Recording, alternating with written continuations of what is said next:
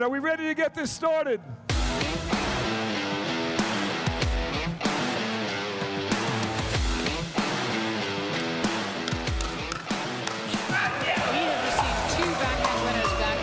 Firefight at the net, Lee Whitwell.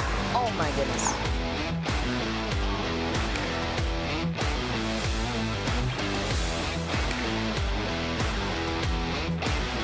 Thomas Wilson is so fast. Oh, DJ with the behind the back. And they do it. Victorious for the second season. Oh my goodness gracious.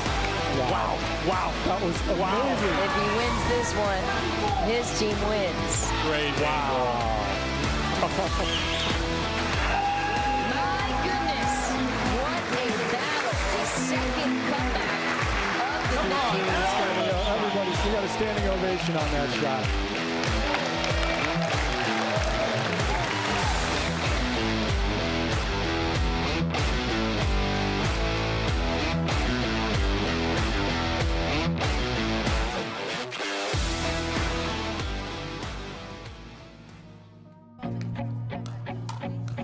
Downtown Grand Rapids, Michigan, site of the Beer City Open, but we have a special MLP event for you this Sunday afternoon here at Belknap Park. Got a nice overview of Belknap Park right there. Beautiful camera angles as our players begin their warm-ups here on center court. Thank you guys for joining us. We are doing everything we can. We've had a massive storm come through late last night and into the morning, and it knocked our internet out, but we are on a hot spot right now. We're doing everything we can to keep you up and running and in the know with everything here on Championship Court at our MLP event. We are recording everything so that you guys understand. We are recording, and when we do record, we will put that up on the MLP Facebook and YouTube pages. So even if we do go down for some odd reason, we will have that posted on Facebook and YouTube so you can go back and watch that yourself. Again, thank you guys for joining us. We're going to dip right in and take a look at our rules and how we're playing here for MLP and for the Pickleball Night in America. Your team format, which is powered by DUPER. Men's, women's, and 2 mixed matches. So 4 matches. Games will be to 21, win by 2. It's modified rally scoring, though. If you guys haven't seen any of the MLP events, it's rally scoring. Once a team gets to 20, they freeze, and it is regular scoring for them. The other team still has rally scoring and does a good job. They can catch up, but a new implemented rule, when they get to 18, they will also freeze. So it could be at 2018. Players remain on their side for serves and returns, so you're playing from the same side pretty much the whole match unless you start stacking. If the serving team wins the point, they continue to serve, but they alternate serves between players. And Mike and Diane, right? Bob between players. Michelle, sorry. No. Whoever starts to serve, the opposing team is determined whether the score of the serving team is an odd or even number. What are they called? And your Dream Breaker rules. One team first discloses its 4-team singles rotation order. Opposing team then will acknowledge and counter designates its singles rotation order. Each team then rotates in 4 singles points, so they'll play 4 points and then they'll sub out until the tiebreaker has a winner. Modified rally scoring in a game to 21, and you win by 2, so same scoring format. So our matchup here, first match of the day here on Championship Court is Team Lager versus Team Amber. So Team Lager here on court, we're going to kick it over to Lee Whitwell, and Lee Whitwell is going to introduce our players. Thank you guys for coming out today. We promise you a fun-filled afternoon. Our first lineup, introducing Team Laga, we have Dylan Fraser. Alongside Dylan Fraser, we've got DJ Young.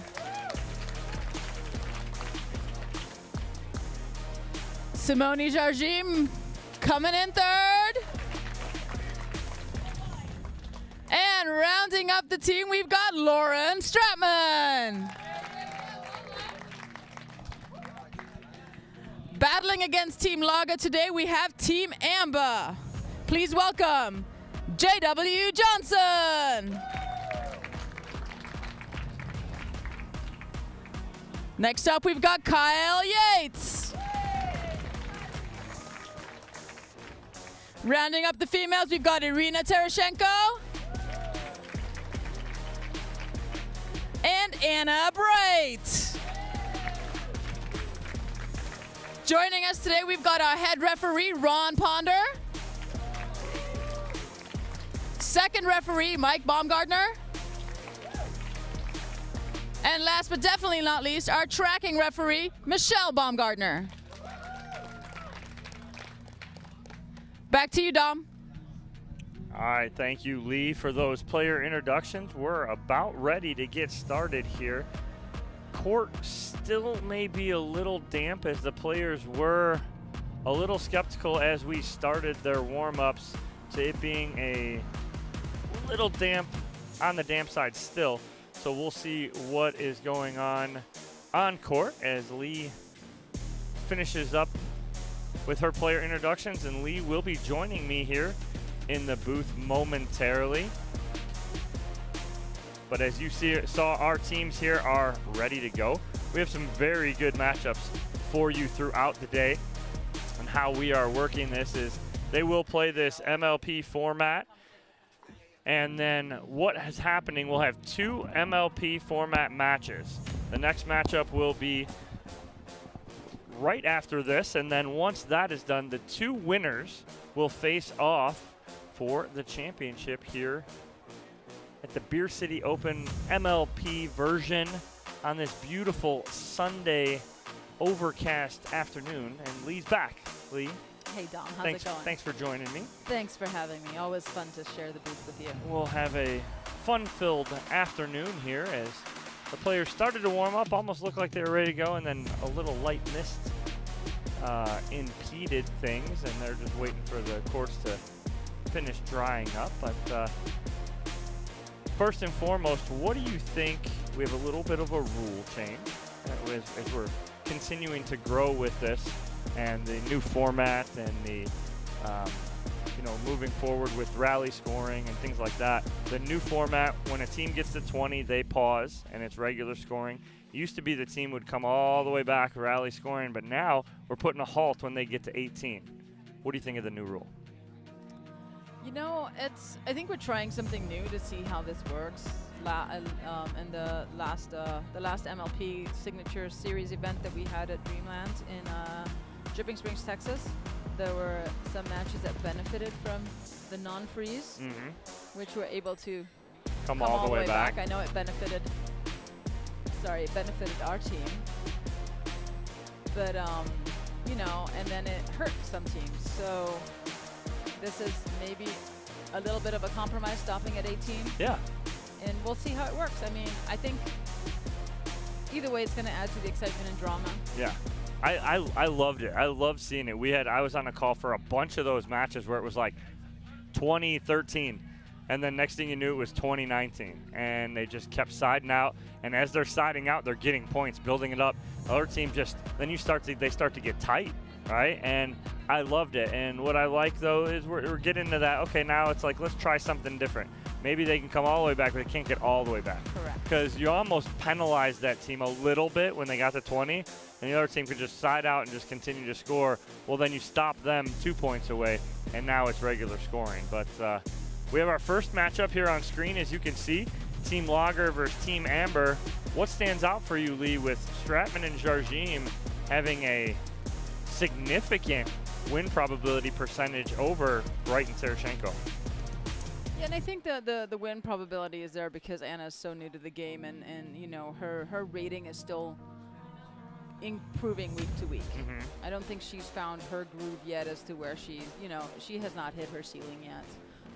But I do like for lack of a better word, the veterans Stratman and Jargim playing together. They've played together a ton. So I think they're going to be dialed in as a team. Anna Bright, Irina Tereshchenko, both very talented females as well, but do not have the team chemistry that Jardim and Stratman have. And I think that's going to play to their advantage a little bit. Yeah, and I think you're exactly right, is that win probability is so skewed because of the lack of events, tournaments, action of Anna Bright over the other three ladies. But then the team, you get into the team DUPER and you get into the team average, and they're a lot closer, which almost makes a little more sense right there, correct? Correct. I think it's still going to be, and you know what, with rally scoring, anything can happen. Yeah. You know, a 3-4 point lead in regular scoring is a lead. In rally scoring, it's nothing. No, it isn't. And that's what I love about, the MLP scoring. I absolutely love it. And so all that is the rally scoring. Okay, we talk about that, and we got some time because players are off court right now, but kind of can delve into it a little bit. I was one of them. Rally scoring, why? I don't like it. It's not pure. It's not part of the game, like the traditions of the game, right? When we move forward and we're trying to get us on TV more, we're trying to get more mainstream with things. I still love the old school scoring where you have to earn your points on your serve, but we're looking to get it on mainstream. And when it's hard to judge the time of a match because you can get a match that goes 11-0, 11-0, and it was 15 minutes. Well, now you have a better base because I know at Dreamland when we're doing MLPs, I know they're keeping track of the times of all these matches, and they're getting that average down so that they can present that to networks and say, hey, we can give you this exact time and this works. Is that not something that you're seeing too, Lee? Absolutely. And for TV, for getting it on mainstream, like you said, and getting the, casual viewers, new viewers, people who have heard of pickleball but really not sure how it's played, who are new to the sport, they can understand it right away. The scoring makes sense. We all started with the traditional scoring, and that's probably the most complicated thing to learn about the game. But with rally scoring, it makes it a little bit more simple. And let's face it, there's other sports that started with you can only score when you serve. Right. And notice the big change in their demographic, their popularity, their viewership when they went to rally scoring. Volleyball. Beach volleyball did it. Right. Indoor exactly. volleyball did it. Right. It makes it, I want to say, a little cleaner in that aspect. We have Seymour Rifkin is right behind us in the booth. We've had conversations with him. I had conversation with him today, and we talk about that. We talk about when we're introducing players to the game, what is one of the first things you're doing with them? You want to get them, one, on the court. I want them hitting the ball. The last thing I want to do with them is confuse them with any scoring or anything crazy like that. I want them to fall in love with hitting the ball over the net, fall in love with the laughter, the fun of the game. And then last, I want to teach them the scoring and all the intricacies of the rules. I want them to fall in love with getting on this, 44 by 20 court and loving the game, and then we'll get you to the rules. But I think by doing that rally scoring, it does make things a little easier for that brand new player to say, hey, you're going to get a point on every serve. You're going to have a point. Whereas, you're only going to score on your serve. You're switching sides. When can I switch sides? Am I here? Am I there?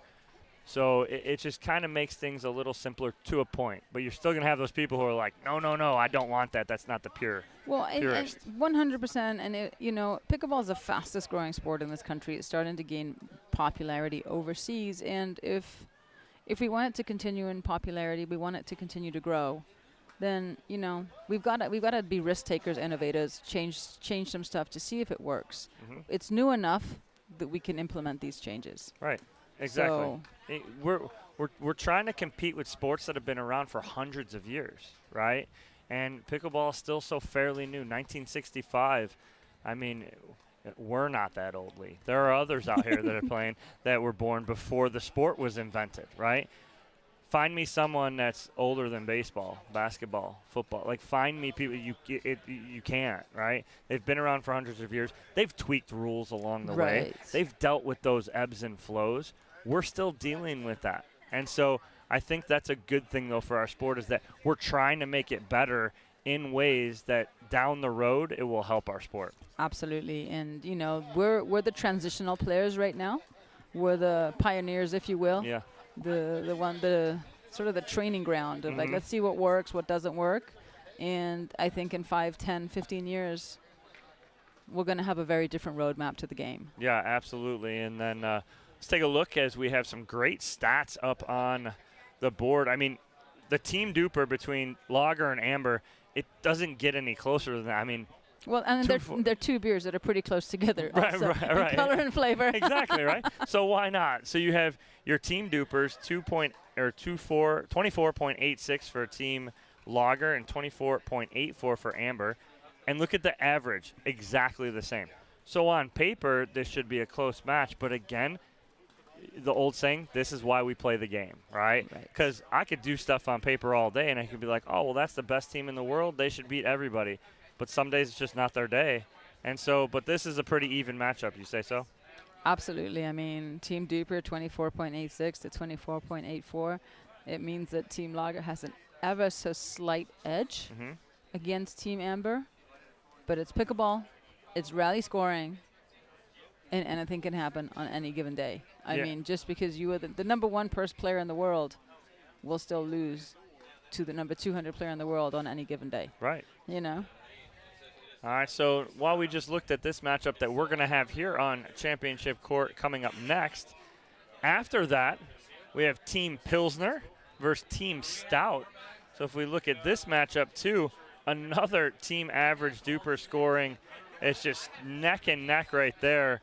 But we'll introduce those players later. But again, some stacked teams this weekend in this MLP event, Lee.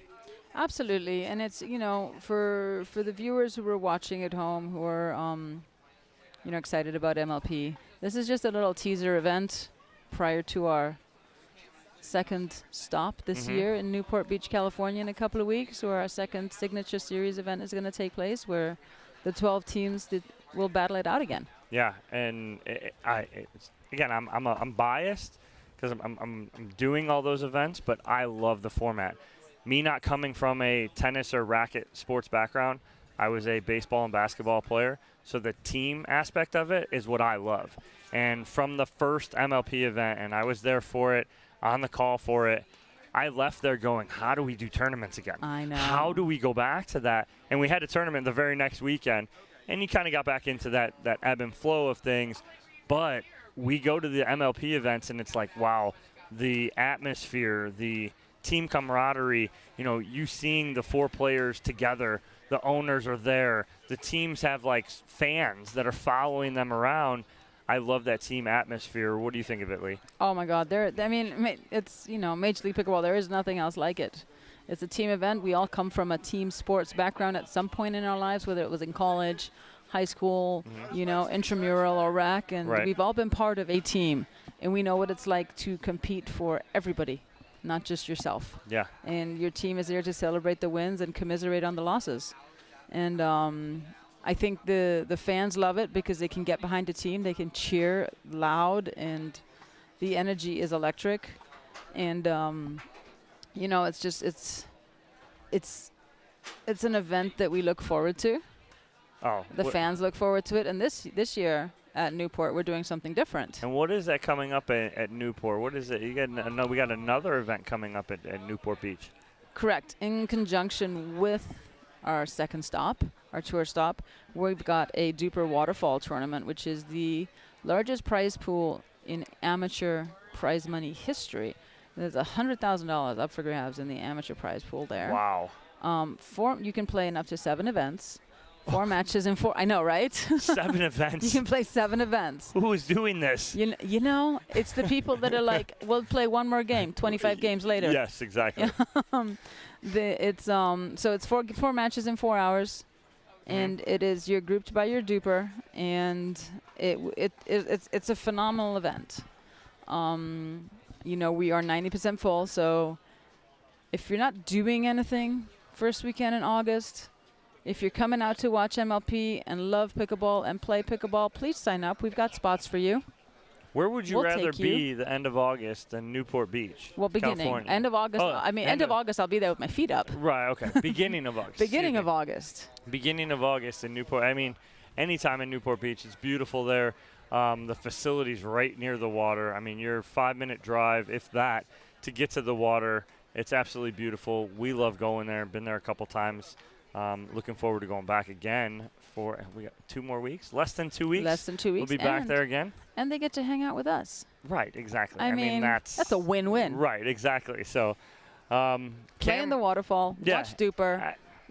Use your DUPER. Play in the waterfall. Watch MLP. Come hang out with Dom and myself. It sounds like that's a week-long event. I mean, to do all that. that's a lot of pickleball, and I love it. I love it. I absolutely love it. So, cameras are still covered. We're still on a delay here. We do have a Vaptor though on site. So as soon as we can get that out here, it'd be pointless to run it while it's raining. But if we get that Vaptor, you guys that don't know what that is a court cleaning and drying. Oh, I thought it was the new machine. The new character in Jurassic Park. Oh, the new Jurassic Park. Nice plug right there. Right? Where's our money for saying like, that, for plugging that? Is that a new dinosaur that I had not heard of? If you guys don't know what the Vaptor is, go ahead, look it up. It's a court cleaning and drying device. First time I saw it was at the U.S. Open this past year. They used them on the courts, and they dry the courts nicely. They're impressive. Yes, they are. And if you think the courts are wet and they don't look too wet and you use the Vaptor on it, it's amazing how much water that thing grabs from the court. Mm-hmm. Absolutely. So, again, still here in a pause. But again, we've talked about the waterfall event in Newport. What is that going to be like, changing the game there for amateurs and some prize money? What is that like for the amateurs? Because they're seeing the pros out there, winning money, playing for some money.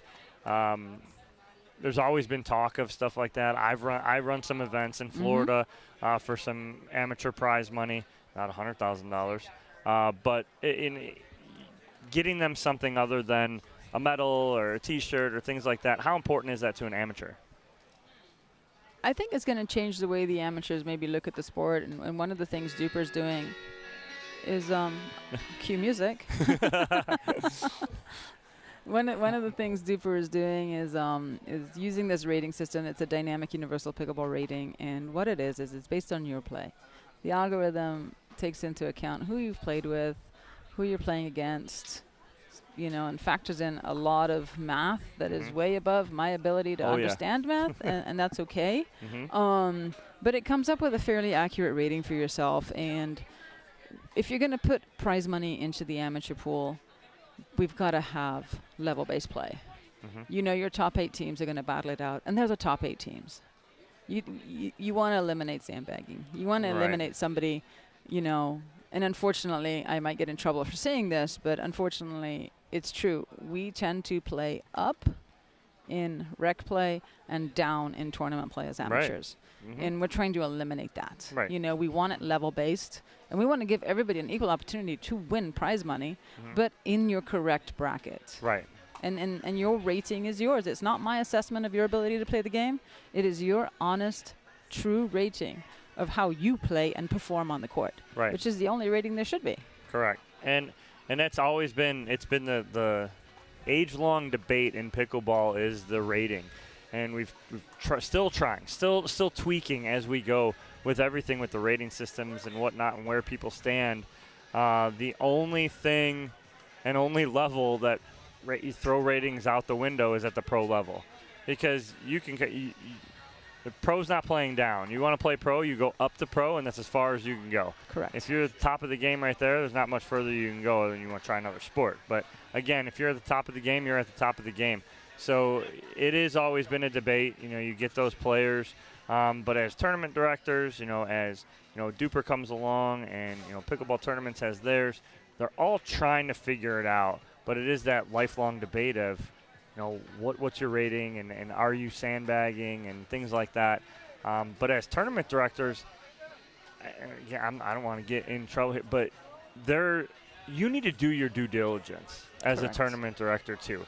If you're going to put yourself out there and run a tournament and you're just going to let people sign up and they can come in and sign up at whatever they want, and you're not going to look into your players that are playing in your tournament, I'm sorry, but that's not right. You need to be doing that. And I've said that, and I've been criticized for that because, oh, well, I have hundreds of players coming in. Okay, well, I do too. Right. But I do that due diligence because it's fair to every player that comes in and plays. You need to do your homework, and you need to look up your players. And if you see someone, because we see players all the time that are out there, and they're playing unsanctioned 4-5, 5-0, 4-5, 5-0, and then they go in and their ranking on pickleballtournaments.com is 3-5. Right. And they go and play a national at 3-5.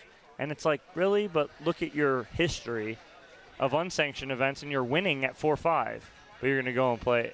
Like, it's not doing your due diligence. Well, but I think also the other issue is that, yes, they're playing on sanctioned events at a, at their true level and doing well. Yep. And then it comes to a sanctioned event, they have to play at their rating because they're not allowed to play up. So it also, impedes that person Right. who may want to play 4-5 and it's like, look, I legitimately am a 4-5, but the rating says 3-5. No, this is what you got to play. Well, it's not fair to anybody in that bracket. Correct. So there's two sides. You've got the sandbaggers who truly will do anything to get that $2 medal. Those $2 medals sometimes are very important to people. And But you also have the other person who's stuck there because they don't get updated as often. They don't, So we're getting into some hot topics we here, are. aren't we? Like we this, are. you and I are going to get in trouble here, maybe. Probably. I think they're taking us off the air shortly. They may be. My phone keeps blowing up. I don't want to look down at it. I'm slightly afraid. All of a sudden, we just got into some hot topics. Right. And we're giving our opinions, and this may be. And please know, it is our opinion. Yeah. This is not fact. Yes. No. This is our opinion, our fact, but I'll go back to DUPER because that's we use it for MLP, we're using it for the waterfall event, we use it for a lot of things, and the one thing I like about it gets updated weekly, so you can see your progress. Now I'm not stuck at 3-5 for 6 months or 8 months or however long it is. Right. It could be a week, 2 weeks, 3 weeks. Right. Exactly, and that's why too. I'm use the term. I use the saying. It's like Novocaine. Just give it some time and it will work. Correct. Right? And there's Novocaine. You get a shot of Novocaine, doesn't work right away, but give it 2, 3, 4 minutes, it starts to work, right? And I think that's where DUPER is right now. It's Novocaine. You just got that shot. DUPER implemented their system. Okay, well, the more sample sizes we get, the more people we get in the system is going to balance everybody's rating out. At first, people were looking at it going, well, how am I that? Well, just give it time. Right. Give it time. Continue to use it, and then it will show exactly where you're at. And I think that's where DUPER is at, and that's why, again, we're talking and we want to bring DUPER into our clubs that we're opening in Florida, the Pickleball Club, because we think and we believe in what it's about. And also the transient nature of pickleballers right now. Right now, 4-5 in Florida is not the same as a 4-5 in California or Correct. 4. And this happens primarily between 3-0 and 4-5. Right. This is where the biggest discrepancy in ratings is, and it's like we want an accurate rating that you can take with you from club to club, state to state when you go on vacation, because people are starting to look at pickleball as legitimate vacations and getaways now. Right.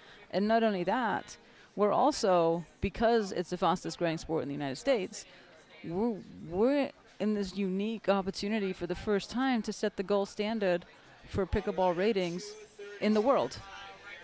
So I can't wait for the day to see the top 50 DUPER ratings in every single level and see a bunch of different countries in there, not just US. Right, exactly. And I love how you brought up, it's such a true statement of, I look at, you look at people ask me all the time, and I'll get emails daily, weekly, from players from the Midwest or from, I'm from Des Moines, Iowa, and I'm a 4-5 player. Or I'm from, I'm not saying this in a bad way, but Podunk, Oklahoma, where there's 12 players. I'm a 4-5, almost 5-0 player from there, but I'm coming to Florida. Where's the 4-5, 5-0 play? Right. Now, players out there have to understand, just because you're the best player in your area doesn't put you at that highest level. You have to understand where you're at level-wise. But you get that, but I think that this, again, will balance all that out and start to balance that out, because you'll see, and you're playing against players you're letting, you'll get that true rating. Right, and you do have that, but you also have my coach at my club says. Oh, yes. Or I've played against Betty. Betty played in a tournament with Jackie, who beat so-and-so, who is a 4-5. So therefore, well, I'm a 4-5. No, that's not how it works. You know, and you get this illogical reasoning. And, you know, we need to get all that illogic out the way and just be like, okay, what is your DUPER? How do you play? Oh, you don't like your DUPER? Go play more and put more results. And I use the example. I come from coaching or playing and coaching baseball, and I coached baseball in college, and I had, you know, kids coming, and I'm recruiting kids. And the last coach that I would go to would be their travel ball coach, because they're paying to play on that travel team $5, $6, $7, $10,000 a summer. If you're paying that to someone, how often is that person going to say, they're really not that high level, they're not that good? But you know where I'm going? I'm going to their high school coach. I'm going to their true coach, their high school coach, who is about that kid and will tell me an honest evaluation of that kid, of that player. And similar to, you know, with coaches that you're paying. And I'm not saying it's a bad thing. You should go and you should take lessons if you want to improve. And there are coaches, and most of them out there, going to give you an honest assessment. I'm using another sport as an example with a high dollar amount. But, yes, I want you to get that true rating. You're going to get that true rating through using this system. And, again, it's going to take some time, but it's working right now. And it's starting to get even better. Well, and then I'm not a golfer, but it's like your golf handicap. Yeah. Like, if you don't like your handicap, what do you got to do? Play more, practice more, get better. Yeah. So right now, again, we're in a little bit of a rain delay. Lee and I are going to take a little break here. We're going to keep you guys up so you guys can see when we come back. I don't know, Sunday afternoon, 2:30 on the East Coast. Keep it on your TV. Get some chores done. Relax. Keep us up. When we see some players warming up, we'll be back. We're going to mute us right now, but don't go anywhere. We'll be here the whole time, and once the players get back out on court, we'll join you guys. See you in a bit.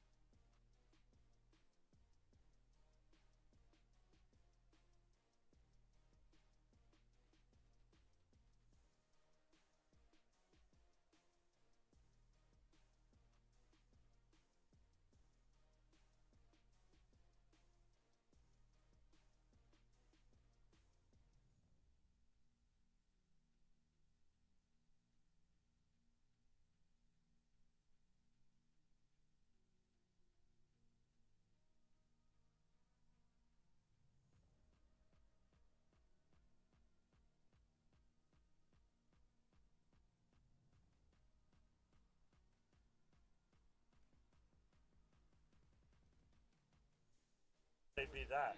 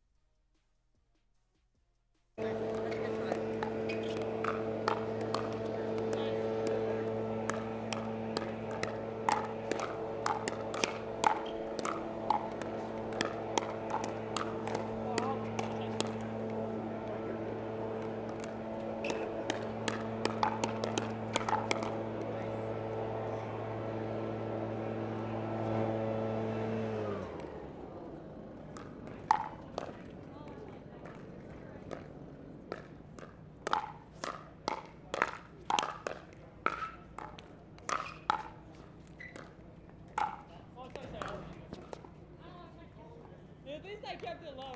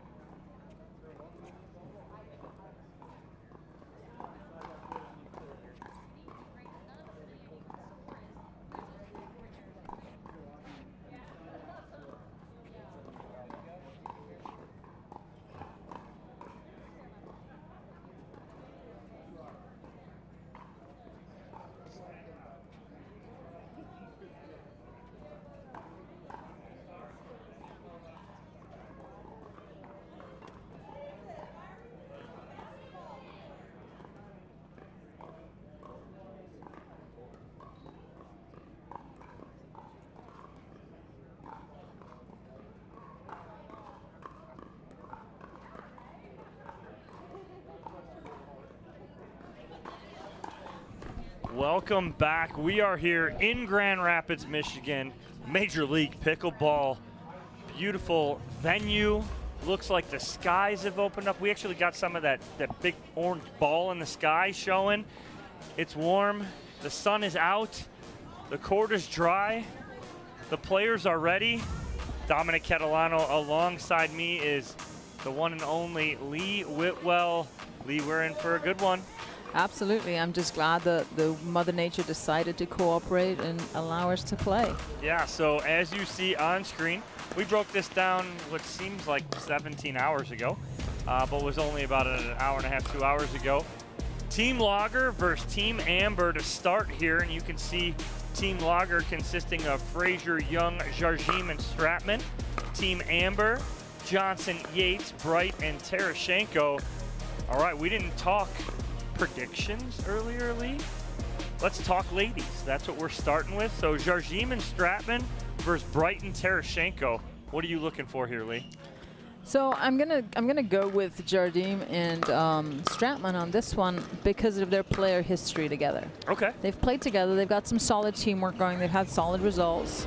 The unknowns are In and Irina. How are they gonna gel? Right. We pardon this interruption for the leaf blower. We get it all here. Right in our corner. But it's rally scoring. Anything can happen. You know, as we talked about earlier, a 5-6 point differential in rally scoring means nothing, especially because the winning team freezes at 20. Catch-up team freezes at 18. Yeah, so again, that's a new rule here thrown in there, is that it used to be rally scoring all the way throughout. Team gets to 20, they stop, traditional scoring. The opposing team still has rally scoring, can catch all the way up. Well, we're not letting them catch all the way up. We're stopping them at 18. And then when they get to 18, could be 20-18, and then we're playing traditional scoring for the rest of the way out. That's one of the cool things about MLP and this format is that rally scoring. You and I, we did our podcast earlier. I'm sensing maybe a leak here. You and I starting a podcast. It was a pretty good one to start, right? I think we should definitely explore it. We should. We had a good time on that one. Lee and I discussed ratings, our thoughts on it. We talked about DUPER. We talked about a lot of stuff that people may not, they didn't think we were going to be capable of talking about. We No, did. they misjudged our level of intellect and knowledge. They really did. Because we are self-proclaimed experts. But we are very limited, though, to pickleball, I think, between the two of us. But, again, we got leaf blower again right in front of us.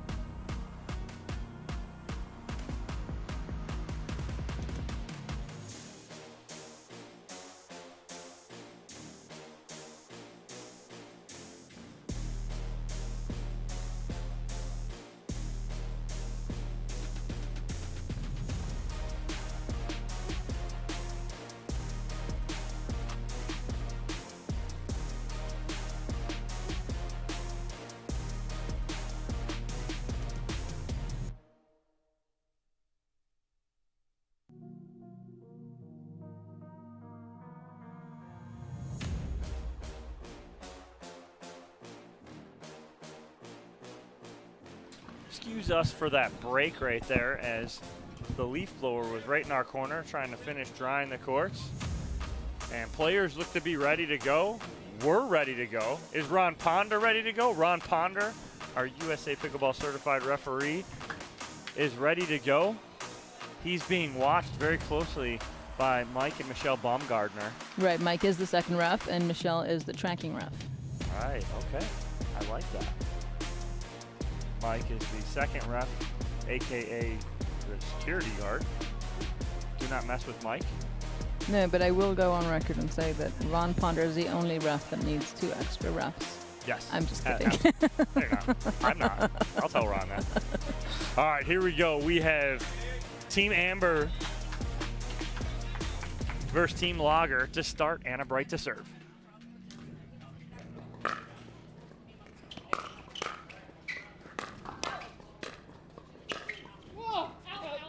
Just out as Tereshchenko backs up into Anna Bright, but all is good.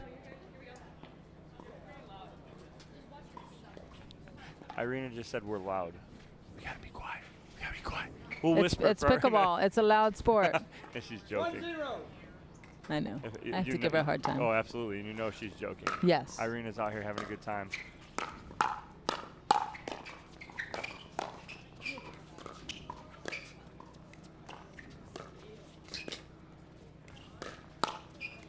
Irina picking up right where she left off yesterday. She played with Lauren Stratman. She was so hot in that match. She was on fire, did not miss pretty much anything. Played so well yesterday. And right out the gate, taking the role as the alpha player on the court.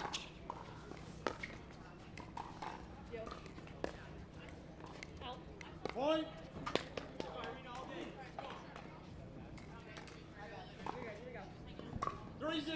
Quick 3-0 lead here for Team Amber.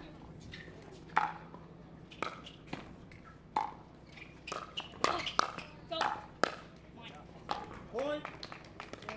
Now, a 4-0 deficit in traditional scoring is a lot right now, but in this rally scoring format, It's one stop. yep.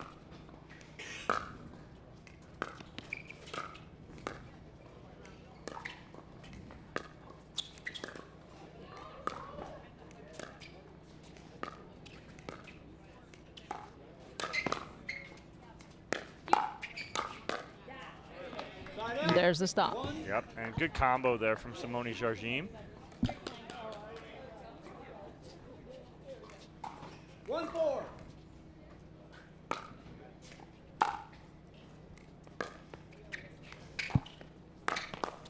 And nice speed up there from Jardim. She goes right at Anna Bright. And like we said, the rally scoring, just like that, they're within 2. Right. And with the rally score, and it is interesting to note that most of the points will be run on return of serve. Right. Yep, exactly. And that's what happens in traditional scoring, too. That's why you get so many side outs. So many points won by the returning team.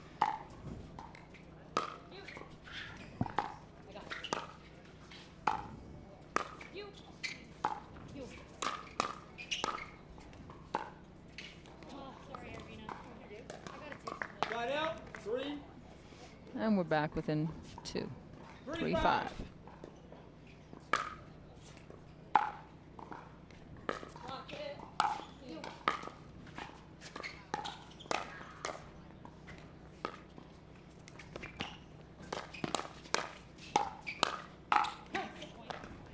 Nice combo there from Lauren Stratman. And talking with Stratman after yesterday, she's using a different paddle today. Her paddle was broken for most of the weekend, she said.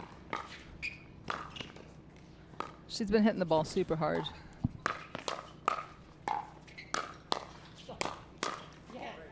Point. This right here, I was being asked earlier in the weekend, and I get asked this question a lot. 5-5. What is the matchup you like? What do you like to watch more, women's, men's, or mixed? I'll get to that in a second. Let's get.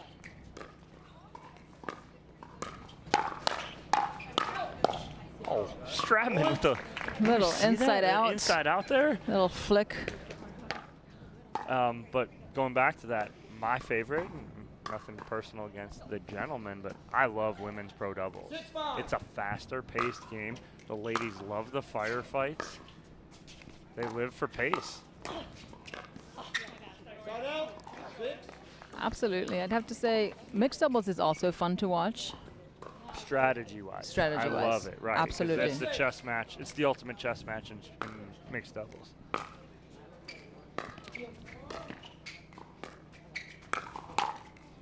Tershenko all over that in the middle. She wants that back. Right. But just as they went down 4-0, Team Lager answers, and they're up by 1.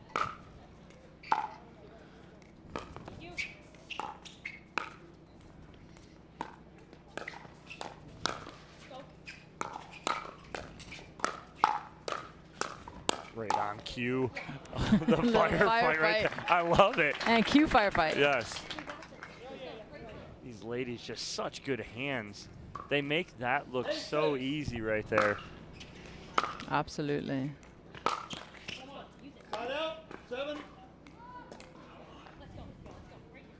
Irina and Anna, comprised of Team BLQK and the Ranchers in regular MLP season.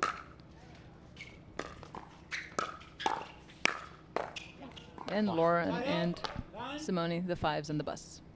Love how Stratman, if you were able to watch that right there, when Irina hits that ball back to her, she moves her feet, clears some space, and gives herself enough room to hit that two-hander.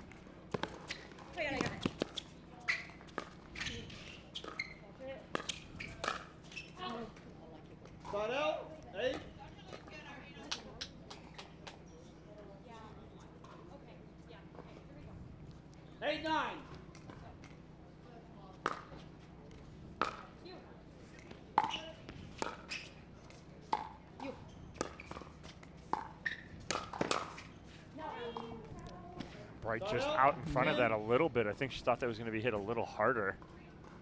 One of the things you're going to notice on the matches today is, you know, one of the arguments is always like, when I get to the kitchen line, should I stay there? Mm-hmm. That's the old age question, or age-old question in pickleball. And the answer is no. If you pop the ball up, create a bit of space, and you'll see these players do that. They recognize the ball that's being hit and adjust accordingly, and then tactically gain that ground back.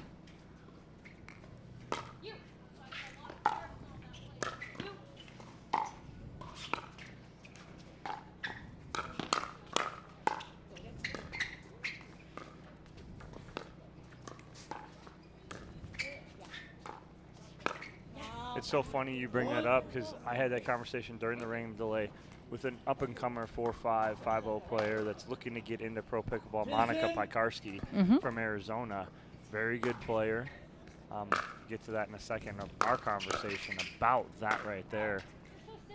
You know, of talking about at the kitchen line. We had a nice discussion. A side out here. Not side out, side out. Side out, end change? End change, 11-10. Team Lager up 11-10. But we were talking strategy. I had a great conversation with her. She's asking me, she's like, you know, where do you think, you know, toe that kitchen line, back up off that kitchen line, you know, talking about that and the women's game especially. And I said, well, look, I'm like, look at, you know, new player, you know, you got Paris Todd, right? Paris does not like to toe the kitchen line. She plays a foot, 2 feet back. Look at the Waters, Anna Lee and Lee. They like to play off the kitchen line. A lot of the ladies, especially because the game's faster at the women's pro level right there, I like taking that step back. And what it does, it gives you room. If you're athletic enough to be able to get a ball that's up near the net, why not? Clear some space, give yourself some room. Absolutely, and with the introduction of that two-handed backhand swinging volley, you know, taking that step back allows you time to recoil as well. Right.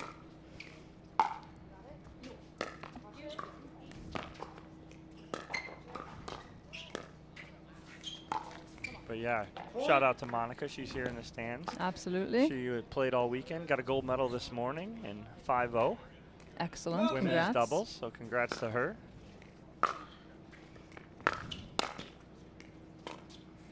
It's a good drive right there from Simone, though, on the third. Just couldn't finish the fifth. Is that a Eddie and Webby koozie? It is an Eddie Webby, yes. Right there? Of course, Eddie's on camera, and he's got to go and show the Eddie and Webby koozie. That's a good ball right there from Jardim, right down at the feet. So hard to pick up. And talk about that a little bit too, as you get into those firefights, and those firefights mostly are waist high. The team that comes out on top usually is the team that can get on top of one of those and get it down at your opponent's feet. Absolutely. Finding the ground is key in pickleball. Right at the right hip of Tarashenko. Just as you were saying, you know, Tarashenko could have rolled that ball a little bit more and found the ground, but she found Lauren's strike zone instead, and Lauren had an answer.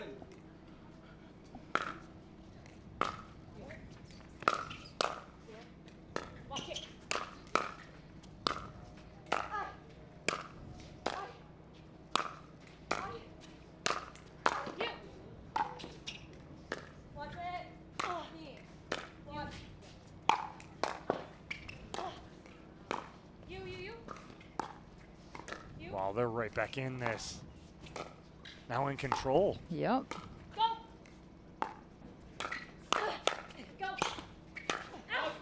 Unlucky. Yeah, just unlucky because of the tape right there. Simone had a read on that, and You watch her paddle angle as she hits that, and the DJ Young and Dylan Frazier in the back with the reaction, their teammates.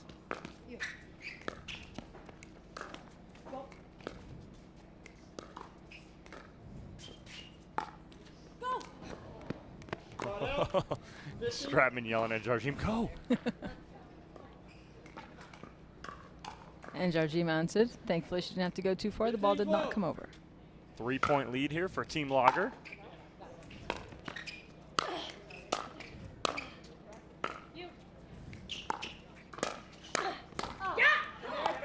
Attack Bright. going a little high, and Bright able to answer with a two-handed backhand down at Jardim's feet. Fired up Anna Bright. 13-15.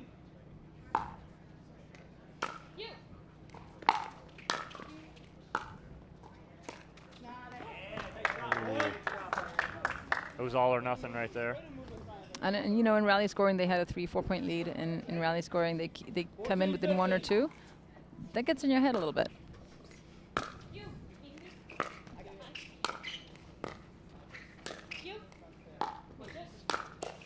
That's a great ball right there from Stratman. She right at that right hip of Anna Bright. Jamming the backhand, making that backhand come across.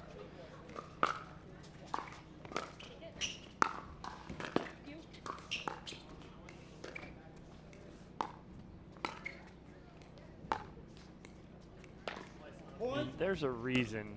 Everybody, you know, Simone's retiring. This and why should there's a reason she's still one of the best female players in the game. It's just her consistency. And it's not just her consistency. It's also her shot selection within that consistency. Correct. You know, she can get the ball over all day long, but she makes 9 times out of 10, she's hitting the right ball over. Right, exactly. And a timeout here from Team Amber as Bright and Tarashenko will talk about this as Team Lager has gained a 4-point lead. They're 2 points away from stopping at 20 and going to traditional scoring. A very unique feature of MLP in our rally scoring. What is it that Bright and Tarashenko need to do, though, Lee, to get back into this? I think they have to slow down a little bit. They feel a little frantic. You know, Jardim and Stratman have gone on the attack and are attacking at the right time and are getting the points.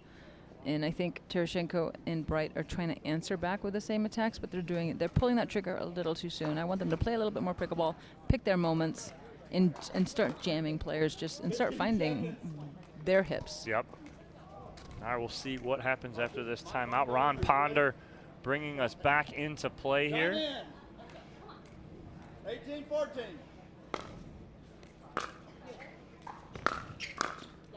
Point. That's such a good drive right there from Lauren Stratman. So low, good pace. But again, she didn't hit that 100%. Hit about 80 with some nice dipping motion.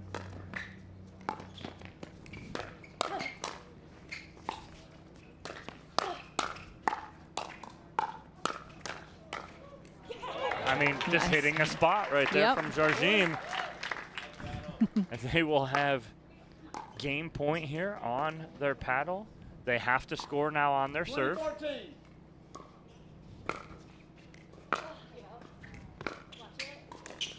And there it is. Great drop there from Lauren Stratman. Change of pace. And game number 1 here, women's doubles going to Team Lager.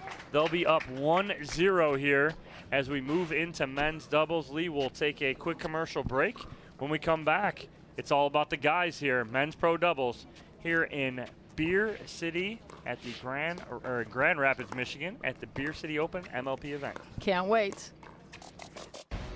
Pickleball Night in America, presented by Major League Pickleball, is sponsored by Franklin.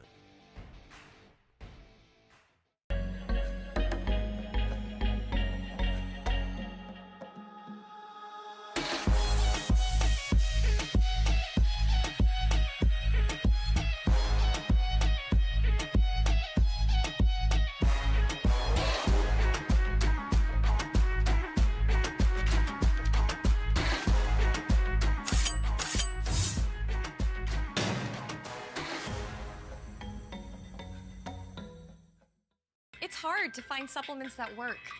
No, thank you. You need supplements that are backed by science with natural and plant-based ingredients and that are third-party tested. Because cleaner is better.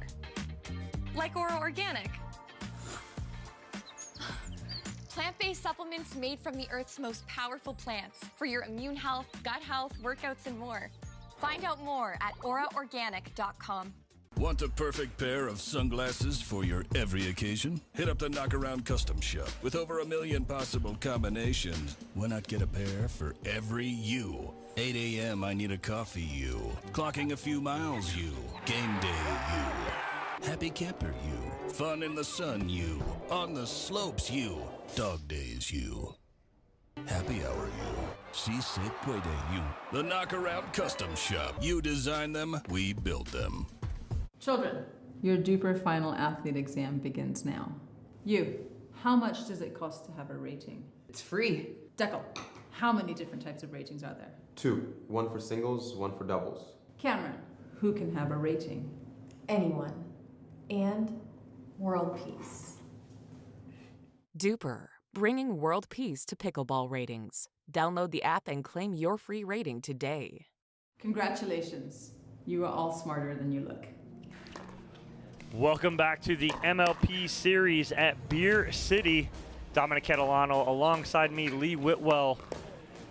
Game 1 going to Team Lager, Jarjim and Stratman over Bright and Tereshchenko by a score of 21-16 was the first matchup. Look at this one though, men's doubles, Lager versus Amber. Frazier and Young taking on Johnson and Yates. The win probability, dead even. DUPER, dead even. Team average, dead even. On paper, nobody wins. It's a tie. They should just call it a draw and move on. Who do you got here, Lee? Can I make that prediction after the first 5 points? No, I want it now, quick. Ron's getting us started. I gotta go with JW and Kyle, although DJ is scary on the court. He's scary good, and if his shot selection is there, I gotta go with DJ and Dylan. Okay, okay.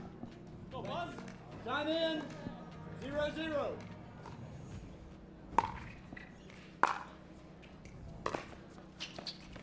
Side out, 1. What's interesting about these matchups is you've got JW and Kyle. Kyle's a great setter-upper for JW.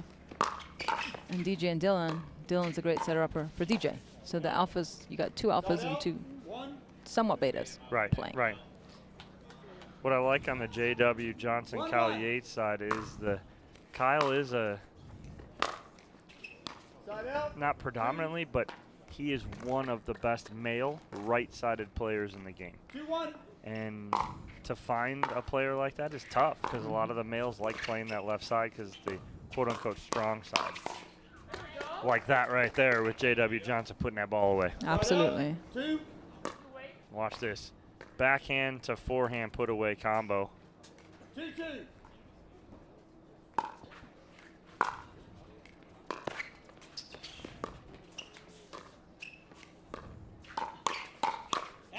Yeah, and you talk about, you know, male right-sided players. I always think of 3 right off the top of my head. It's Kyle, Adam Stone, and Colin Johns. 100%.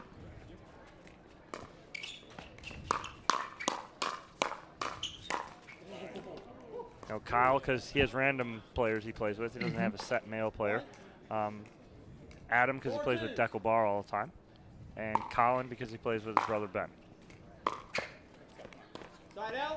You know who I like as a right-sided player as well, and I often forget he's a right-sided player because he's such a large presence, is Eden. When he plays with Andre, he's a good right-sided player for Andre. He is.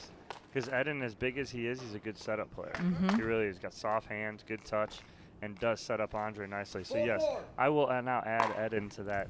I'll grow from 3 to 4. Ooh, that's a nice ball there from J.W. Johnson. And I'm eliminating the lefties because they're natural right-sided players. So I'm not talking about your Althoff Merchants, your Rafa Hewitts, you know, your lefties of the game. They're natural right-sided players. Right.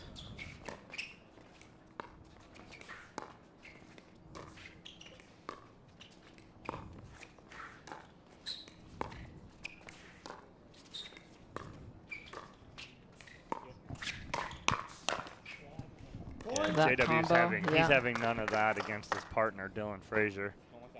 I'm waiting for the 2 of them to kind of exchange a laugh after one of these battles, because they will. They are great friends off the court as well.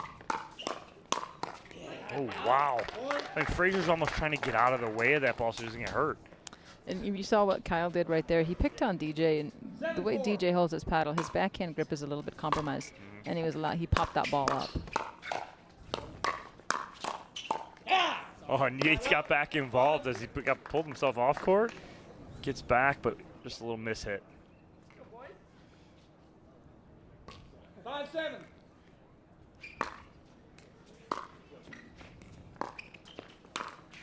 Point. And we're within 1. Within 1. 6-7.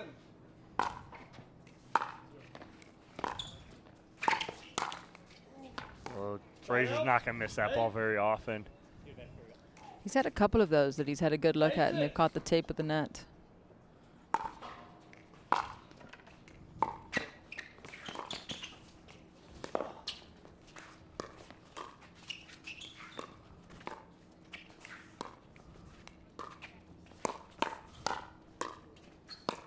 Oh, wow. Big forehand from J.W. Johnson. But into the net, Frazier and Young within 1.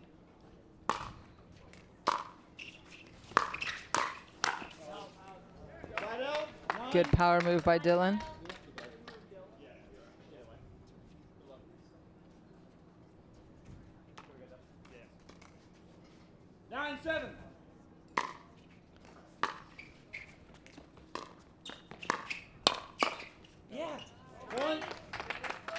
Kyle loves that out of J.W. Johnson.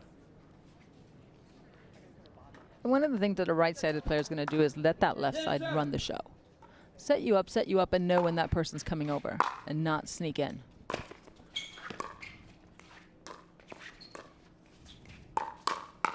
Nice ball there from DJ Young. Watch him jump on top of that backhand. He was waiting for it. 8-10.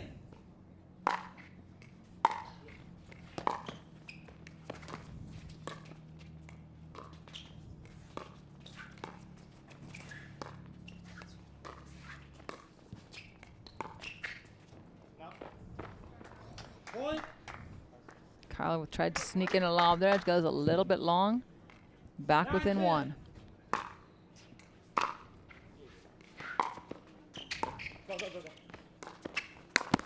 Oh, wow. A big jump by JW. Air J-Dub right there. Watch him jump. Switch ends, 1 minute timeout. That is a nice move there from J.W. Johnson. Yates loves it. They'll take a lead here on the end, change up 11-9. We're pretty close here. Frazier and Young not out of this, obviously, with the rally scoring lead. What do they need to do, though, to get back in this, get a lead for themselves? I think DJ's they've done a good job of keeping DJ out of the point and attacking his backhand. DJ hasn't been able to do much with his forehand. If they can find a way to find the ball on DJ's forehand, and even Dylan's forehand too, and you know, do some damage there. What do you think? Yeah, I would like to see, you know, a little more. Again, you get a little erratic with DJ sometimes. That's what you're finding every once in a while here. But when DJ's locked in, like, I've seen him at his best. I go back to Newport. It was like a year and a half ago. I remember. Remember that? Yes. The USA Pickleball at Newport a year and a half ago. I mean, there wasn't a better player in the world at that point in that tournament. He did not miss. And that's the DJ I want to see more often than not. Yeah. Wow, what hands from Frazier and Young, though. He's a high-risk, high-reward player. And in rally scoring, a couple of mistakes can get away from him. And it can sit with him a little bit.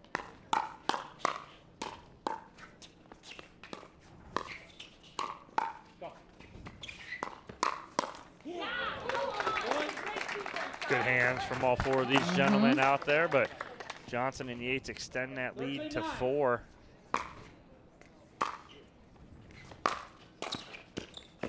Great drop by Young.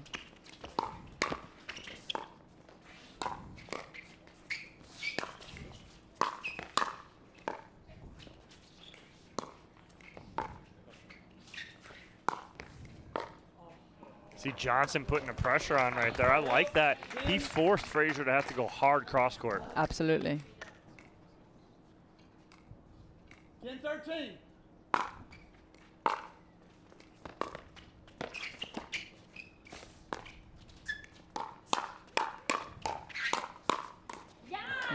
They just could not bring that ball down, and it kept sitting chest height on Kyle and JW, and they found the ground. Right. There it is. Right. It was chest, waist, ground. feet. And then it's over. Who can get on top of that ball first? DJ with the out call, but it wasn't an out call. It was a way out call. Yeah. He goes, absolutely. 11-14. Point. Missed return of serves will kill you. Those are free points in any kind of scoring. 12-14.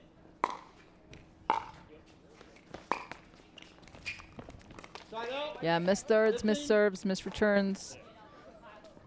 Serve +1, return +1 in rally scoring, you just don't want to miss. Right. You want to give yourself the best possible chance to score.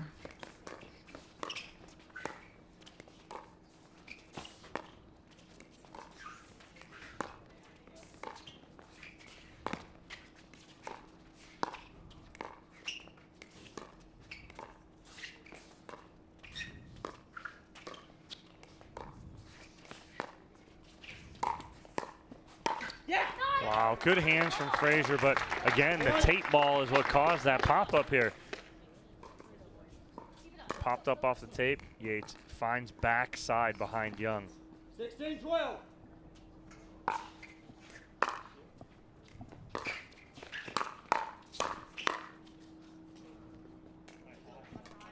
Side out. 13. So we talk about it, the team that wins women's to start, always a huge advantage. You don't want to say a must win from your men after the women lose, but it almost is. Yes. Now you have to even this up. If you go down 2-0, now you have to win the next 2 in mixed to force the dream breaker. Absolutely. 17-13. So Yates and Johnson trying to answer here after their ladies lost. Side out. 14.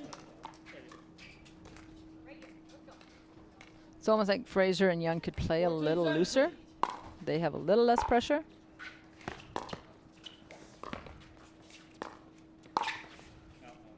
Just missing that. Not a bad pull from Kyle if you get back off that a little bit. It's a good matrix move from DJ, though. 15-17.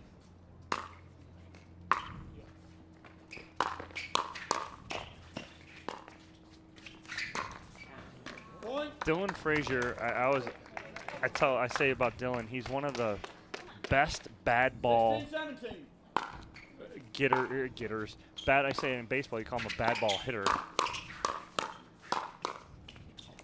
hands, but bad ball resetters. Yes. Right? Ball's at his feet, he digs out. Ball like between his legs, he digs out.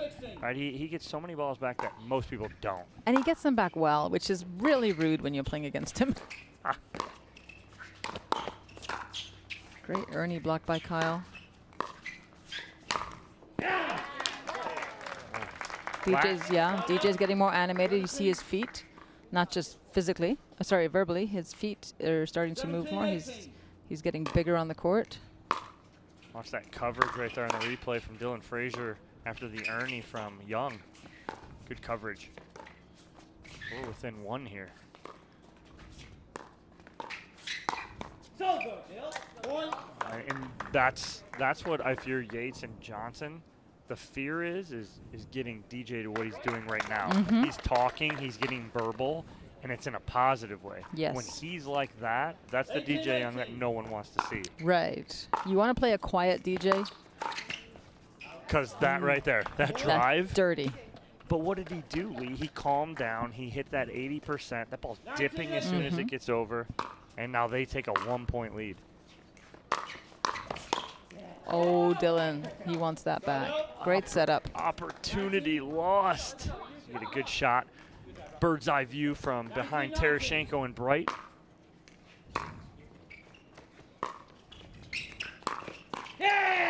Oh, no. So right now it's 2019. Both teams are frozen. Yes. Ron Ponder reminding everyone here, we're traditional scoring from here on out. With one serve. That's a veteran Clutch. move. Yes. Veteran clutch, all the above right there from Kyle Yates. He took so much off that. The one before went out. He's like, not today, sir. It'll be another match point here for Frazier and Young. 2019. This will be a huge comeback for Frazier and Young and put them up 2-0. There it is. Oh, and off the edge of the paddle. DJ Young and Dylan Frazier answer, come all the way back and win that. And they will put Team Lager in the driver's seat up 2-0, Lee. I mean, that's a great win there for Frazier and Young. Absolutely. What mixed lineup do you think now? Well, let's let the They're viewers gonna go let's let the viewers ponder that as we take a commercial break. Well, absolutely. When we come back, we have a special announcement. Seymour Rifkin will be on court with a special announcement when we come back from these messages here at the MLP series at Beer City.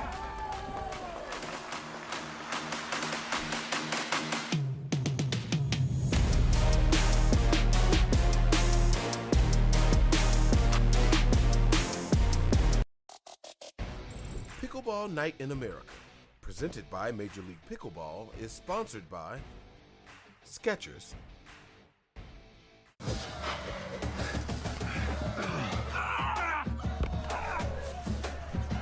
Working out doesn't have to be this complicated.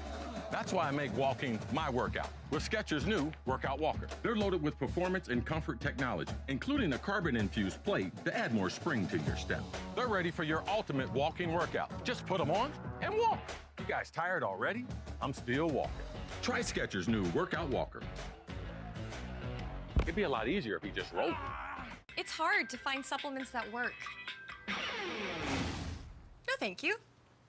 You need supplements that are backed by science with natural and plant-based ingredients and that are third-party tested. Because cleaner is better. Like Oro Organic. Plant-based supplements made from the Earth's most powerful plants for your immune health, gut health, workouts, and more. Find out more at oraorganic.com. Want a perfect pair of sunglasses for your every occasion? Hit up the Knockaround Custom Shop. With over 1 million possible combinations, why not get a pair for every you? 8 a.m. I need a coffee you. Clocking a few miles you. Game day you. Happy camper you. Fun in the sun you. On the slopes you. Dog days you. Happy hour you. Si se puede you. The Knockaround Custom Shop. You design them, we build them.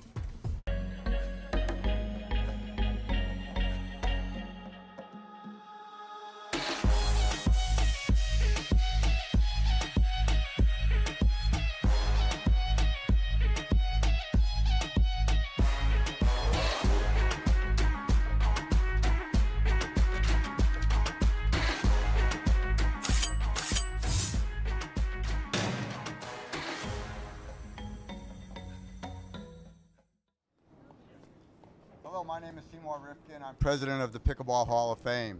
Today we'd like to make a special announcement. The finalists of this year's 2022 class of the Pickleball Hall of Fame. For those of you that are not aware, the vetting process to get into the Pickleball Hall of Fame is extremely difficult. We have 2 different committees. Anyone can nominate someone for the Pickleball Hall of Fame. The first group of nominations and all applications go to a nominating committee, which is made up of 9 people. They discuss every single candidate. They narrow it down to a list of potentially 10 finalists in the competitor area, and then 3 in the contributor category. It then goes to a separate committee called the selection committee, made up of 7 different people, to finally come up with the class of 2022. I'm pleased to announce this year's finalists. In the contributor category, Bill Booth, Norm Davis, and John Gullo. In the competitor category, Wes Gabrielson, Pat Kane, Larry Moon, Dave Weinbach, and Kyle Yates. Best of luck to all the finalists. The inductees will be announced at Tournament of Champions next month. Thank you very much. All right, we are back here. As you heard, those are your Hall of Fame nominees for the class of 2022. And we have a Hall of Fame nominee on court with Kyle Yates. Kyle, been in the game forever and playing since he was a young kid. I say that like Kyle's old or something. But he's been around this game for a long time already. I mean, he started playing when he was a teenager. Yes, yes. He's been playing for longer than most. Yes, he has. He has been around the game for longer than most. He's been to every major. He's won on every level. Very well deserving. Now, let's talk about our first mixed doubles matchup here. Lee, we got Simone Jargim and DJ Young taking on Anna Bright and Kyle Yates. Let's talk about Young and Jargim. What do you think of this matchup here? I like it. So do I. I really do. Yeah, I think Simone's going to do a great job setting DJ up, and she's going to let DJ run the show. So yeah, this is a dangerous combo here for Yates and Bright. Now, if Jargim and Young do win this, they win. Yes. And this match will be over. We will not need the second mixed doubles matchup. If Kyle Yates and Anna Bright can win this matchup, we will go to that fourth and possibly final game of mixed doubles. So we have 4 matches. If we do go 2-2, we go to the Dream Breaker, which is the singles Dream Breaker. That is honestly one of the most exciting things about MLP is that Dream Breaker. We've seen some absolutely incredible matchups. Lee, you've been part of some of those. I mean, it's legendary. I mean, it's historical. Your matchup in the first MLP event against Deckel Bar, you basically own Deckel Bar in singles. Am I not right? Do you? I mean, Deckel's here. We can bring him in here. Want to talk to him about it? No, I think we need to just. He suffered enough with that. No, he hasn't. It became a verb. You've been Deckel. That's a verb now. It is. We went to Webster's, and they confirmed that is a verb. You've been Deckel. You know, in his defense. Really? Does he need it? Does he need it? No, the big man? No, he doesn't. He doesn't. No, he doesn't. Never mind. I'm not going to justify his reasoning for letting me own him. Now, the fact of the matter was you played really well. You hit some incredible shots. Deckel could not do much about it.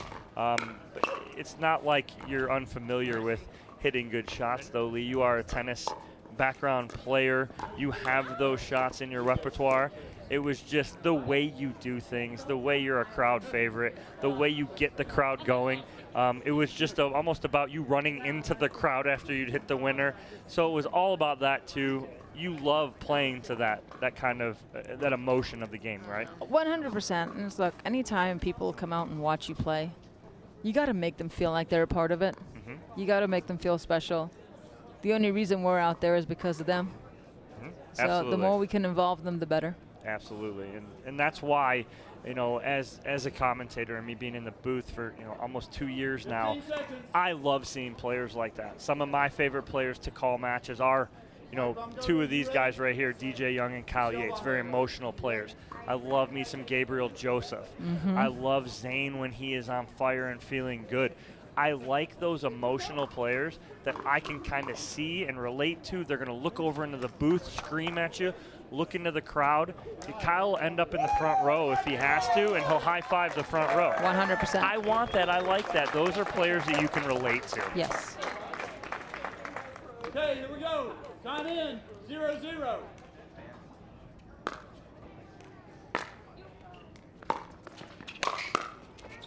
Wow. Anna Bright almost digs that out right there. That's a big forehand, though, from DJ Young. He got to groove those groundies in that last match, so I don't see them going anywhere. Dive. Oh. You can't help but say it. I know, you right? say that to all your partners when that happens, too. You just can't help but say it. 1-1.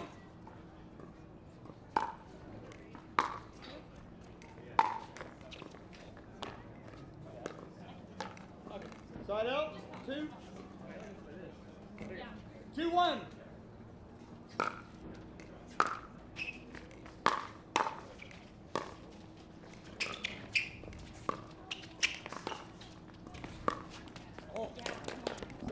It's tough right there. If that ball does trickle over, it's almost going to be an automatic around the post 100%, because it's got so much mojo moving that way.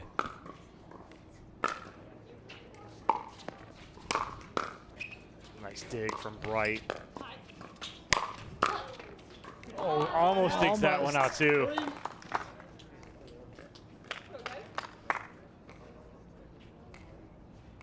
Three, 2.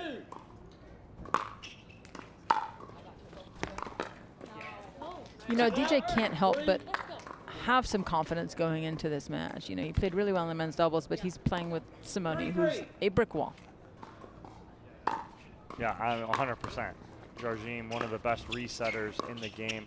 She's going to set him up nicely. Oh. Look at that. He No, laughs he didn't. as he No, did he it. didn't. No, he didn't. Kyle's smiling about that. He's waiting to get him back. He will, too.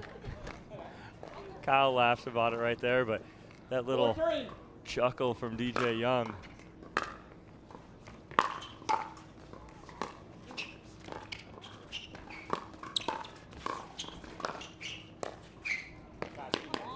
Net cordlet there. Terashenko and Johnson over there hoping they get a chance.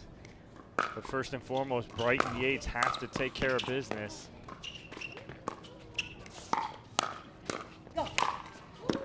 That is just a nasty slap with so much on it. The setup from Jardim. So Yates pulled the trigger, but if you watch that replay, you watch Jardim slide to her right, clear her hips. Oh, no, he did not. No, he did not face block that ball for an angle and then get the put away. Yates with the Ernie at the face. I mean, that's just self-defense. Yates and Young having a laugh. And Kyle shocked that he did that.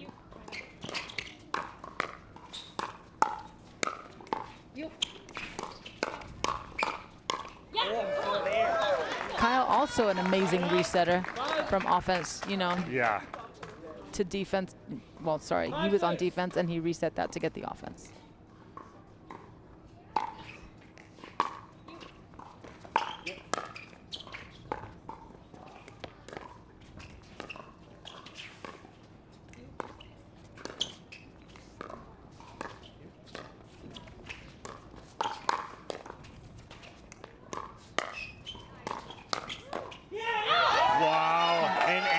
Getting fired up in there, getting right in his face. Put a little right at DJ Young after this. It's a huge out right in his face. All tied at 6.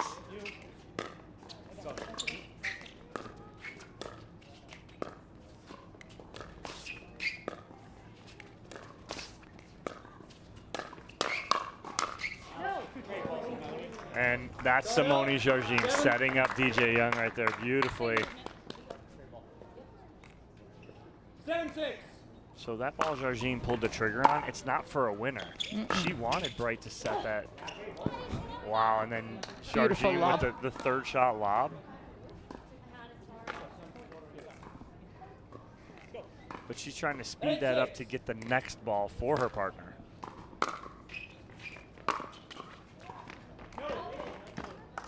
DJ's like, anything you can do, I can attempt. I can attempt. 7-8.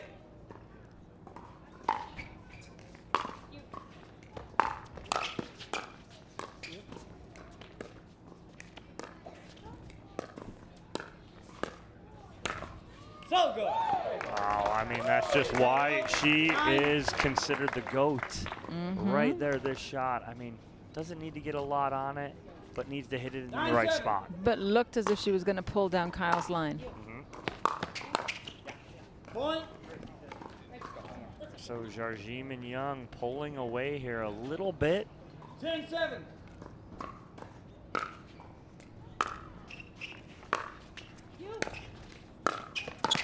DJ bound and determined to get that third shot lob in, and he does.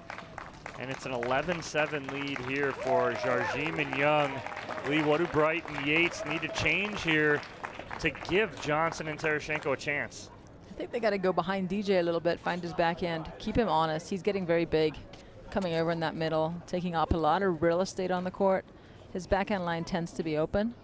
So I think, you know, Anna being able to pull the trigger and go down his line and look for that passing shot because it is there. Yeah. And just force him to get back in his corner. Yep, and the biggest thing here too for me is Yates to stay within himself. Don't try and do too much with rally scoring. Just stay in the point and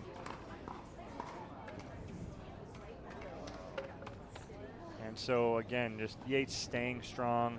Don't try and do too much. We have the Franklin kitchen shot of the game. And what do we have here? And it is the Ernie from Yates. With the face block. Face block from DJ Young, and then the slap forehand winner. 11-7. 11-7 lead here for Jargin and Young, and it is extended to 12-7. 12-7.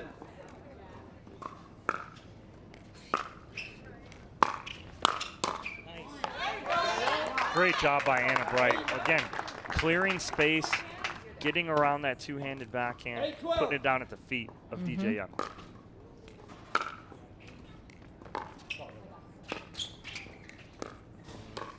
Missed opportunity there, I think, for Bright. Yep.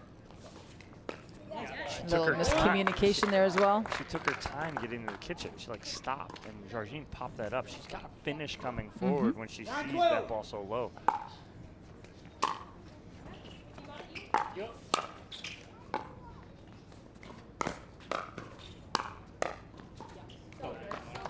Start out. 13.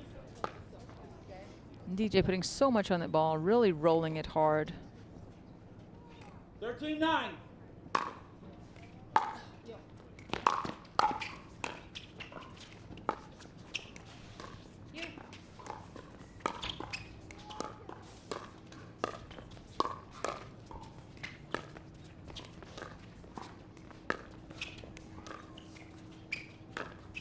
There it is, the disguise. I mean, watch how low she gets to hit this shot. Absolutely incredible. Beautiful shot down line. She stays in the squatted position to hit that shot. Way up, DJ says. It's a confident DJ Young right there. 15-9. I wish we could bottle up that confident DJ and give it to him every time he steps on the court.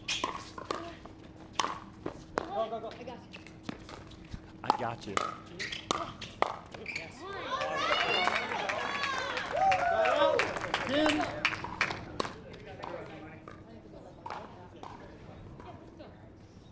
Ten, 15. Point.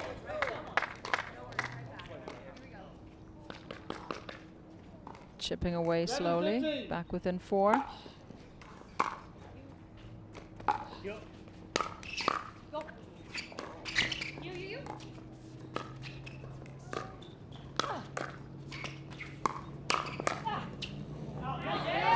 Great dig from Anna Bright. What hands from the youngster. Absolutely. Within 3 here. 12-15.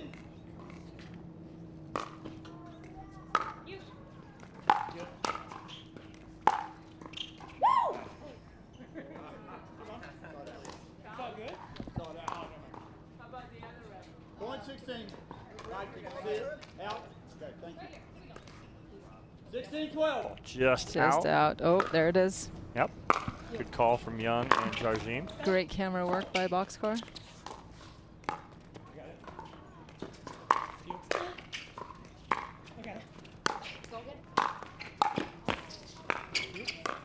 Wow, I mean, the fact that Yates stayed out of the kitchen on that. That almost resembled a tennis match, that point. Did. It had it all. 17-12.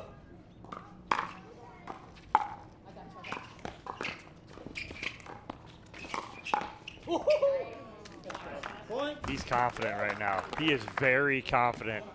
Timeout receivers. Timeout Yates and Anna Bright. Team Amber down by 6. Lager cruising along here, 18-12. What are you seeing is making the difference here for Jardim and Young, Lee? Honestly, it's DJ's confidence. He is just running the show. He is doing whatever he wants on the court now, and he's not missing. And even if he does miss, it's not getting to him. I think he heard you talking about him. Look at where he's at. Oh, the Deckel Bar. The Deckel Bar. Speaking of dream breakers, Deckel goes, talking about singles again, are we? We were just talking about it, D. And Lee was trying to be nice and political, but it wasn't working. And so she talked about her dominance. She talked about how she owns you. No. I was trying to justify in your defense, and Dom said, do not try to help Deckel out. I was trying, Deckel. And she agreed. I was trying. She agreed quickly. 18-12. As we come back in here, Jardim and Young looking to end this. Up 18-12. That's a big ball there from Yates. As they get on the board, get the side out. 13. Backhand followed by the forehand put away. 13-18.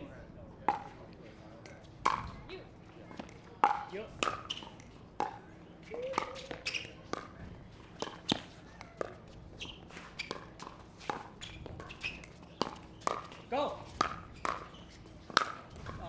Oh, the net court again. Yep, off the tape right there. Nothing Bright can do about that.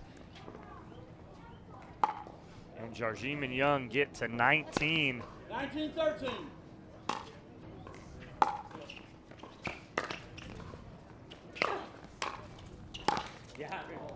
A little slow off the mark there by Yates. Felt like he had the put away. So traditional scoring now for Team Lager. 20-13. Amber still on rally scoring.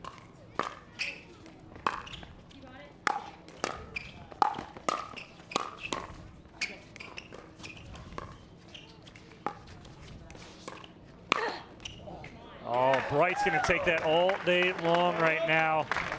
And here's the positive for Team Amber is they're serving right now. They can't lose here. 100%. Because Lager cannot score.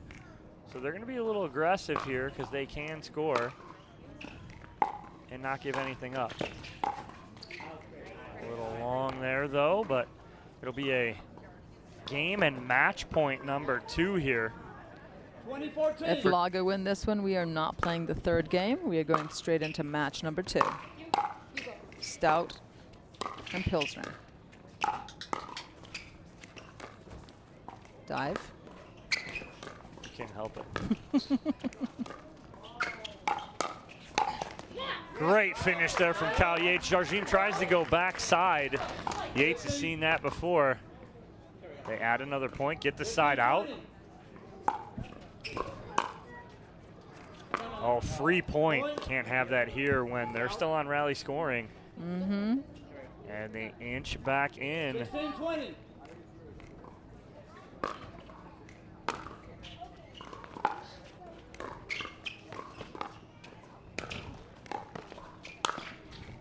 And that ball sails long. And Team Amber 1 point away from them on the stall for rally scoring, but a timeout from Jarjim and Yates and Team Lager. Why the timeout here, Lee? I think if I'm Dylan and Lauren, I'm telling my team to slow down. There was a little bit of franticness there with a desire to finish, and you felt them rush through those points and it not go their way. Yep. They got to take a timeout, regroup, come back and do what they did originally. Absolutely. So we'll see coming out of this timeout what Jarjim and Young can do. And we're going to get a little preview here of our next matchup. Team Pilsner and Team Stout. I mean, it's as even as it gets again in this matchup, but some absolute firepower coming in this matchup. Navratil, Daescu, Kawamoto, and David on the Pilsner side. Barr, Arnold, Coop, and Johnson on the Stout side. That coming up here next. But not too soon if Yates and Bright have anything to say about it here. Absolutely. Team Amber wanting to prolong this battle.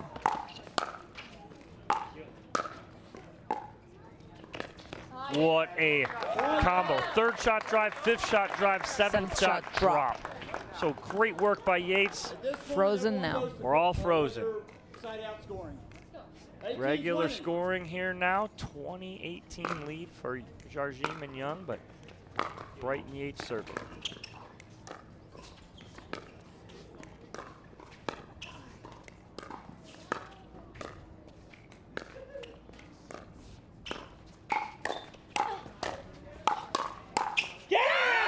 Oh, and Yates fired up here right at the body of DJ Young, and he is getting vocal and showing why he's on the ballot for the 2022 Hall of Fame. Absolutely.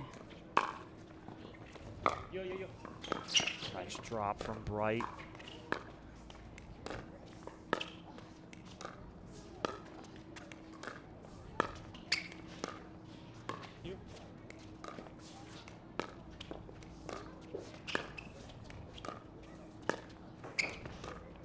Yates waiting for that opportunity to step in.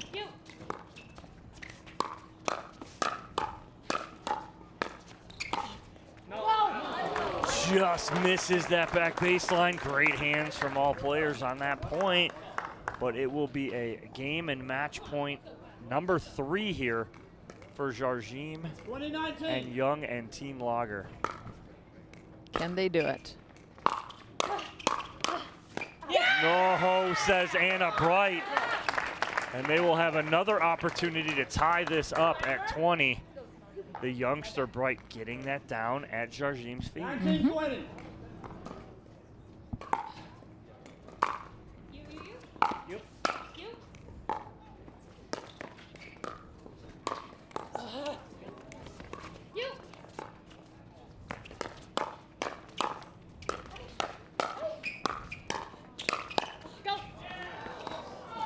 Wow. Don't do too much. Get back in it. There they are. What hands from Young.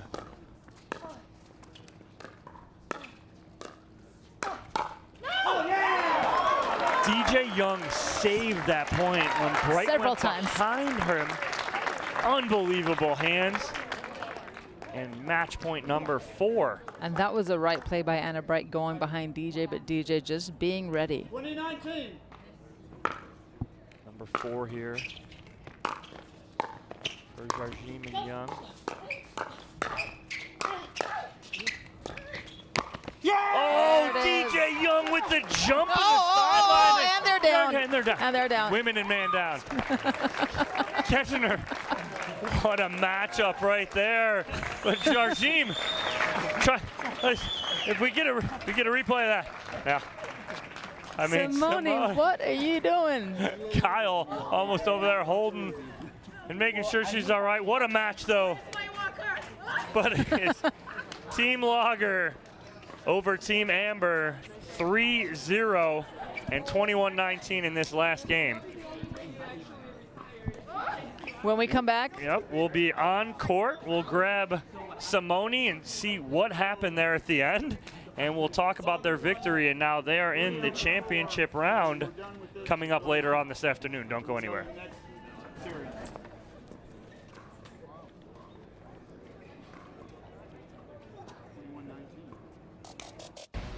Pickleball Night in America, presented by Major League Pickleball, is sponsored by Skechers.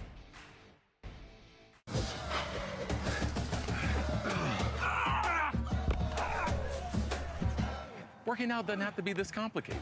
That's why I make walking my workout with Skechers' new Workout Walker. They're loaded with performance and comfort technology, including a carbon-infused plate to add more spring to your step. They're ready for your ultimate walking workout. Just put them on and walk. You guys tired already? I'm still walking. Try Skechers' new Workout Walker. It'd be a lot easier if you just rolled. It's hard to find supplements that work. No, thank you. You need supplements that are backed by science with natural and plant-based ingredients and that are third-party tested. Because cleaner is better. Like Oro Organic. Plant-based supplements made from the Earth's most powerful plants for your immune health, gut health, workouts, and more. Find out more at oraorganic.com. Want a perfect pair of sunglasses for your every occasion? Hit up the Knockaround Custom Shop. With over 1 million possible combinations, why not get a pair for every you? 8 a.m. I need a coffee you. Clocking a few miles you. Game day you. Happy camper you. Fun in the sun you. On the slopes you. Dog days you. Happy hour you. Si se puede you. The Knockaround Custom Shop. You design them, we build them.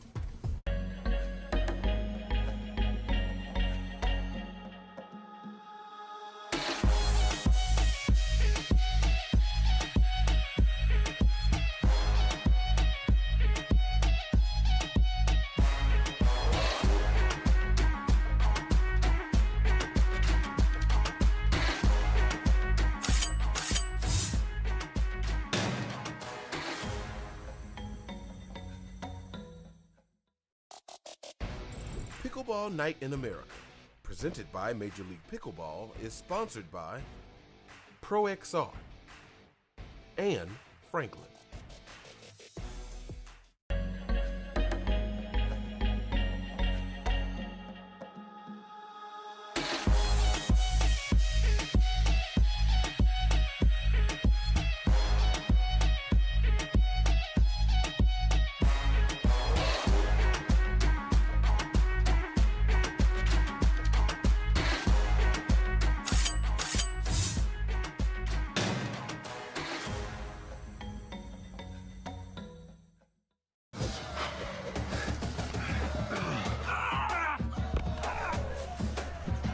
Working out doesn't have to be this complicated. That's why I make walking my workout with Skechers' new Workout Walker. They're loaded with performance and comfort technology, including a carbon-infused plate to add more spring to your step. They're ready for your ultimate walking workout. Just put them on and walk. You guys tired already? I'm still walking. Try Skechers' new Workout Walker. It'd be a lot easier if you just rolled. I am here on championship court with Team Loggers, Simone Jardim and DJ Young. Guys, coming into this matchup, again, how important is, start with women's doubles, Simone, how important is that first win to get you off on the right foot? I think in a way, the same way I felt the first time around, I feel like winning the women's doubles, it kind of sets it off for the guys also to feel a little freer going into men's doubles. So then I feel like, okay, we got 1 point. Let's see what happens in this. And then mixed doubles, I always feel like we're strong no matter what. So I think that played out to our advantage, always does. And then coming back, DJ, for men's doubles, you guys got down early but then came back and end up winning that match. Then coming into mixed doubles, playing with Simone, how fun is that to play with her and then, have her setting you up beautifully? It was very fun. I was really looking forward to do that, and it was really easy, just based off how easy she makes it for me. So it was nice. And then we have to talk about it, Simone. I'm sorry, but what were you trying to do there at the end with DJ? Because you end up going right into the camera, basically. DJ saves you a little bit. What was going on there? First of all, let's talk about the point. Let's go back to the point when we are down 19-20. You want to change the subject? No. Wait a second. I don't get excited very often, but at 19-20, the kid saves a ball. I don't even know where he hit it. So he's sideways, hits it with the side of the paddle. I'm already psyched. Like, I mean, if we win this point, we're winning this thing.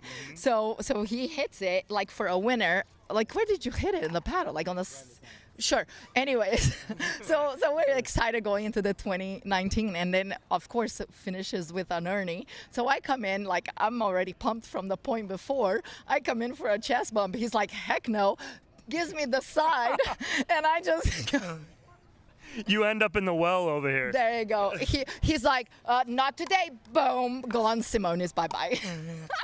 Well, hey, you guys got a break. Now you guys are on to the championship match. Congratulations, guys. They're moving on. We're going to take a quick commercial break. When we come back, our next matchup here on Championship Court at the MLP Series at Beer City. Pickleball Night in America, presented by Major League Pickleball, is sponsored by Franklin.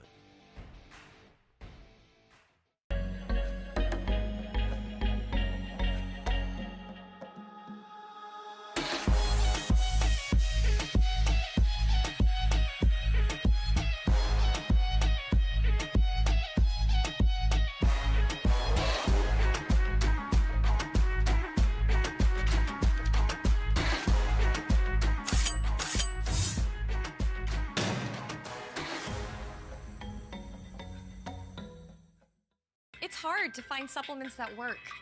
No, thank you. You need supplements that are backed by science with natural and plant-based ingredients and that are third-party tested. Because cleaner is better. Like Ora Organic. Plant-based supplements made from the Earth's most powerful plants for your immune health, gut health, workouts, and more. Find out more at oraorganic.com.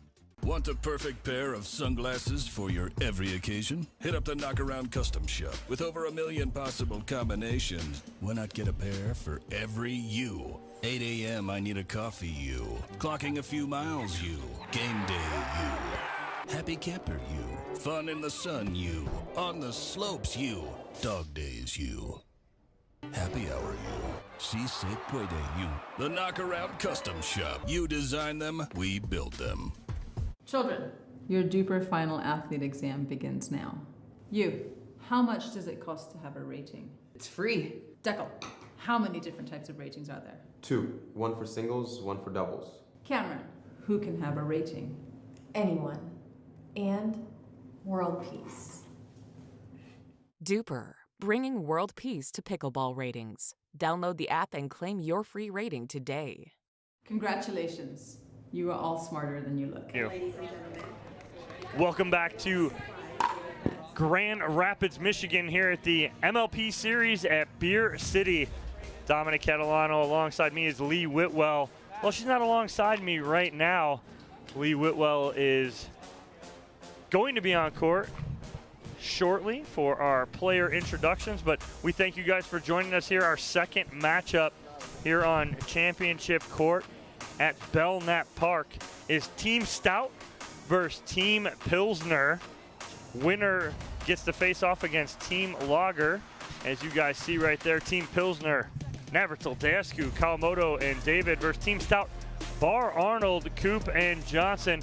We're going to kick it over courtside to Lee Whitwell for our player introductions. Welcome back, everybody. Let's introduce Team Stout. We've got Andrea Coop leading the charge. They are not ready, but I'm still going to go ahead and introduce them. Andrea, wave at the crowd. Say hi. Partnering up with Andrea, we've got Georgia Johnson.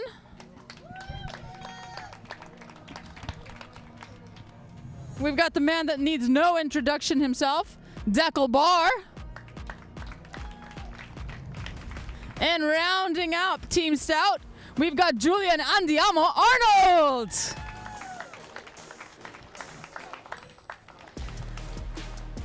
On Team Pilsner, we have the smiliest person ever, Vivian David.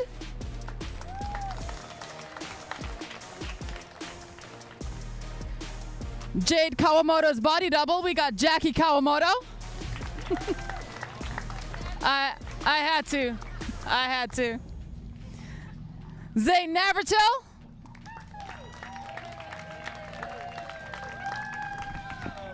And the tallest man on campus, Andre Diescu.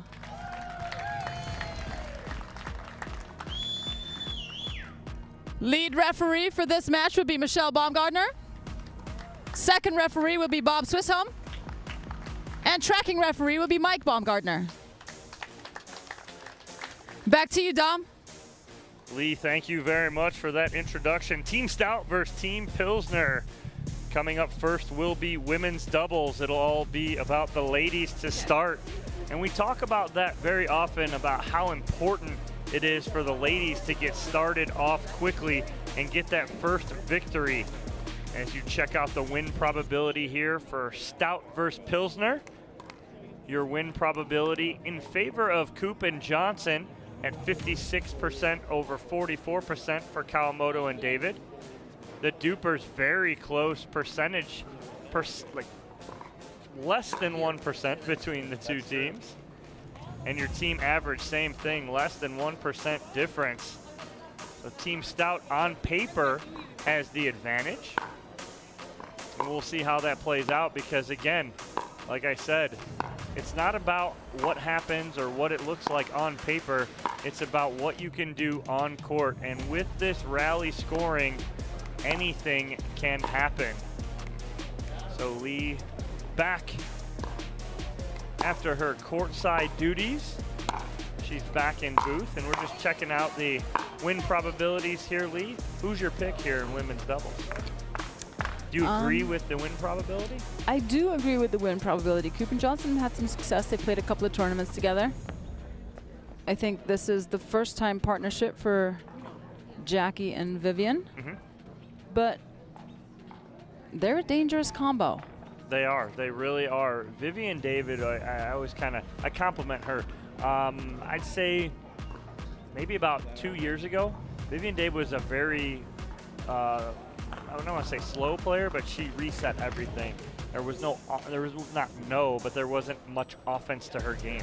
She's totally flipped the script on that and turned into reset, I'm coming at you now. So she will look to attack a lot sooner than she did a year, 2 years ago, which has helped her out with her game. She has one of the most dangerous backhands in the game, I think. And she's starting to create some stuff off the balance in those kitchen rallies and not afraid to pull that trigger. And it's, when she's on, I would go with Kawamoto and David. But, I mean, Coop has had a phenomenal weekend. And Coop's hands are phenomenal, so. Coop's going to keep everything in play. Look for Johnson to be aggressive. Coop looked at Coop to set her up.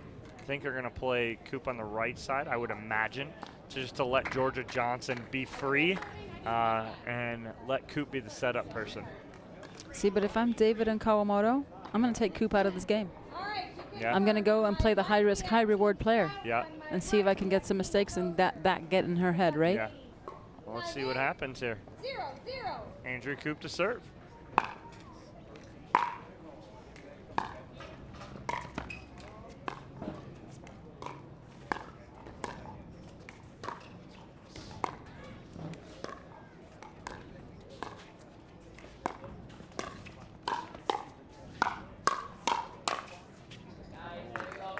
Good start there for David and Kawamoto.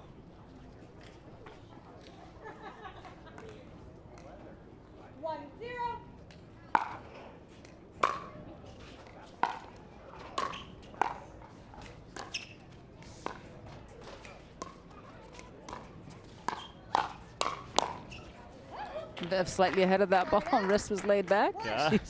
She demonstrated that perfectly. Yes, this is exactly what you don't want to do. All tied at 1 here early in this women's doubles matchup. We did have a last-minute sub on Team Pilsner. Jade Kawamoto was supposed to play today. Her sister Jackie is playing instead. Jade got injured yesterday in doubles. And we wish her a speedy recovery.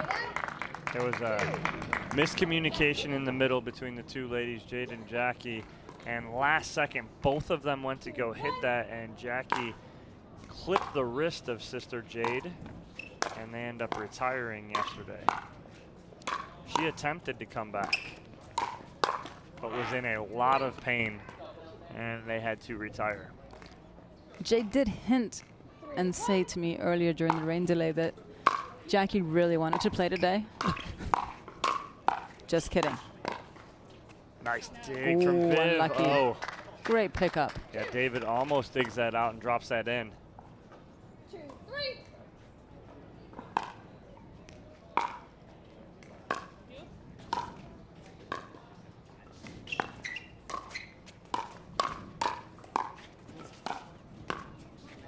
I'd let that ball go, let Coop take that and reset that. But Johnson trying to make something happen right there. 4, 2.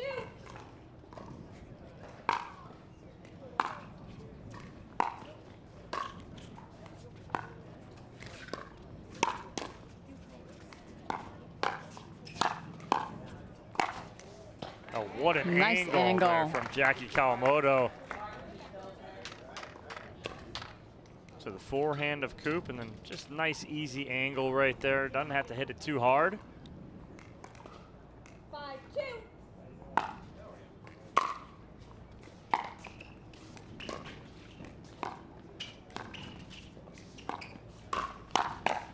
Big forehand from Kawamoto again. Just waiting there. And they are pulling away here, up 6-2. 6, 2.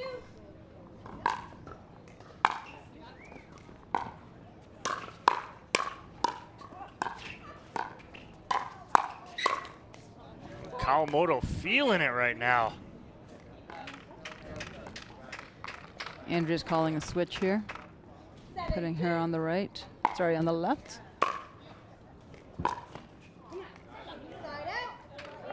Much needed side out. Did not want to go down any further there. They get the side out, get on the board again. 3, 7. See, if I'm Georgia, I'm going to listen to whatever Andrea says. One of the things people may not know about Andrea, she's a great study of the game and can tactically tell you how to play against any combination. I know I've used her as a resource a million times, as well as other players. And she's spot on. Side out. You know, and coming from a tennis background as Andrea, you don't play on a team that wins a national championship at UCLA without being a good student of the game, and that transfers over into pickleball for her. 100%. Didn't happen by accident.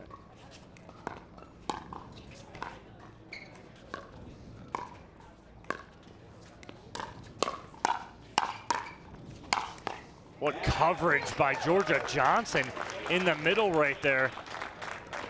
Covers that speed up from David and then allows Coop the put away. 5,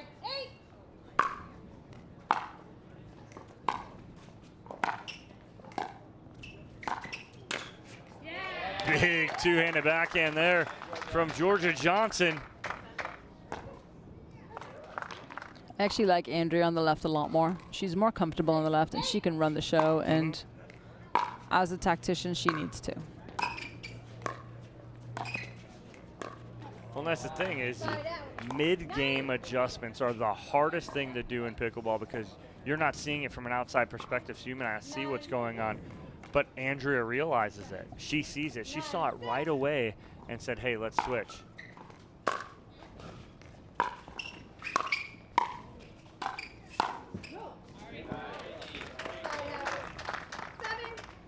She is. She's like having a coach on the court. Absolutely.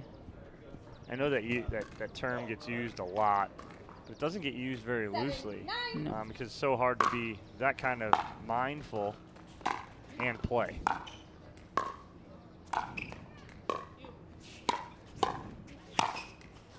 And she's okay taking the risk and saying, okay, if you feel like you're the stronger player, we'll start with you on the left.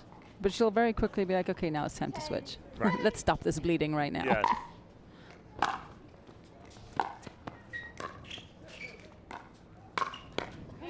Nice speed up from Johnson, right at the right shoulder of Kawamoto.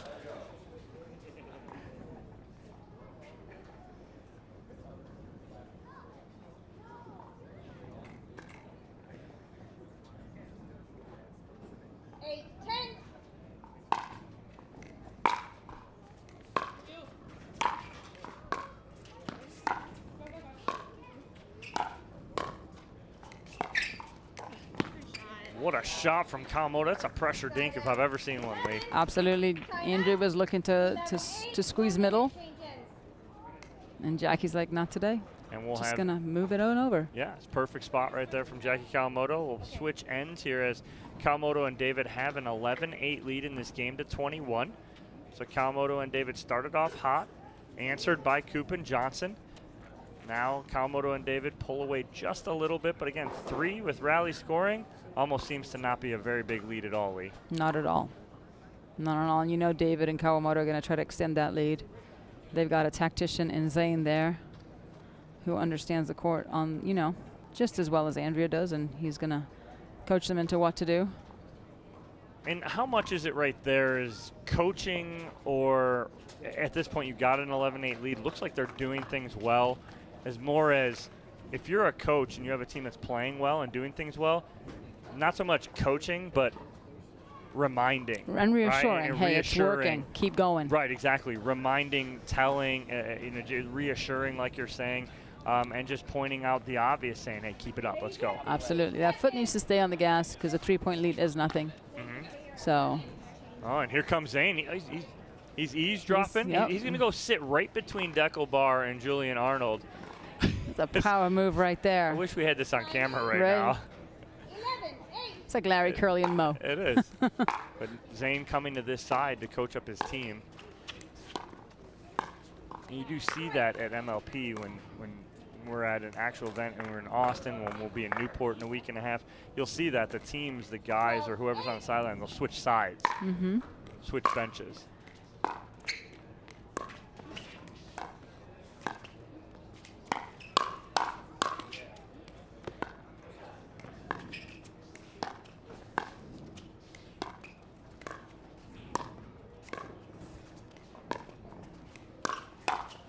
Wow, what a move there from Kawamoto.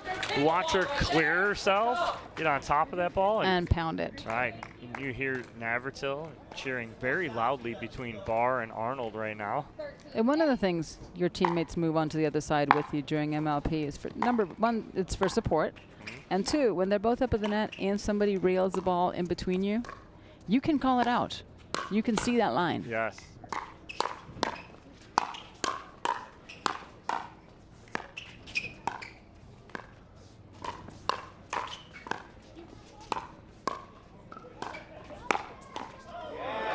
Wow. Nice point, though, from all 4 of these ladies. Some great hands battles right there in the middle of that point. Much needed point for Coop and Johnson right there. And Team Stout.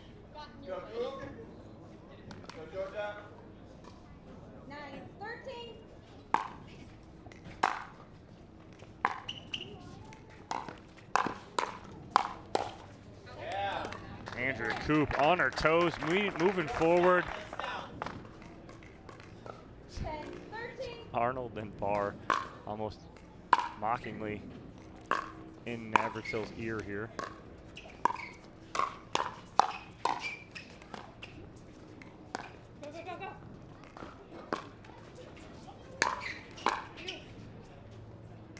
Let the tennis player Viv take that overhead with that grip. 100%.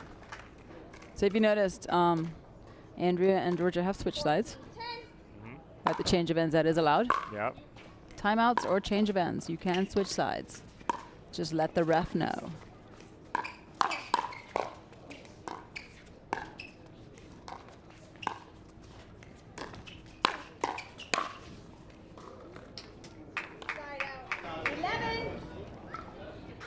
Look at Zane to make that call.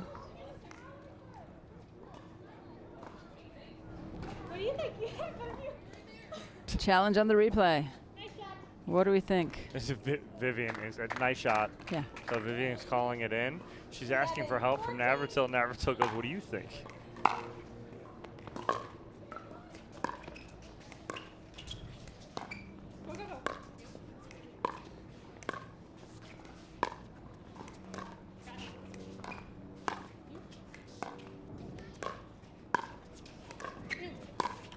A little confusion there, and a ball that either David or Kawamoto's got to have and put away because it was popped up by Johnson. It was there for the taking. Yeah, she got away with one there.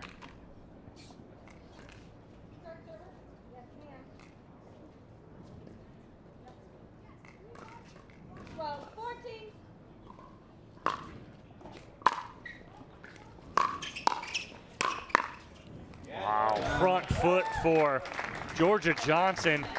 Full beast mode there, Lee. Absolutely, that was a huge power move. 13, 14.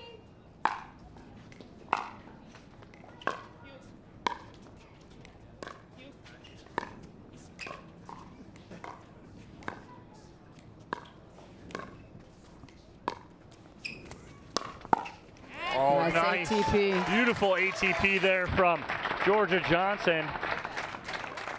And all of a sudden, it is a new ball game here, Lee. And we're back level. 14, 14. Let's see what happens.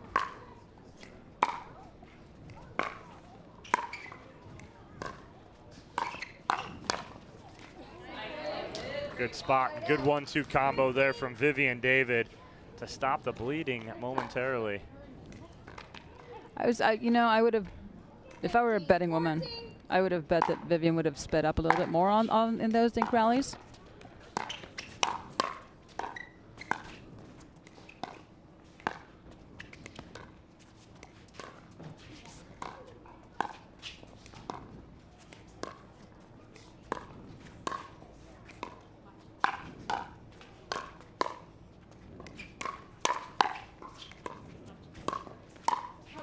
Oh, Viv right on that. Good hands from Coop on a ball I don't think Johnson should have sped up on, but Coop saved her right there with the reset. 15, 15. Oh, wow. Coop with the moon ball.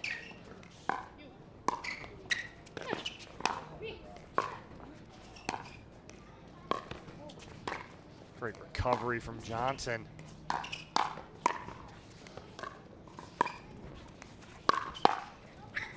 Oh, what an ATP coverage there from Kawamoto. Johnson was all over the court. Kawamoto just hitting the open space. Read it perfectly. You have 16. 1 point lead here for Team Pilsner 16, 15. as they serve. And the key to that, Lee, is what? Getting it at their feet. Get that ball down. You want your opponents to play head and shoulders pickleball, and you want to play 16, knees and toes. Knees and toes. You want to go downhill, you want them to hit uphill.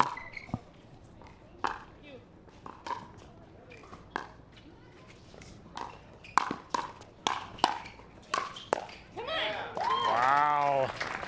I mean, Pilsner was in control for most of this match.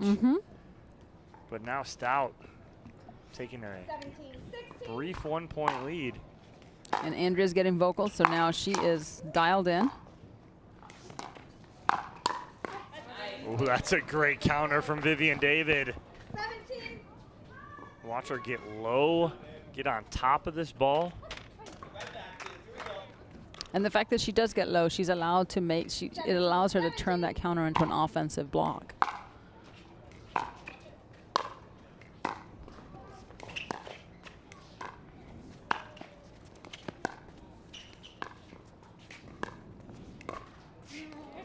Ooh, Johnson tries to short hop that off the tape.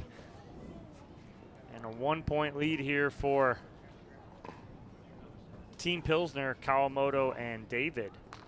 You know, and if I'm playing with Kawamoto, if I'm Vivian, and Kawamoto takes that third shot every time, there's confidence there because she's got a way to get her partners up into the kitchen so effortlessly. 2 nice digs, turning defense into offense.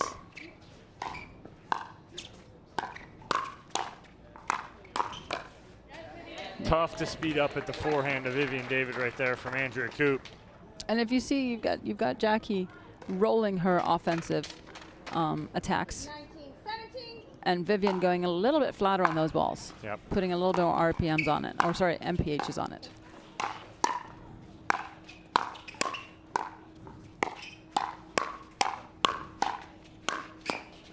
No.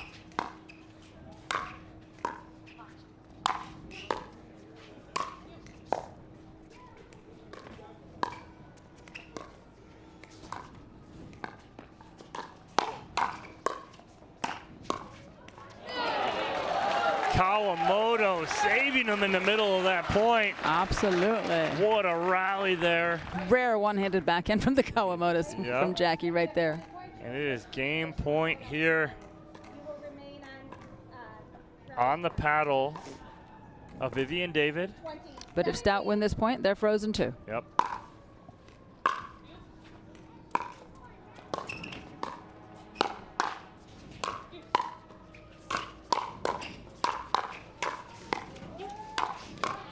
Wow, what a point there to finish it. And Team Pilsner comes out on top 21-17. The guys got some work to do here to get back in it. What was the highlight there for you at the end there, Lee, to see what was the difference maker for Kawamoto and David? You know, well, looking at that, first off, Kawamoto's defense getting them back into the point and forcing Team Stout to try to play one more ball, and putting pressure on them. The longer that rally goes on for the offensive team, it gets more nerve-wracking, right? She got them back in the point, and then Viv stepping up and taking charge of that two-handed backhand and start, you know, and not taking no for an answer. Yep. You know, no matter what Stout threw at Pilsner, they were like, we're not taking no for an answer, sorry. No, and Team Pilsner takes a 1-0 lead here. The ever so important women's doubles win there. Let's see what Team Stout has in store on the men's side. We're going to take a commercial break. When we come back, we'll have that men's doubles match for you here at the MLP Series Beer City Open.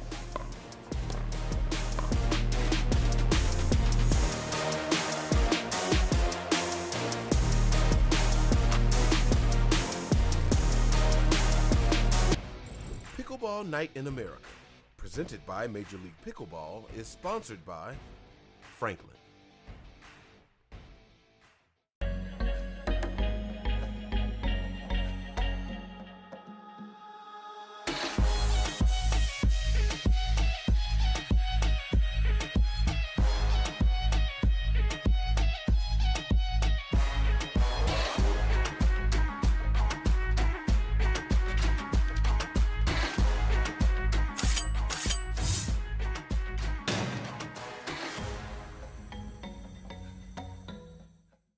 It's hard to find supplements that work.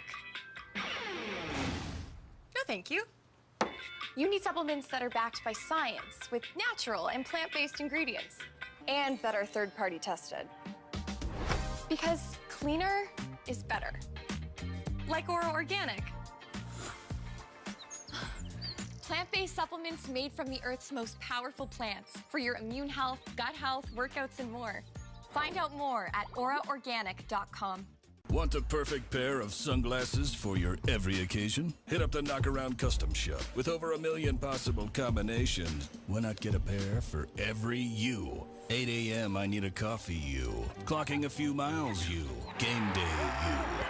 Happy camper you. Fun in the sun you. On the slopes you. Dog days you. Happy hour you. Si se puede you. The Knockaround Custom Shop. You design them, we build them. Children, your DUPER final athlete exam begins now. You, how much does it cost to have a rating? It's free. Deckel, how many different types of ratings are there? 2. 1 for singles, 1 for doubles. Cameron, who can have a rating? Anyone. And world peace. DUPER, bringing world peace to pickleball ratings. Download the app and claim your free rating today. Congratulations. You are all smarter than you look. Back here in Grand Rapids at the MLP series at Beer City. Dominic Catalano alongside me, Lee Whitwell. Team Stout versus Team Pilsner. Pilsner coming out on top in women's doubles, taking that ever so important first win. Lee, talk about it real quick. The men's doubles matchup. Julian Arnold and Deckel Bar taking on Zane Navratil, Andre Deescu. On paper, Navratil and Deescu. 100%. And the way they both have been playing, you know, solid. Zane will be a great right-sided player for Andre. Yep. Deckel and Julian could have a little bit of a little struggle over the middle there. But, you know, Julian is another DJ Young. When he gets his confidence going, he just does amazing things on the court. So, but I'm going with the light beers. You're going light beer here, okay. The light beers have been winning so far. Okay, all right. We're seeing a pattern here, okay.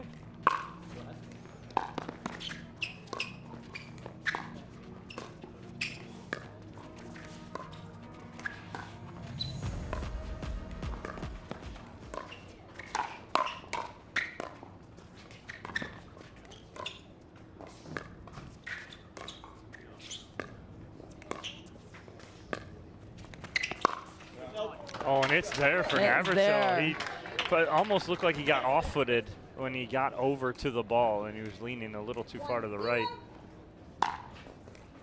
It's almost like they didn't believe it was so clear for him.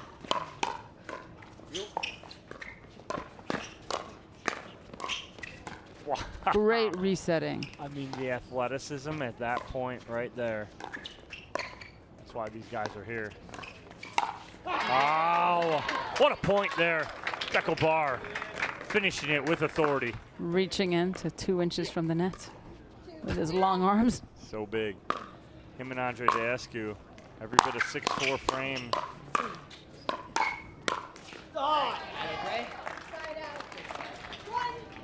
And Pilsner on the board here.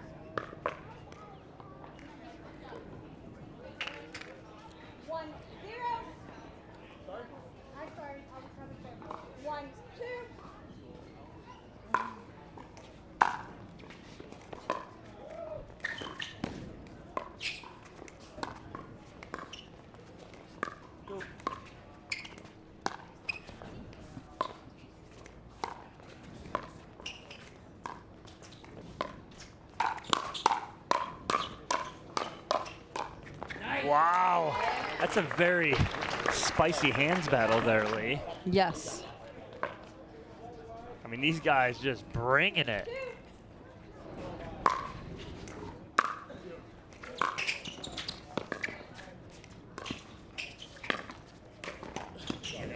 Good hands there from Deescu. Some people don't realize how hard that is of a shot. You're expecting that speed, and then it slows up. And now you have to change your mindset so fast. It does help with his exceptionally long arms, too. That there wasn't a lot of movement behind that ball. He didn't have to chase it, right? No. But yeah, you're right. It's a hard shot.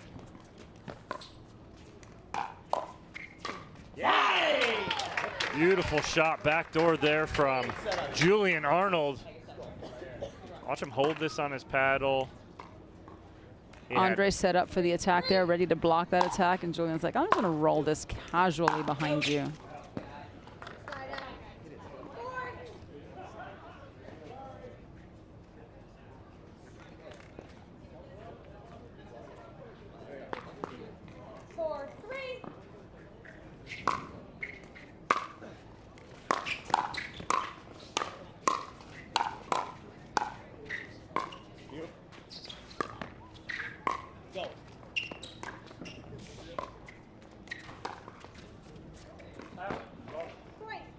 Just long. I like the attempt, though, from Barr. He had Navratil really dug in. Almost looked like Navratil was going to lean forward, go for an Ernie.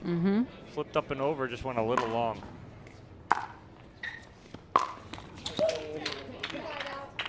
Navratil on his back foot there. So it's tough when you're on your back foot like that, Lee, to be able to control that ball and get everything you need on that. Absolutely.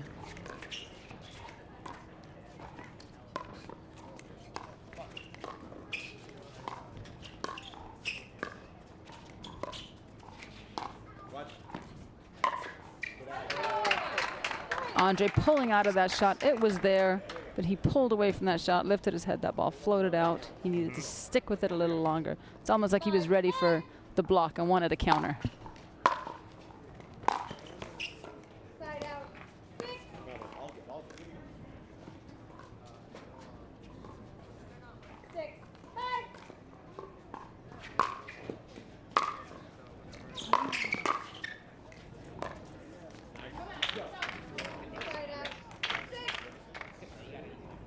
So very even match here to start at 6-6.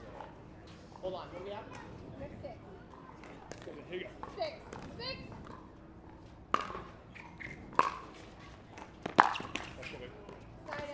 6-6. Deckel needs to bend his knees a little bit, lean into that shot. He's pulling up. 2 missed returns there. What happens when someone pulls up like that, Lee? Miss hit possibly? The ball's either going to go into the net or sail out. Right. One of 2 things. It's not going to go where you want it to go. Let's go. Good communication in the middle there from Deckelbar and Julian Arnold. 2 players who do not play together typically, and communication is such a key right there. Absolutely.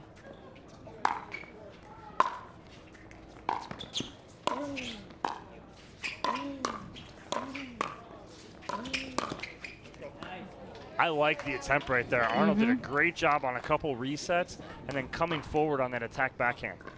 Right here. Let's go. Here we go. 8, 7.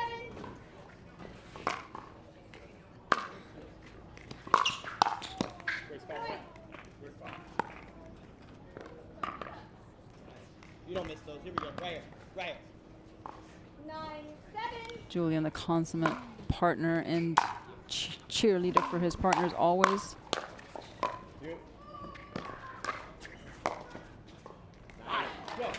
Go. Fire. Let's go. Let's go. Let's go. You can hear him talking constantly. Sometimes it's to Deckel, sometimes it's to himself, sometimes it's to anyone who will listen. Absolutely.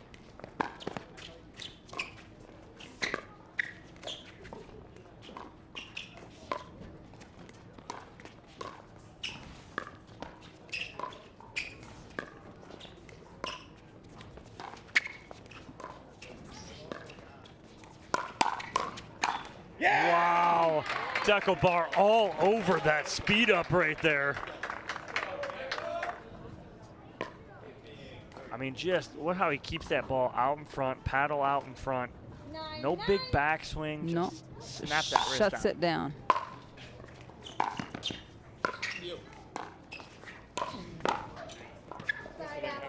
That shot was a really good shot. Andre's long reach was able to turn that into an offense. That ball goes to Zane. It's not an offensive shot. No. 10, 9.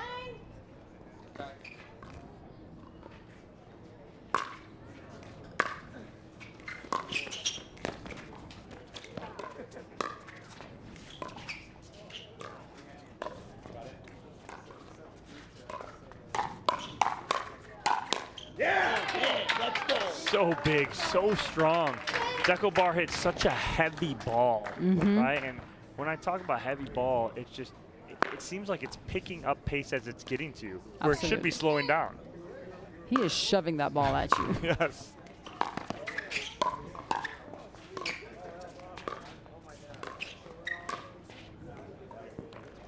Arnold just misses it. Little switch ends here as Navratil and Daescu up in the score here. The change ends here halfway through at 11 with a very slight 1-point lead here. It's been that way throughout. 1-2 points leads, no big leads here for either team. What's the difference maker in the second half of this game for both teams, Lee? You know, if Deckel still stays as offensive as he is and keeps shutting things down, it's going to put pressure on Zane and Andre. But the inverse is also true. Andre needs to keep reaching in and taking what balls he can and keep speeding it up. So I think it's going to be a battle of who's going to set up their partner better. Is it going to be Zane or is it going to be Julian? Yeah. And right now, slight advantage to Navratil. Again, Pilsner with a 1-0 lead as the Pilsner ladies Kawamoto and David won 21-17. They've come joined us on this side. Oh, two very happy ladies as they got the victory. Time in. 11, 10.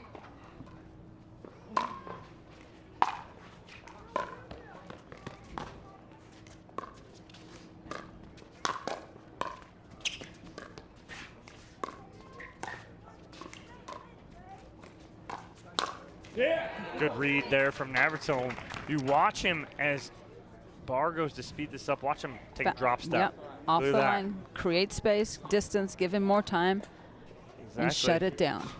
Again, Monica Piekarski, if you're watching, right there. It's what we talked about earlier. Out, out. I didn't see it clearly. Right out. 11. Miss serve from Zane, giving them a free point. 11, 12. Again, we stay within one here. Ooh. Just on the back side of that line.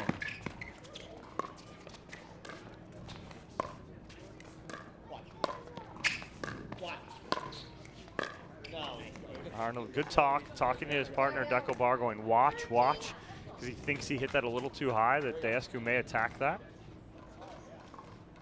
You know, as this sport evolves and grows, and it's going to get faster and faster, people are going to be able to do more and more with the ball.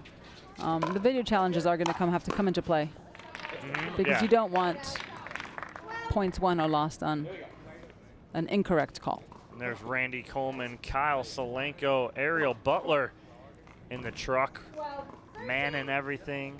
And the brains of this operation. Well, you use that term loosely.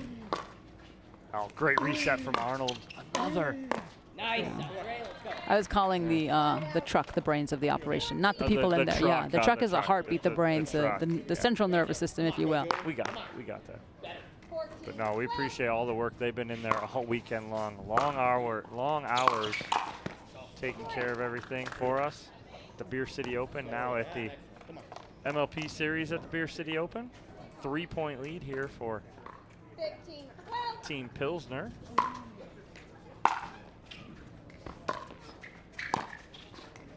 Ready? Go ahead.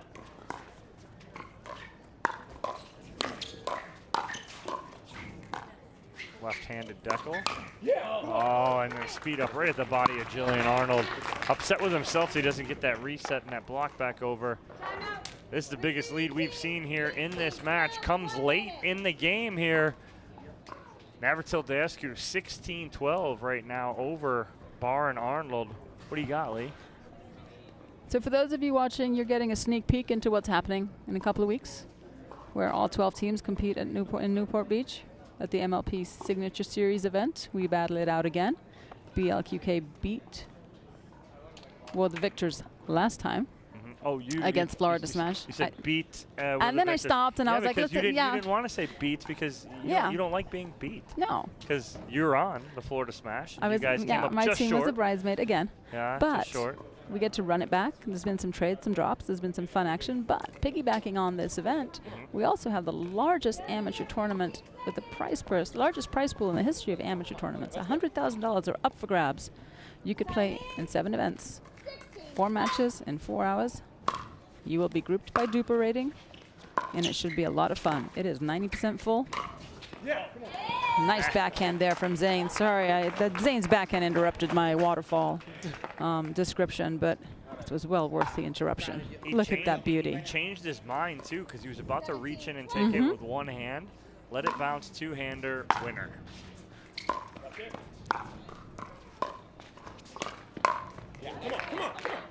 And tactically, you see that one hand come in, you're like, okay, there's a reset coming, and then all of a sudden, nope, 2 hands. So it's a very hard adjustment on the opponent's side as well. Are frustrated right there because, again, on that serve, if you miss, it is a point. And I did see that and notice that in the last event, that Deco Barr did not go for his serve as much because he's conscious of if he misses, it's a free point. Yeah, so good. Come on. And in rally scoring, the last thing you want to do is give away free points. they'll stick with you for a couple more points after that. Here you go. Let's go. Never till almost getting there. 18. Oh, and he gets it back with a little smile. 19. Here we go. Here we go. 19. 14. Yeah, come on. Side out. Trading some side outs here. 15-19. Barn Arnold need to get a couple here in a row 19. to get this a little closer.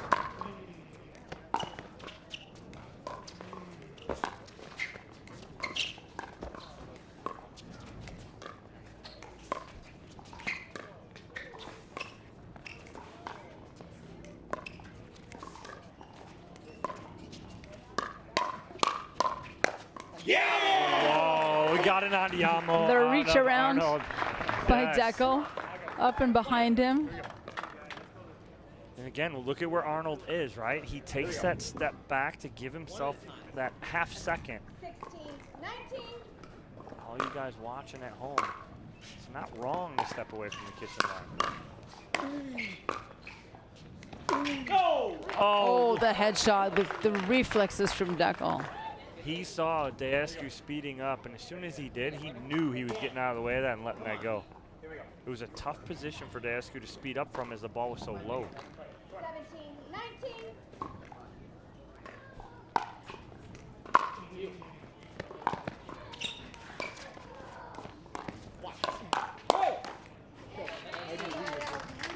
Team Pilsner are frozen. Regular scoring for them.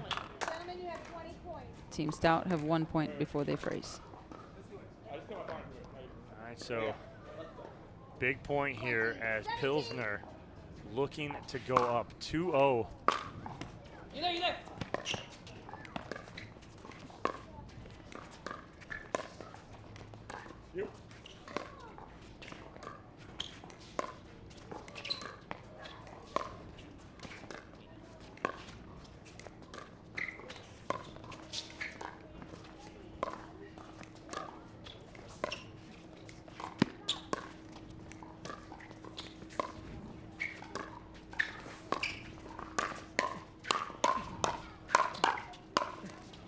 There it is.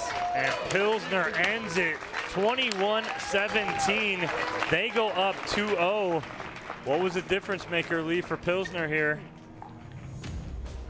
Pilsner kept their foot on the gas, worked the point, picked their targets, picked their moments to go on the offensive, and didn't let up.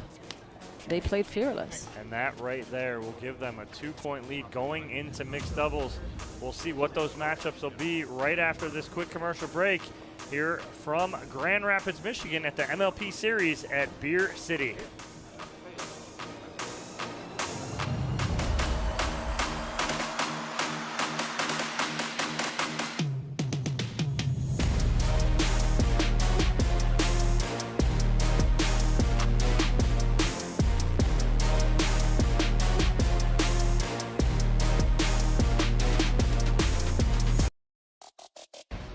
Pickleball Night in America, presented by Major League Pickleball, is sponsored by Skechers,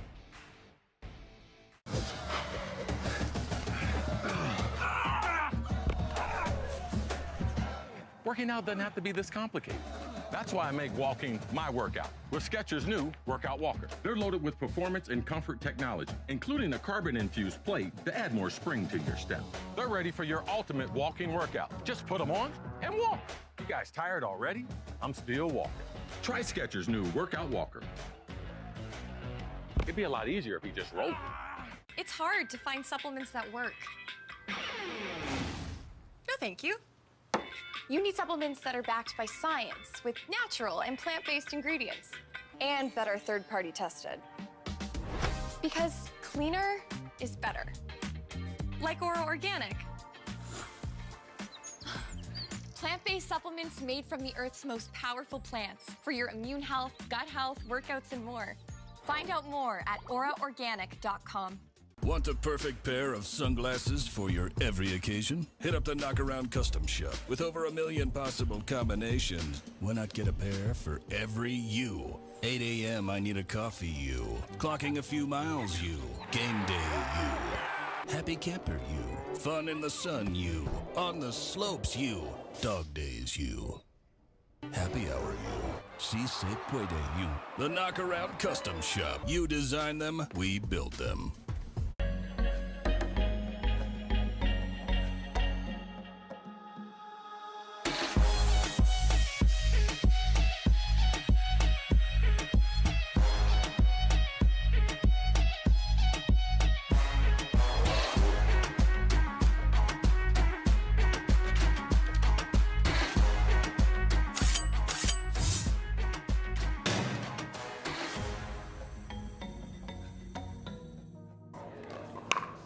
Back here in Grand Rapids, Michigan. The MLP series at Beer City Open. Team Pilsner versus Team Stout. Matchups on court right now. Navratil and David taking on Arnold and Johnson. Again, Pilsner with David and Navratil. They get this victory, it is all over. Stout, Johnson, and Arnold need an answer here to prolong this and move to that 4th and possibly final mixed doubles matchup. Dominic Catalano alongside me, Lee Whitwell. Lee, we got this MLP event we're doing. We got another one in a week and a half in Newport Beach. And then, what else do we have coming up? Sorry, my mic was off there for a minute. I just talked to myself. Gave a great explanation of what was happening. It was beautiful. Yeah. We also have the opportunity for people to hang out with you and me. Well, that's true too. That's a given. We have a phenomenal. Well, Bryn will be there too. Bryn will be there. We can hang out with her. All of us will be there. We can all hang out. We have a large amateur tournament, huge amateur tournament, largest prize pool, $100,000 up for grabs. Everybody's rated by DUPER. You're grouped top 8 teams in each bracket. You can play up to 7 events in a day. Not in a day, sorry, in the weekend. Friday through Sunday. Please stop scaring people away. You can play 7 events in a day. Yes. You start at 5 in the morning. You're done at 5 in the morning. George Johnson to serve to start. I saw Georgia warming up with Julian before this match started, and I was like, what are they doing? I'm not liking that matchup. I prefer the Deckel and Georgia matchup and Andrea and Julia matchup. Yeah, and it was just Julian warming up with her. So it is Deckel and Georgia Johnson. And they take a 2-0 lead. Again, they are looking to prolong this and force the 4th matchup in mixed doubles. If Pilsner wins, though, we are done and we'll go to that championship match. One of the things that I'm looking to see in this match is Zane making the transition from being that beta setter up player for Andre to being the alpha now for Viv.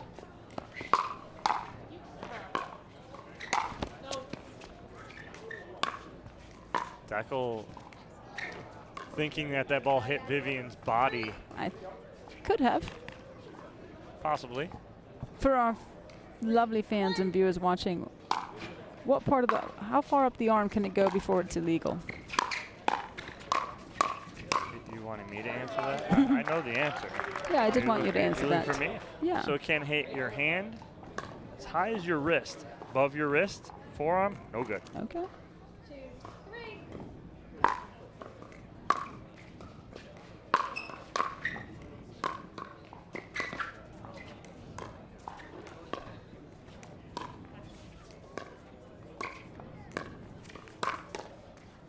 Deckel gets that back. And Johnson with the reset. That's great job. I mean, Deckel with a random block. Just pop back up and over. They get back in this point. Deckel with the put away. 4-2.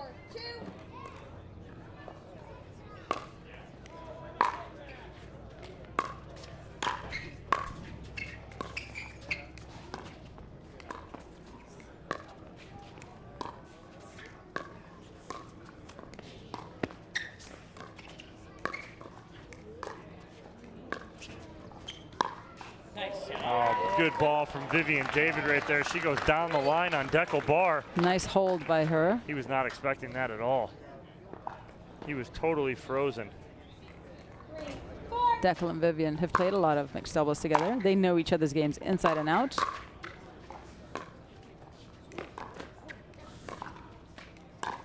Yeah.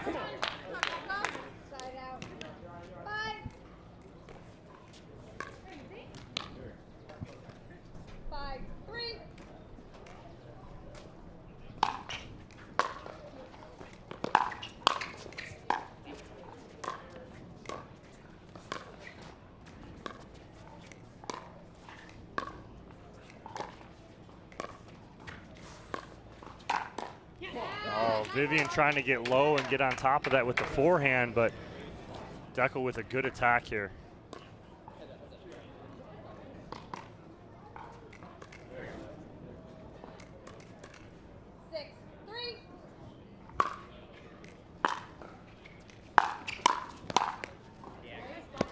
Barr going right off the wrist of Vivian David right there. He's in full attack mode. Mm-hmm.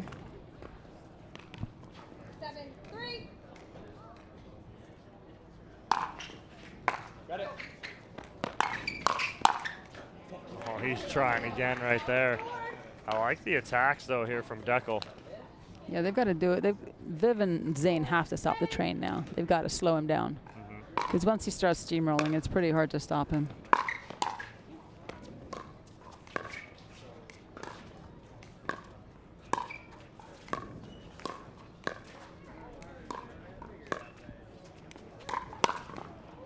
Oh, wow. Viv knew she got away with something see there. Her face right there? I think she saw her life flash before her.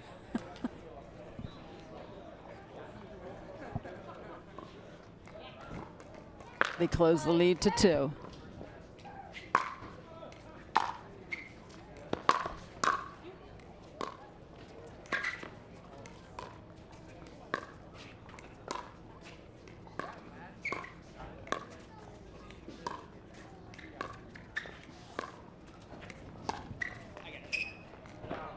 Just long on the lob.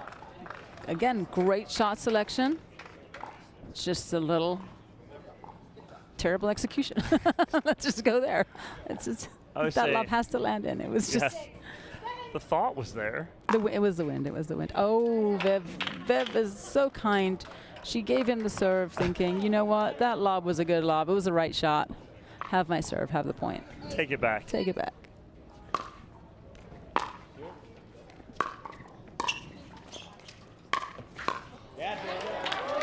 Great ATP from Georgia.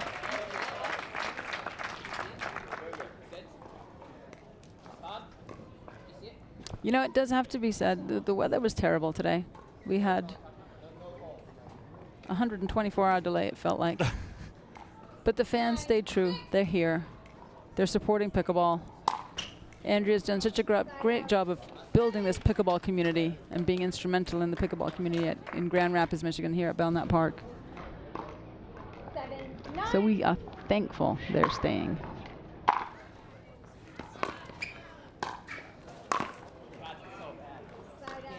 A little bit of footwork there, missed opportunity, he knows it. 10-7 lead here for Team Stout. Zane taking over.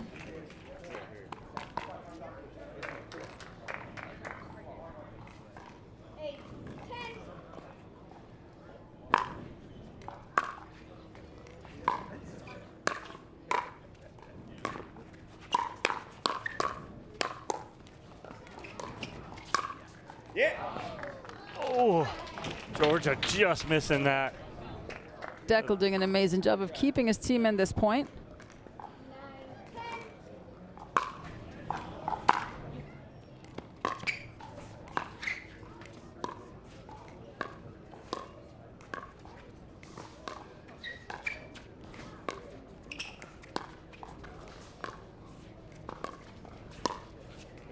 Oh, it was there, yes. And Navratil all over Vivian going, oh, you got that right there. But it is a She just hit it too hard. She doesn't need to hit it that hard. She can literally just push that there. 1 minute. But it is a slight 2-point lead here for Team Stout over Team Pilsner. Johnson and Barr need this game. What does Stout need to do just to continue this pressure here, Lee? I think Deckel's got to keep doing what he's doing. You know, he's controlling the point. He's in the driver's seat right now. You know, Georgia's doing a good job of keeping him in that point, and he's able to run the show. And I think Viv's got to take a few more risks, go behind him, keep him honest, so that middle maybe opens up a little bit for them. All right, don't forget MLP Newport Beach, August 5th through the 7th. Coming up less than 2 weeks, Lee. Finals will be live on CBS Sports on that Sunday, August 7th. So be sure to tune in a week and a half, a little less than 2 weeks, on Friday, Saturday, Sunday, August 5th through the 7th. And we promise a good time. It's going to be a party. It'll be fun. It's going to be electric. It's going to be loud. There'll be cheers. There'll be tears. There'll be everything. Every emotion is going to be seen and felt this whole weekend. Yes, it will. We resume here, MLP series at Beer City. 11-9 lead for Team Stout.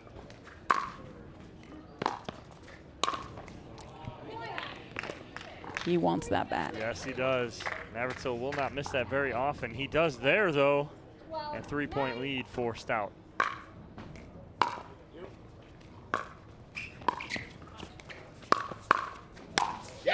Ooh, Georgia Johnson with the around the post. Navarrete with the dig. And Deckel with the finish. Just too high.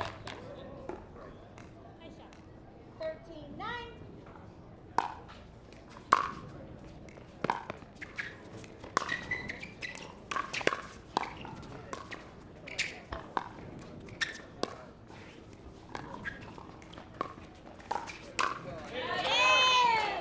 That combo right there, that's actually a combo that Navarrete wants. So he wants to bring this over, and he wants this speed up attempt so he can go back cross court. That's a setup right there for Navarrete. He baited Deckel, and Deckel's like, I'll take it. I'll bite. It's Shark Week. I'm biting. Plug the Discovery Channel. Shark Week starting tonight, 8 p.m. Eastern. Sharknado. Oh, I'm all about some Shark Week. That's good serve, like Deckel said right there from Georgia Johnson. They take a 5-point lead, which is a significant lead here.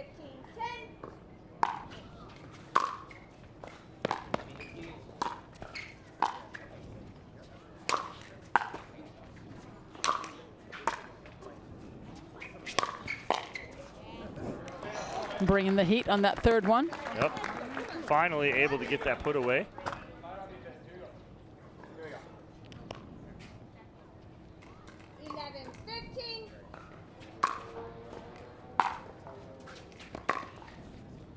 Good drop.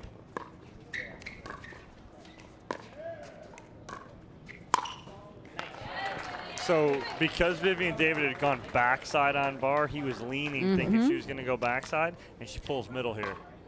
See how he was set up for the backhand. 12-15.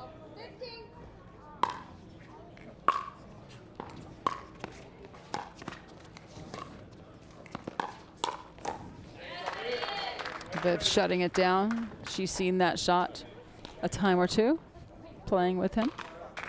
Nice run here from Pilsner. We're just down 15-10, now within 2.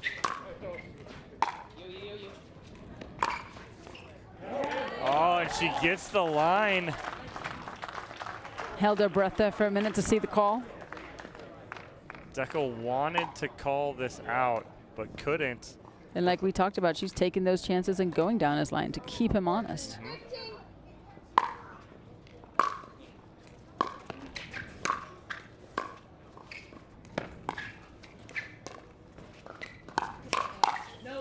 Wow, Navarrete ready for the speed up counter from Deckel Barr. Oh, look at how close that ball was. So 15-10 lead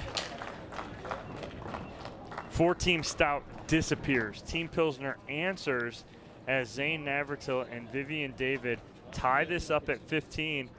What was the difference maker right there for David and Navratil as they were down 15-10, Lee? They cleaned up their unforced errors. I mean, Viv had a couple of silly points into the net that she rarely misses, and, you know, they regrouped.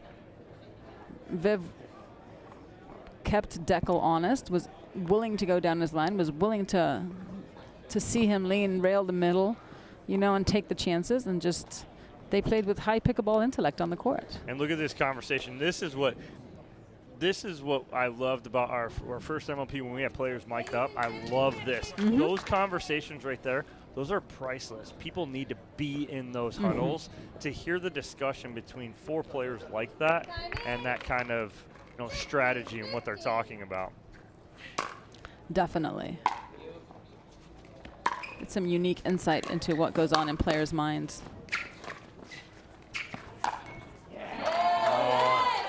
A little ambitious possibly from Deckel Bar right there. Not sure if that's there. Georgia did a great job of blocking Dane's put away. Zane's put away, not Dane.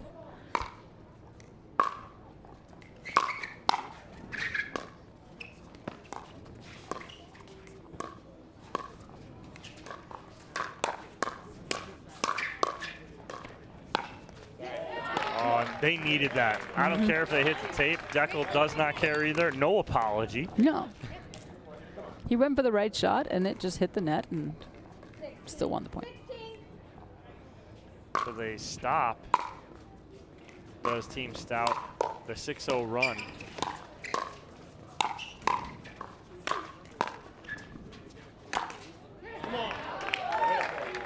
Check that ball, because it may be damaged after this overhead from Deckel Bar.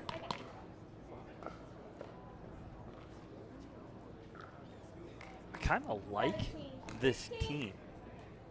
Georgia and Deckel? Yeah, even though they went down, they went up and then gave up that little comeback. I like the Georgia Johnson Deckel Bar team. They complement each other nicely.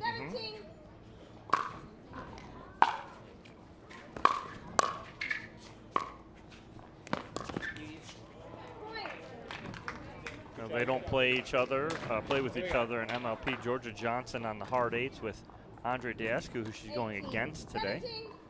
And Johnson Cola. And Johnson the other Cola guy. And Susanna Barr. Oh, that ball sat on top of the tape. I think Deckel blew.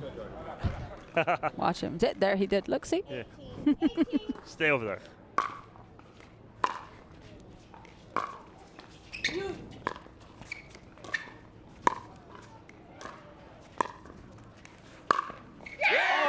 What a shot from Georgia Johnson. Even Andre Deescu on this side is clapping. He's like, much appreciation right there. Yep. Wow. That's a big shot at a big time in this match. 19-19. Whatever happens here, one team will freeze. Actually, both teams freeze after this point. Yes. 19-19.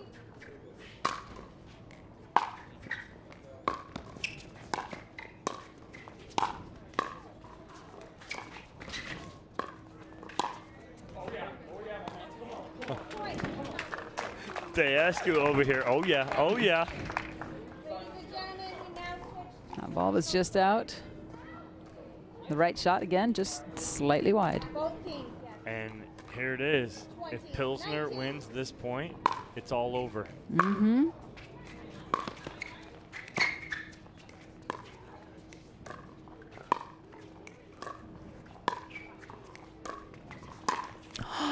Oh, Viv saw it and was like, oh, it's too juicy. It's almost too easy. I'll just dump it in the net. It was game set. It was game set match. But nothing lost. And she's still smiling? Yep, nothing lost. It's a side out.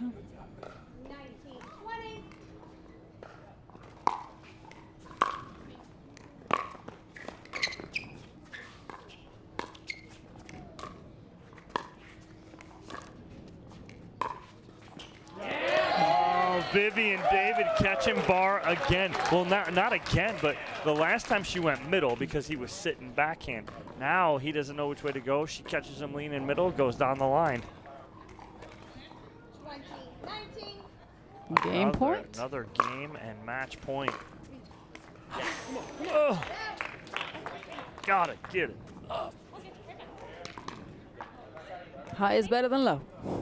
Always. Yep. Net has never lost. The net is undefeated. Got it. You. Oh, yeah! What a speed up from Georgia Johnson right there. It's a new game here now, 20-20, Lee. Win by 2 on serve. Sit down. This could take a while. 20.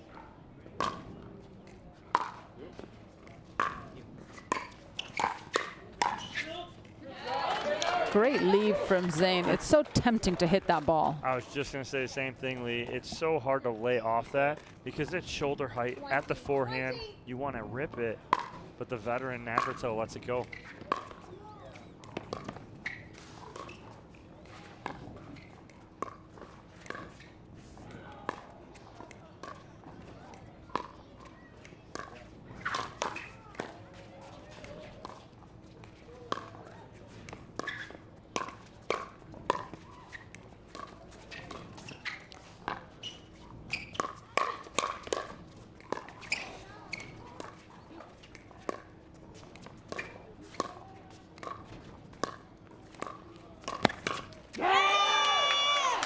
Great pressure move by Zane. I mean, Georgia Johnson playing like a veteran, though. I mean, she's playing so well, but Navratil just goes one up on her right there. 21, 20. And it is game and match point again for Team Pilsner.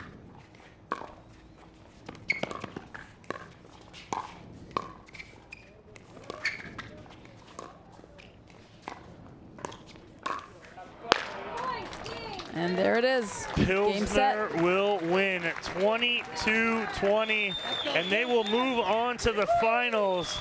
Be Team Pilsner versus Team Lager. Wow, Lee, what a matchup right there. I mean, it came down right to the end. What was the difference maker there for Team Pilsner and David and Navratil?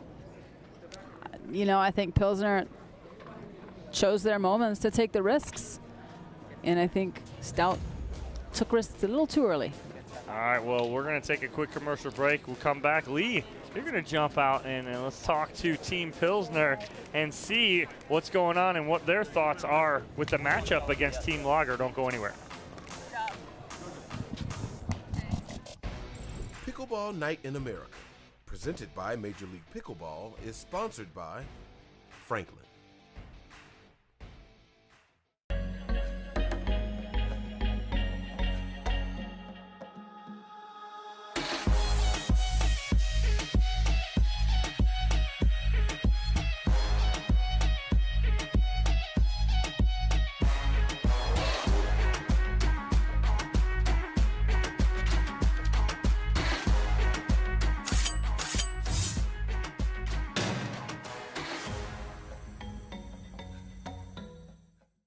It's hard to find supplements that work. No, thank you. You need supplements that are backed by science with natural and plant-based ingredients and that are third-party tested. Because cleaner is better. Like Ora Organic. Plant-based supplements made from the Earth's most powerful plants for your immune health, gut health, workouts, and more.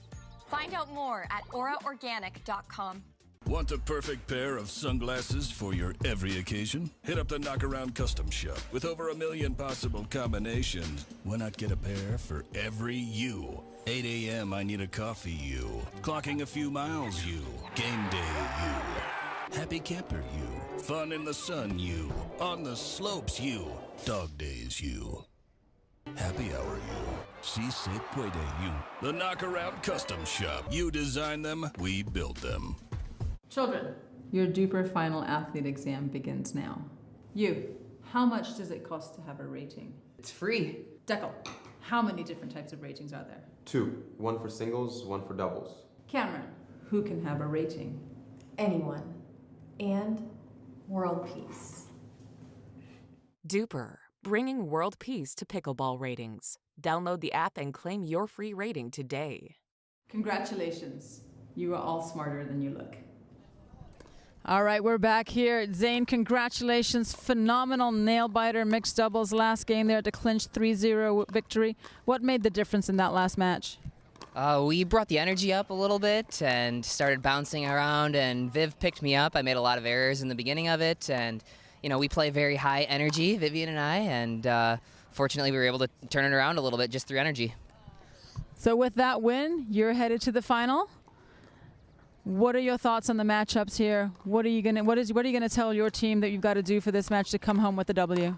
Well, it looks like we're playing Simone and Lauren and DJ and Dylan, so I didn't even know who we were playing. But I'm just going to tell my team to keep dominating and see what happens. That's it. Best of luck to you. Always a pleasure to watch you. Good luck. All right, thank you, Lee. Love to be here. Pickleball Night in America, presented by Major League Pickleball, is sponsored by Skechers.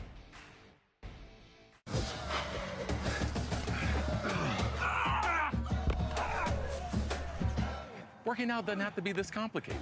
That's why I make walking my workout with Skechers' new Workout Walker. They're loaded with performance and comfort technology, including a carbon-infused plate to add more spring to your step. They're ready for your ultimate walking workout. Just put them on and walk. You guys tired already? I'm still walking. Try Skechers' new Workout Walker. It'd be a lot easier if you just rolled. It's hard to find supplements that work. No, thank you. You need supplements that are backed by science with natural and plant-based ingredients and that are third-party tested. Because cleaner is better. Like Ora Organic.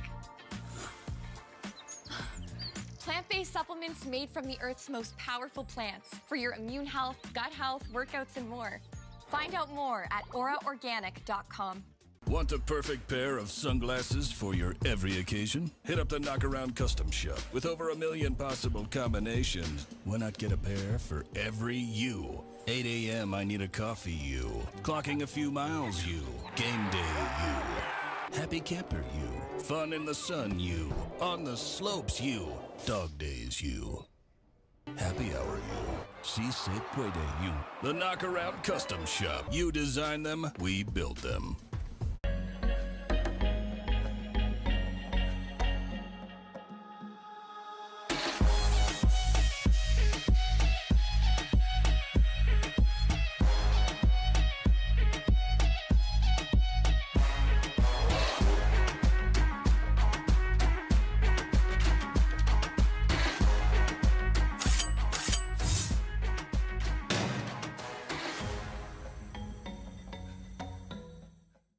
Newport is one of those venues that everybody dreams of getting to play at because the courts are pretty close together and the crowd is right next to you. So you really get to feel that energy.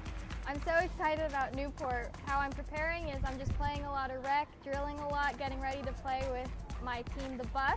Well, for me, the road to Newport Beach is a little bit different. I'm going to be playing on a new team this time, and I have to get a little bit used to my teammates. MLP is just a little different because you've got other team members who you're responsible for, or you've got to perform for.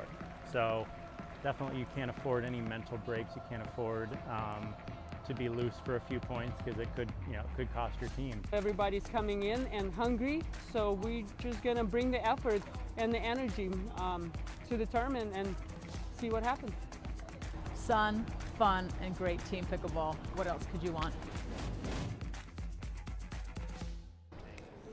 Welcome back here to Grand Rapids, Michigan, the MLP Series at Beer City Open. We're back here on Championship Court. You just saw Lee Whitwell in that commercial, and we're promoting the Newport Beach MLP event, which is coming up in less than 2 weeks, August 5th through the 7th. All 12 teams will be there. We're looking forward to that. Lee, what's so special about us going to Newport Beach with MLP And then also tell us about what else we got coming up in Newport Beach. Absolutely. You know, it's MLP quickly became everyone's fun event of the year to watch because it was the first team format ever in pickleball, the only team format in pickleball, and you saw matchups you never got to see. You saw, you know, the dream breaker, which everyone loves. I think players hate it. People love it. I want one here. I'm Yes. selfish. I want it here right now. I want a dream breaker, Lee. Okay. But go ahead. But, you know, and that's a matchup where you get girl against guy against guy against girl. It doesn't matter. It depends. You know, one team answers. Lee against Deckel. Lee against Deckel. Yeah. We'll just throw that in. I know, right? We'll just keep it. Poor guy. But piggybacking off of our MLP event, we also have the DUPER Waterfall at Newport Beach, which is an amateur tournament, $100,000 up for grabs, and each bracket you can win money. Each bracket is based on your DUPER rating, so the highest 8 teams will go into one bracket, then the next 8 teams, and so on and so forth. You play 4 matches in 4 hours. You can play multiple events. But you play 7 events, but not 7 in a day, right? Correct. Not Okay. 7 in a All day. right. All right. 7 throughout the weekend, All right. if you so choose. You know, the event is pretty full, but we still have some spots available. So if you were thinking of coming down to Newport to watch MLP, why not throw your name in the hat and play an event or 2? All right, well, those are the next couple events we got coming up for MLP. But right here, it's all about Team Lager and Team Pilsner. First up, women's doubles. Simone Jargim, Lauren Stratman, taking on Jackie Kawamoto and Vivian David. Lee, why is the women's doubles so important? 15 seconds, please. It gives the men's doubles that edge of confidence going into it. It gives them the ability to play a little freer, take a few more risks, and try to capitalize on that lead to a 2-0 lead. Yep, it does, and it's why women's doubles is so important here to start. Vivian David to serve.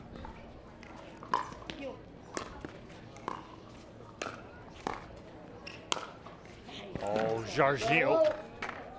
She's got a little bounce in her step. I mean, she's in some high-level matches all weekend long, and she's still got the energy to come back here and be in the championship match at this MLP event. Absolutely. She's going on endorphins. She's going on the love of the game.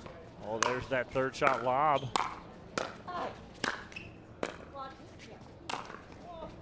So who are you picking in this matchup? Oh, you beat me to it, darn I you, know. Lee. You know, you get to ask all the questions every once in a while. I'm going to ask a question of you. I'm going to go with the front runner right now, Jargim and Stratman. And I would have picked them to begin with anyway. I just like how Jargim is playing right now. She's playing very well. She's been playing well all weekend. And I think she's a good complement for Lauren Stratman to get her involved and let her play freely. 100%, but I think their game plan has got to be to avoid anything on Viv's backhand side, shoulder height. Viv will find the ground every time on that shot.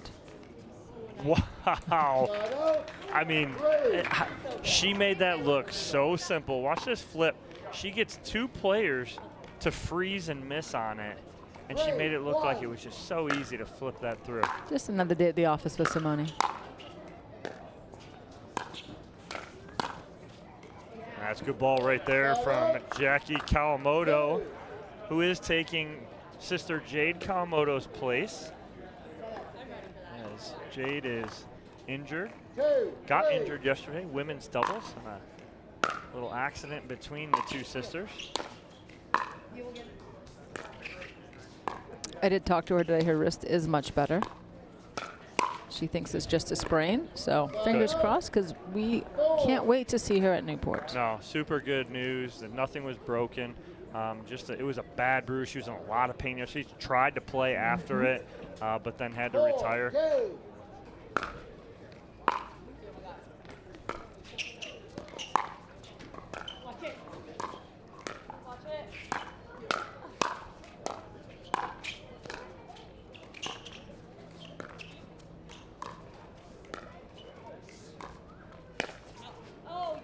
Making Lauren reach a little bit too much, thinking the attack was there, and it fell short. Not a bad idea if that ball's a little closer to her. She had to reach really far to try and get that. Now, if I'm Andre's height or Deckel's height, I'll take that risk. Yeah, absolutely. All right, so now Stratman with 2 errors in a row. You're David and Kawamoto. Who are you hitting the ball to? Let me guess. Not Simone. No, I'm seeing it right there. I just don't. Decision-making process is kind of fool me sometimes. Flabbergast me. 100%. And, you know, it's in pickleball, if you've made a couple of mistakes, you want to go back to that person because you want to get in their head. Yeah. Because at this level, mental is going to win a lot more matches.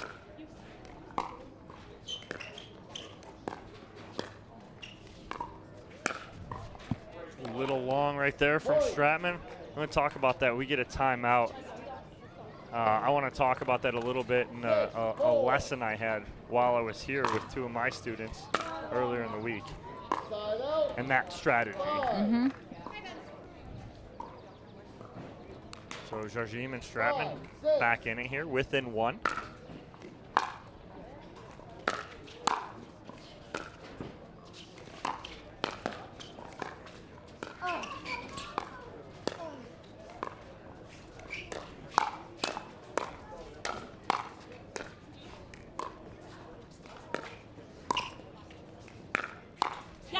That's a confidence builder point for Lauren Stratman. Right. She played that point so clean, so well, and now they're tied up and Stratman's got some confidence.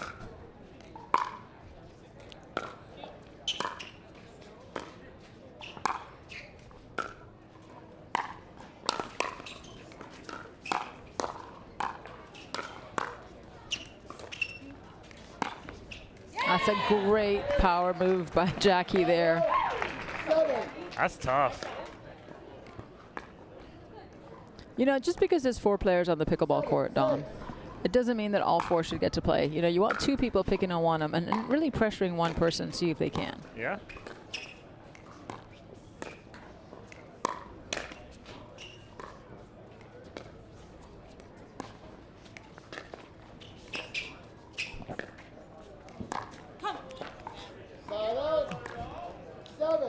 The attack not there. Jade recognizing the attack not there. 7. Tied up at 7.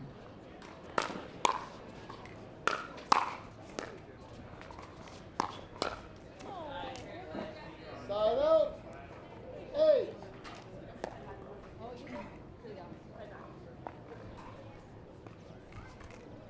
8, 7.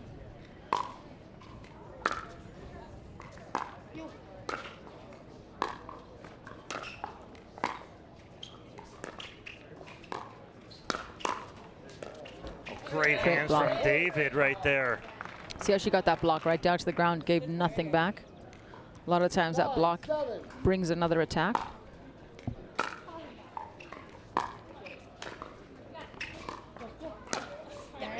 I formation. Perfect spot right there from Lauren Stratman.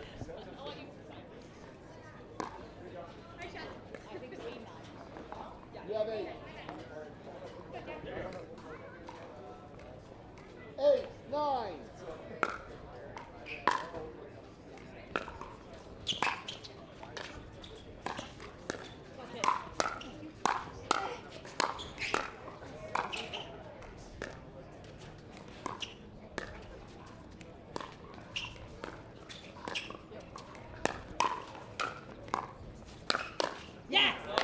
Nice attack.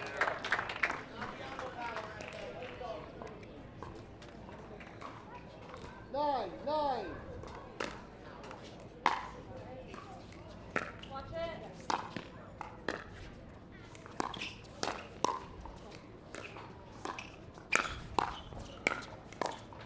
Yeah, Simone down at the feet of David right there. Doing a great job of finding the ground. 10, 9.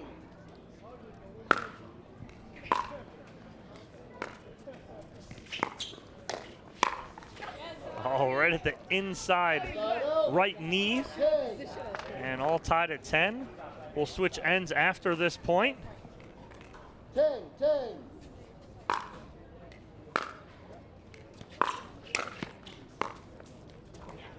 All right, so talk about some giving a lesson to my students on Wednesday. Okay, here, right as I got here. and I needed a fourth. Susanna Barr jumps in with me. We're giving a playing lesson with 2 of my students. So we're talking about strategy, okay? So they return our serve to her. She hits a perfect third. Return a serve, hit back to her again. She hits a perfect third. Third time back to her, she hits a perfect third. We continue to score. They go to me. I hit a terrible third, right? Dump it in the net. Next point, they go back to her.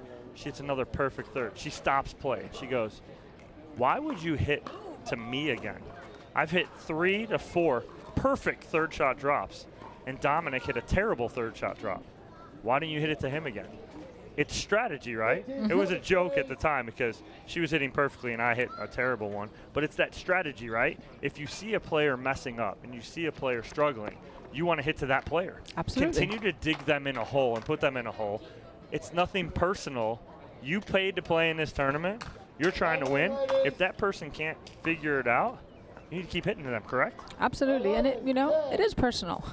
You're picking on them. Right. It is personal. Exactly. Tactically, you've decided this is who we're going after. Right.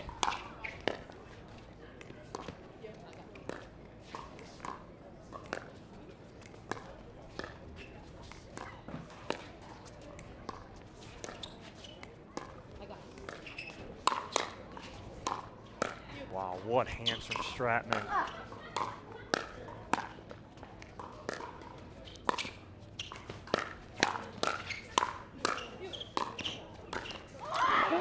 Oh, Simone misses. Simone sees the opportunity right there. Wow. I thought Stratman had an advantage, too, because she had a block that went down at the feet. But David did a good job.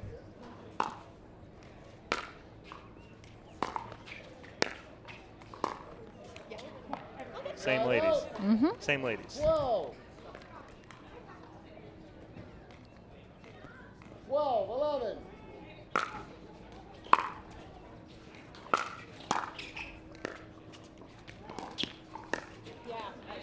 Good adjustment from Kawamoto because Jarjim hit the tape on that.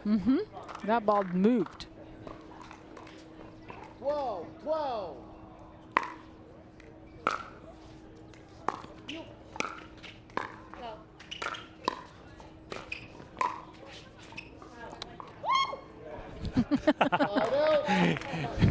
Just in case you heard that squeal, that was Vivian David because she had an opportunity if she can just take a little off that right there. But again, that's what Jarjim does. She puts the pressure on you to try and hit a perfect shot. Absolutely. She makes you think the opportunity's there. Wow, inside out. And the ball That ball's gone to pickleball heaven.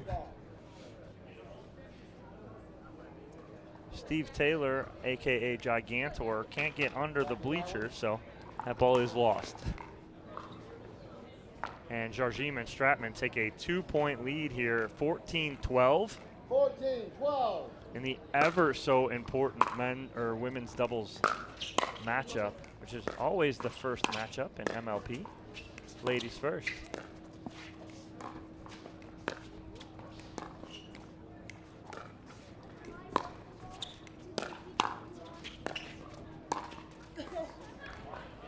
That is a beautifully timed lob. Wow. Clutch. And having the calmness to just execute it. Just perfect. And that's the hardest lob, too, because it's a straight-on lob. You don't have much room for error there. Usually you see lobs go corner to corner. Side out. 15. Good answer there from Jarjim and Stratman as they regain their 2-point lead.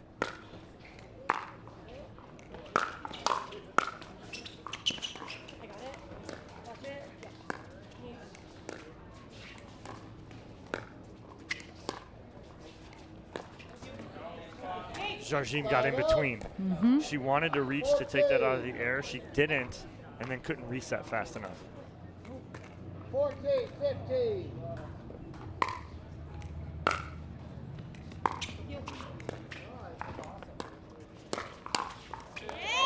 Shut it down. Good decision, bad decision there from Stratman, Lee. Bad. It didn't work out the way I think she planned it. low ball. Jackie was waiting. Right? It was Yeah. too low. Jackie was waiting. I mean, it could have been the right shot in an extra ball or two in that rally, but not at that moment. I mean, Vivian David going. uses the inside of left leg of Simone Jardim to keep this in. Clips the left calf.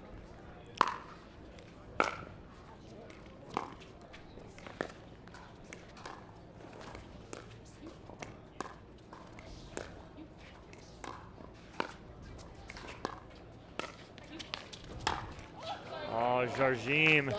With her lob. Yep, little payback there.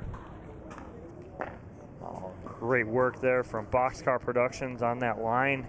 Checking out that around the post from Vivian David. 16. All tied at 16 here.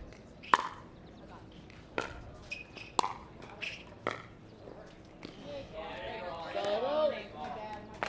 17. 1 point lead for Pilsner.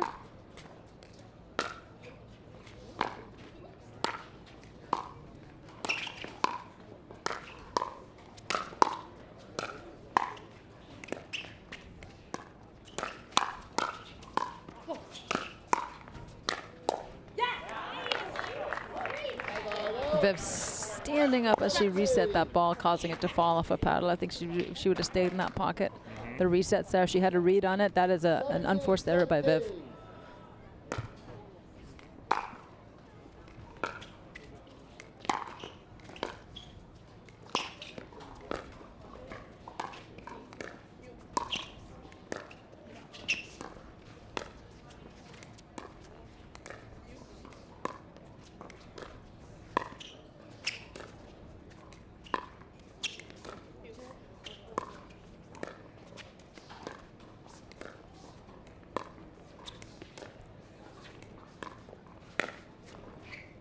Wow. Finds the line. What a ball. Right here from Jardim. I mean, that's in. That's clearly in. Yes, 18. To be able to take something off that and keep that in at that time.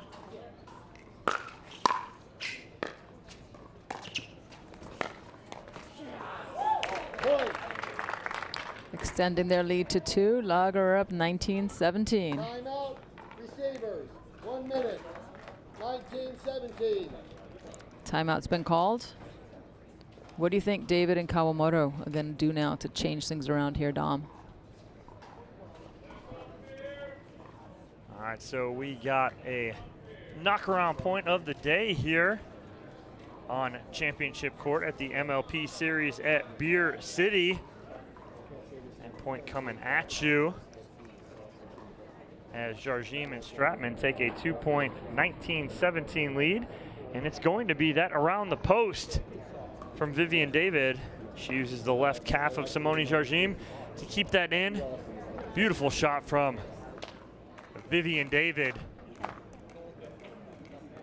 But nonetheless, it's a 19-17 lead here for Simone Jardim and Lauren Stratman, trying to put Team Lager up 1-0. What do Kawamoto and David got to do now? 19-17. I mean, it's play their game. I'd like to see Vivian maybe attack a little bit. You know, to get back in here. She's been playing and got stuck in, quote unquote, some little patty cake back and forth with Stratman. I'd like to see her attack cross court, but now no opportunity for it right there as Kawamoto leaves that up for Stratman. And Laga's frozen. Yep. Pilsner still have a chance.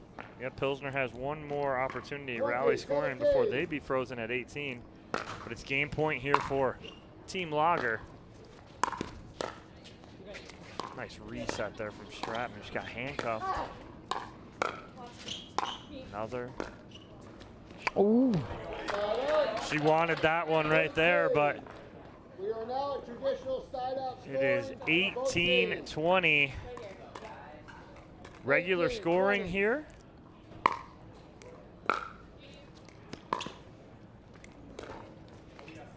It's a great third by Vivian. Yeah. Perfect A lot of spot. backspin. Yeah.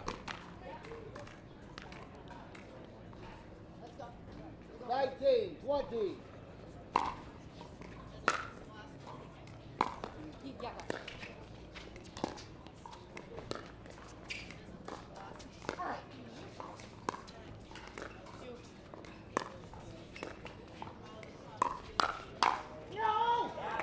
Kawamoto was, so David was pulled a little bit towards the right. Kawamoto did not slide over enough to cover that middle.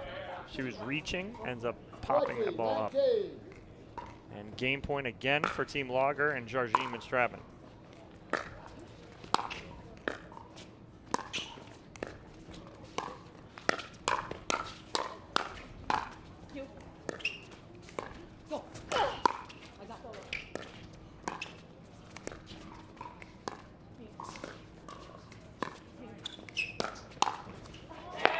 Great read by Jackie. Yeah.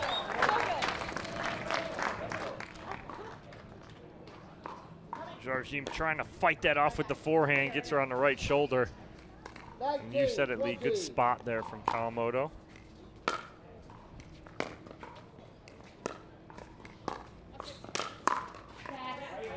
Good cross-court attack there from Stratman.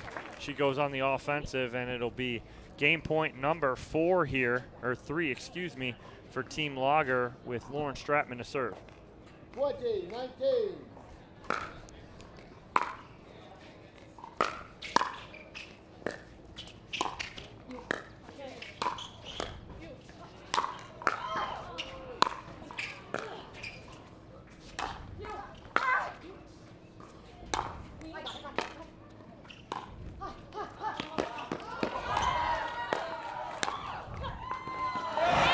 They just ran the throw there, didn't they? I mean, you heard Simone getting to that ball right there. She ends up getting to it. Stratman gets one more back, but Kawamoto able to create such a good angle at just out of the reach of Lauren Stratman. How much pressure do you think the more the side outs continue, the team that has the 1-point lead feel to capitalize and not convert, right? Every time you don't convert, the pressure builds because that's a wasted opportunity. And so now this is number 4 here for Lager. Kawamoto and David just keep battling. 20, 19. Yeah, and the pressure to hit the perfect shot right there. Although a half inch and that ball will rail over.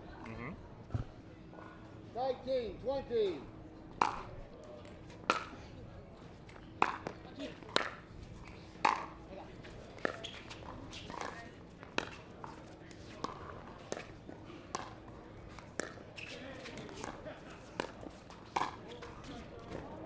Oh. I was like, I'm looking for the lob here.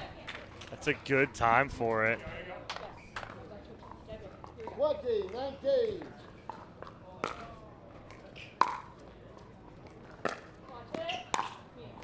David thought that was going to be out.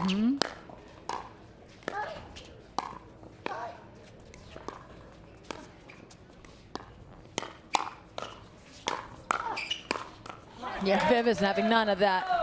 Number 5. That was number 5 right there. And the pressure, like you said, Lee, it just keeps mounting. But the best part about Jarjim and Stratman is they're not letting Kawamoto and David get to 20. They're holding them too. It's just continuous side outs. Watch it.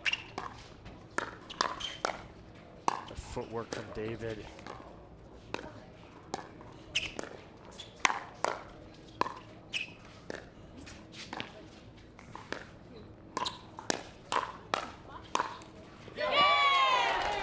And we're tied up at 20. Now it's win by 2. Right now, how much, and again now, even though they weren't serving to try and win it again, that it's just mounting on them, right? It's just building on them, that pressure now, because they've missed 5 opportunities to end it. Now it's tied.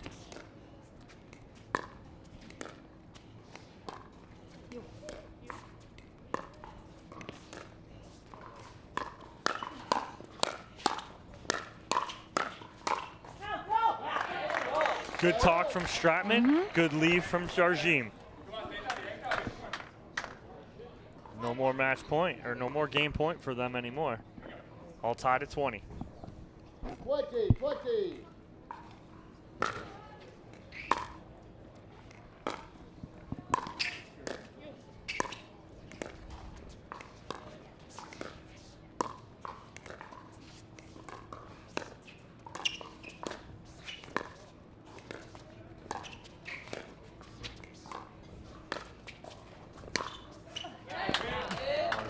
Game again on her backside. Nice overhead there from Vivian David. And the lob wasn't necessarily the worst shot. No. It was a good shot, but if I'm looking to lob, just based on grip and be able to pronate, I am lobbing Jackie over Vivian any day.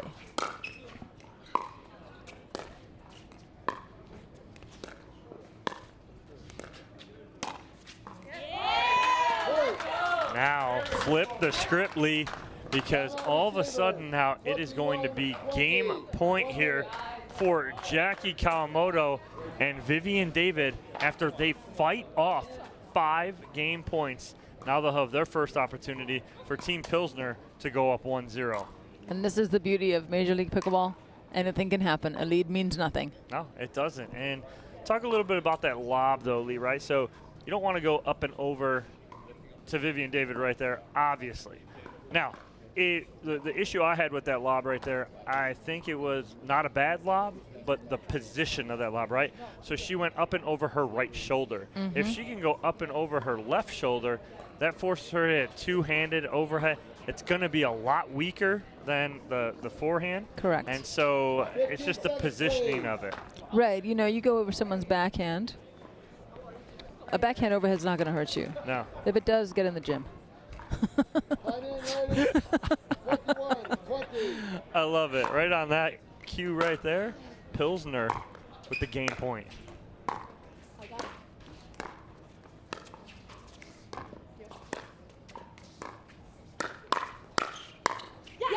Nice 1-2 combo from Jarjim and Stratman. They hold off the first game point for Team Pilsner. 21.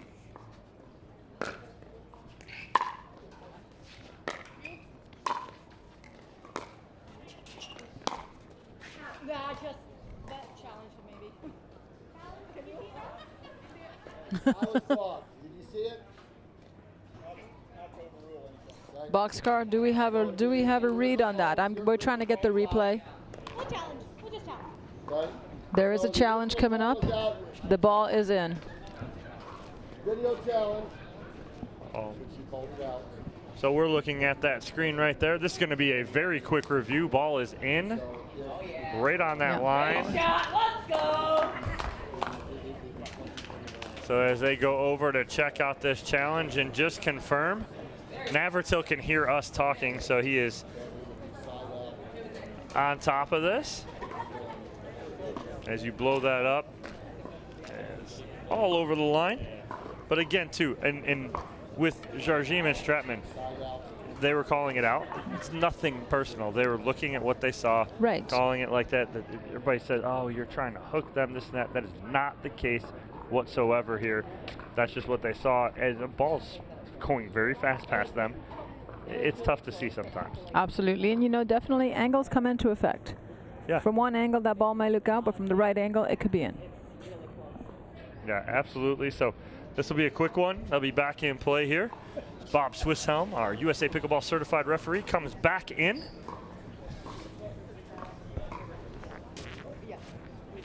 After review, the call is overturned. The ball was in. So you know that you have no more video challenges. And that was side out. Now the score is 20-21. 21-20. No, I heard you say you were challenging. I asked her to challenge it. Oh, I'm sorry. I misunderstood. So there we go. The challenge was upheld, and the call was overturned. Thank you. All right. So nobody loses their challenge then. Jarjim saying you could take my challenge away. I don't deserve it for that call. But what happens is so Team Pilsner challenged the call. The challenge was good, so they can retain their timeout. Time in. 21-20. And game point number 2 here for Team Pilsner.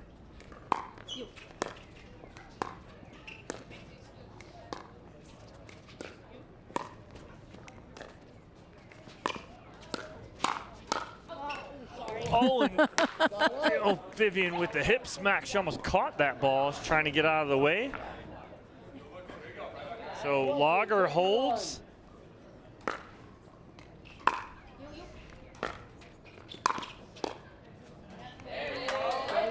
Viv with the responding attack. Yep, so it'll be game point now number 3 21-20 for Team Pilsner.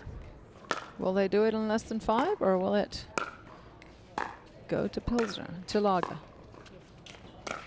Oh, Viv saved it there.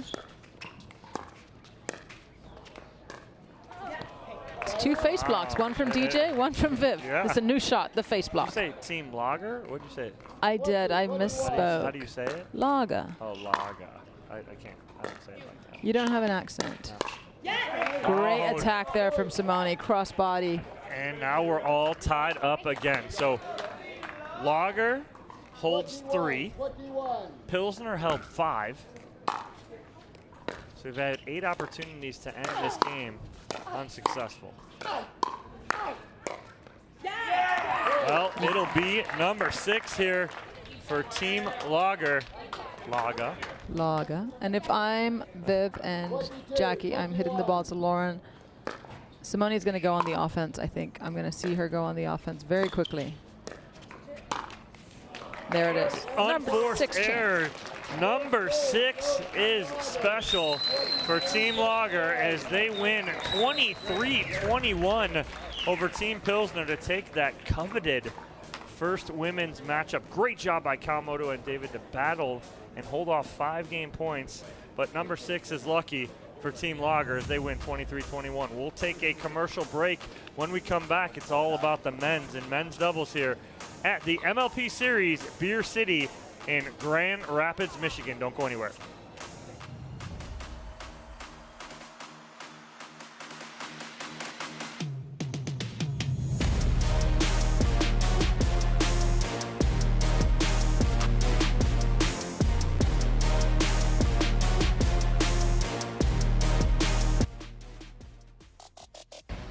Pickleball Night in America, presented by Major League Pickleball, is sponsored by Franklin.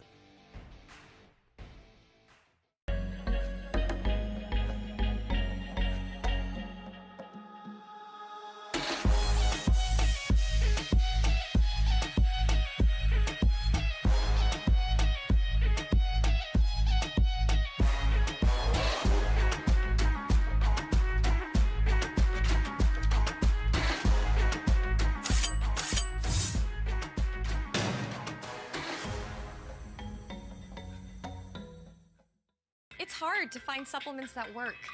No, thank you. You need supplements that are backed by science with natural and plant-based ingredients and that are third-party tested. Because cleaner is better. Like Ora Organic. Plant-based supplements made from the Earth's most powerful plants for your immune health, gut health, workouts, and more. Find out more at oraorganic.com. Want the perfect pair of sunglasses for your every occasion? Hit up the Knockaround Custom Shop. With over 1 million possible combinations, why not get a pair for every you? 8 a.m. I need a coffee you. Clocking a few miles you. Game day you. Happy camper you. Fun in the sun you. On the slopes you. Dog days you. Happy hour you. Si se puede you. The Knockaround Custom Shop. You design them, we build them. Children, your DUPER final athlete exam begins now.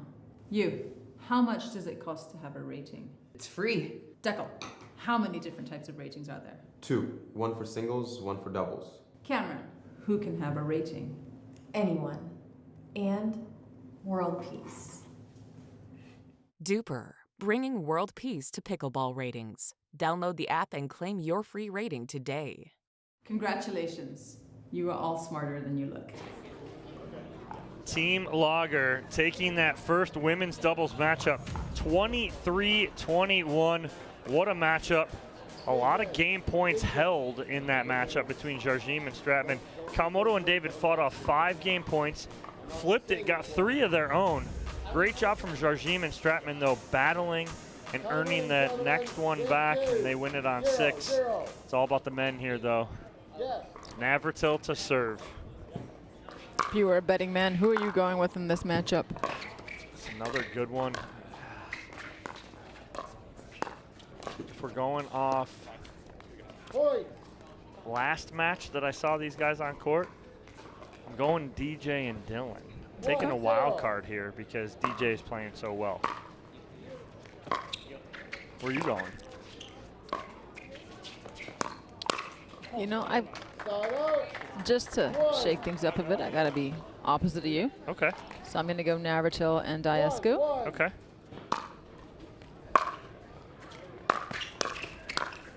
Side out. 2. I have to go Navratil and Diescu if you want to see your dream breaker. That's true. That's true. Well, you don't have. I mean, you don't No, I have don't to, have 'cause to. then The it mixed could be. doubles could come But into it would, play, but but it makes it more realistic. correct.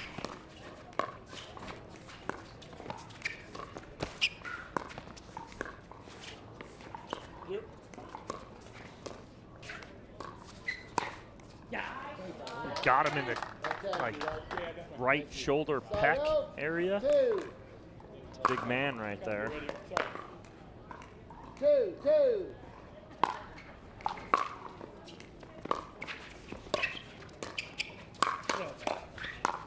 Oh wow, good hands there from Diescu. Third face block. Yep. It's a shot. I'm telling you, we're going to have to start teaching it. Ready? Here, watch your eyeballs. Yep. There it is.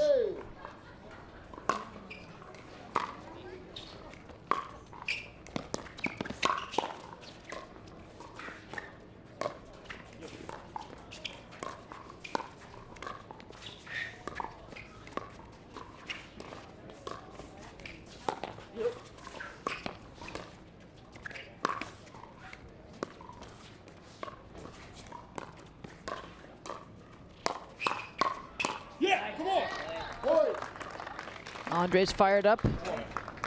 Nothing like a hands battle to get you going. 4, 2. Just quick reaction there from Diescu.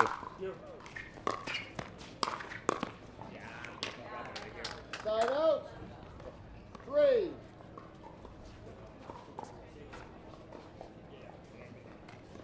3, 4.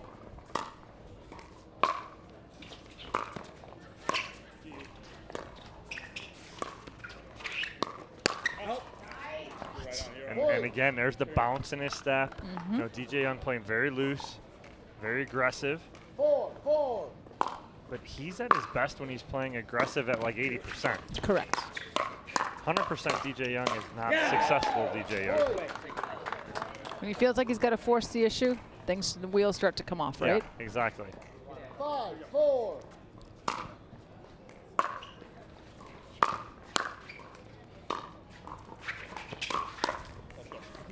Side out. 5. Seeing a lot more speed ups early on, very early on in the rallies. 5.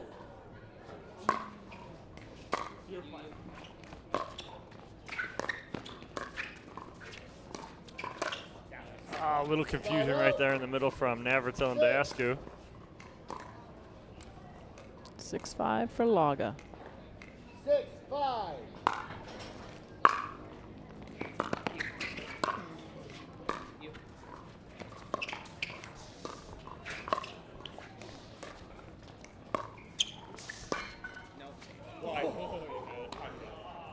Side out. 6. That's just nasty. Just wide there, Oh. but that was a beautiful looking shot. Now, The confidence you got to have right now to hit that shot and even attempt that shot. right. Dylan and DJ are wearing similar colored shirts, But different teams. different teams. One of them is on the Ranchers, the other one is on ATX Pickleballers. 7. So we got an interesting fun fact coming up for you from the truck. We'll give that to you on the end change.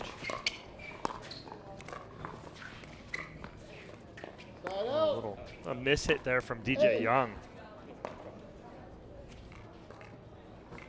8, 7. Sorry. I will recall. 8, 7.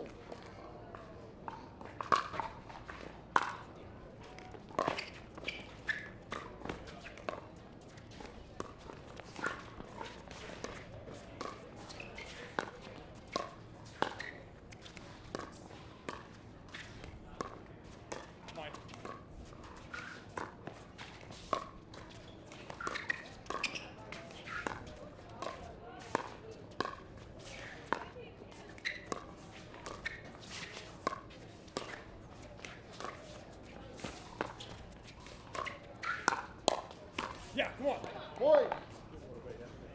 Ball just slipping off the paddle of DJ Young right there. As Navratil and Deescu and Team Pilsner take a 9-7 lead. 9-7.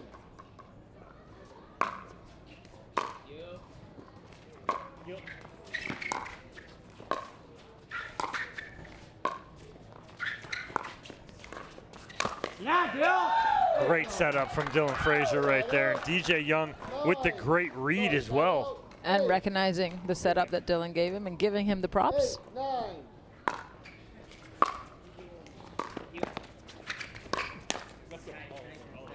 Side out. Young all over that right there. 1 point away though from an end change. 10, 8.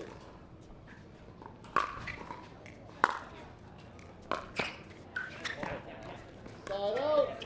Dylan, the only one on the court that does not come from a tennis background. 9, 10.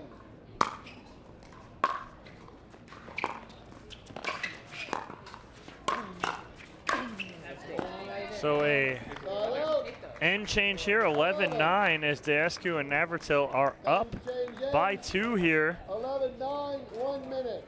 Big powerful put away there from Andre Deescu. And he's all smiles with teammate Zane Navratil. So a little history here for the Beer City Open. Beer City Open first tournament was in 2018.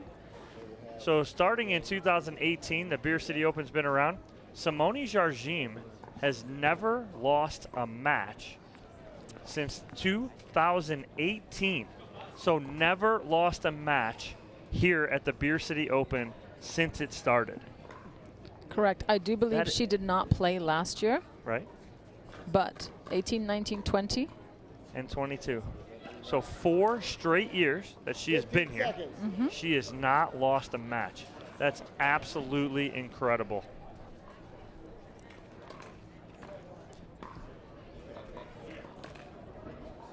Thank you for that fact.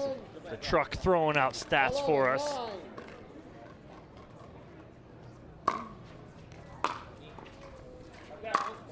Point. A little long on that return right there from DJ Young. 12, 9.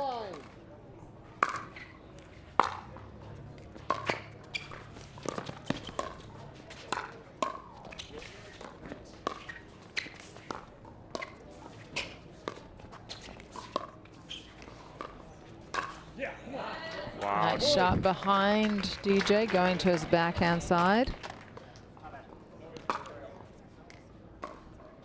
Again, he had DJ leaning, trying to get back to the middle right there.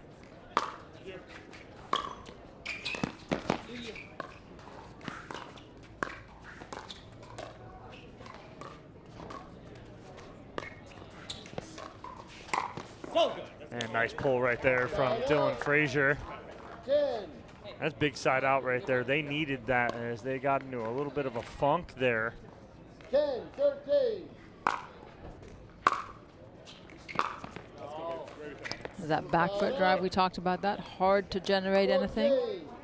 Gotta And have that momentum going forward, right, Lee? And even if you get that ball over and they drop it short on you, you're now leaning backwards. So there's an extra couple of reset steps you got to take before you can push off and move in.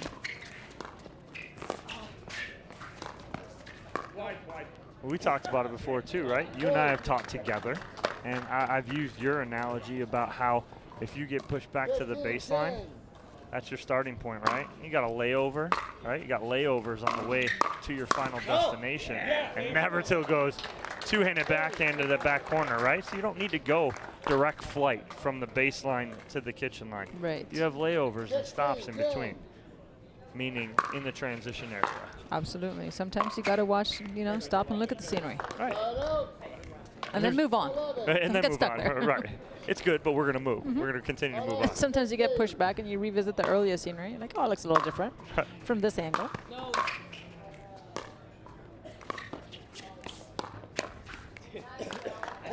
Again, a much-needed point there for Frazier and Young. They can't. Julian Arnold is. He's having an argument with a fly, I think. He's throwing his hands up. He's throwing in the towel.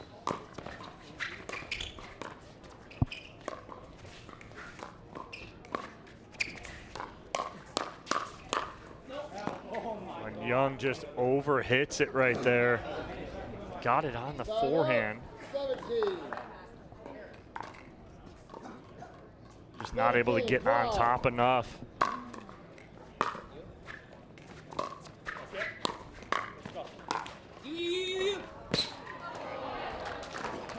Navratil trying to will Deascu to get there. 13. It's late in the day. 13, 17.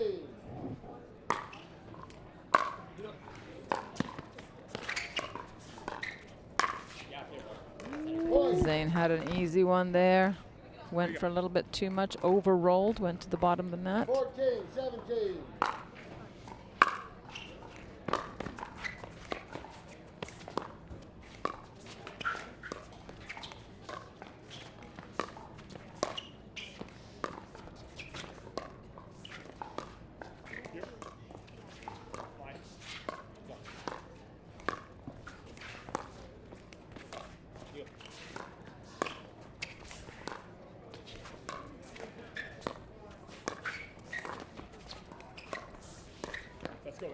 That's great work there from Andre Deascu and Zane Navratil. What you saw right there was a willingness to work that point and not be in a hurry to win it. I did like the patience though on the flip side from DJ Young, not trying to force anything right there too. He can't get the difference between aggressive and not smart. Correct.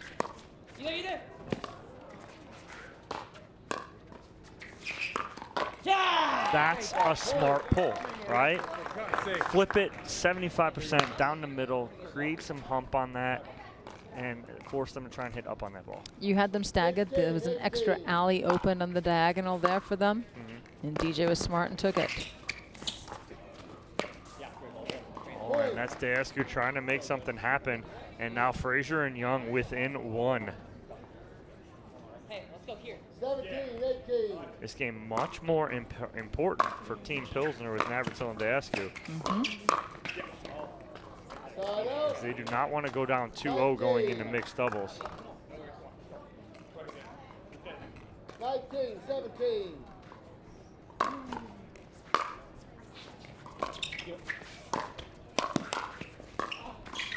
Dig from Navratil and Deascu. There's no way. They're back in this point.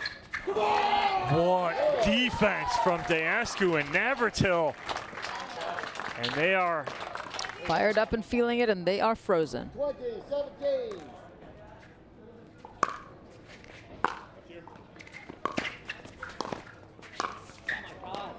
Side out. 18. We are back to regular side out scoring. So both teams frozen here. Regular scoring.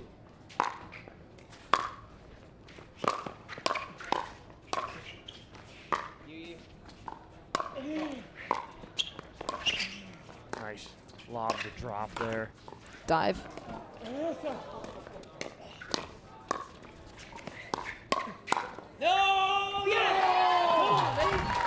Deascu fired up right there. What a point. That point was so physical, it had everything. They were moving laterally, up, backwards, down. There it is. On the return of serve, Team Pilsner with Navratil and Deascu will take it 21-18, and we are all tied between Lager and Pilsner, 1 game apiece going into mixed doubles, meaning we will play both mixed doubles matches at least before the possibility of a dream breaker. We love the dream breaker. Nothing personal, but I'd like to see a split here. We'll see. We're going to take a quick commercial break. When we come back, we'll have that first mixed doubles matchup here for you at the MLP Series at Beer City. Pickleball Night in America, presented by Major League Pickleball, is sponsored by Skechers.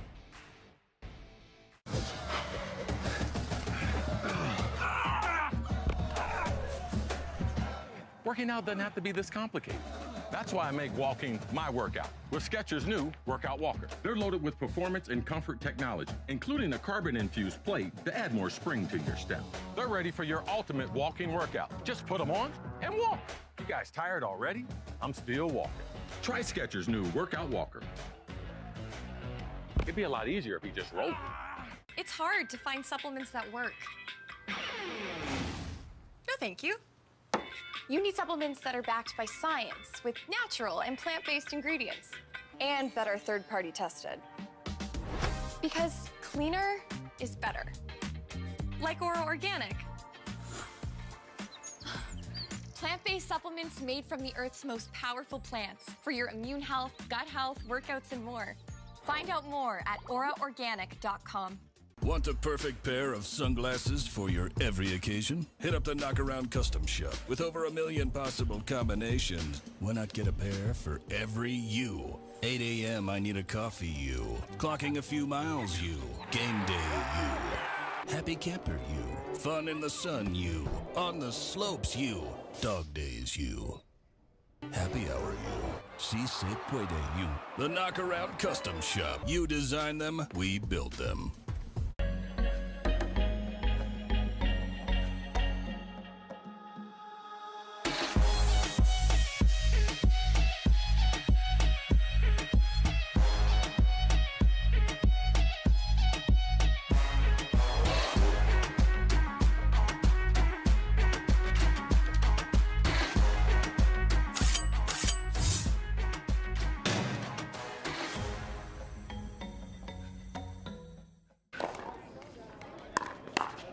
Grand Rapids, Michigan, site of the MLP series at Beer City. Dominic Catalano alongside me is Lee Whitwell. We're all square, 1 game apiece between Team Lager and Team Pilsner. We're going to mixed doubles. So we've got Dylan and Lauren, and either Maybe. Viv and somebody, or Jackie and somebody. So we'll see. We'll see what happens. We don't know yet. So as we come back in, men's doubles was a victory for Team Pilsner and Navratil and Dayescu.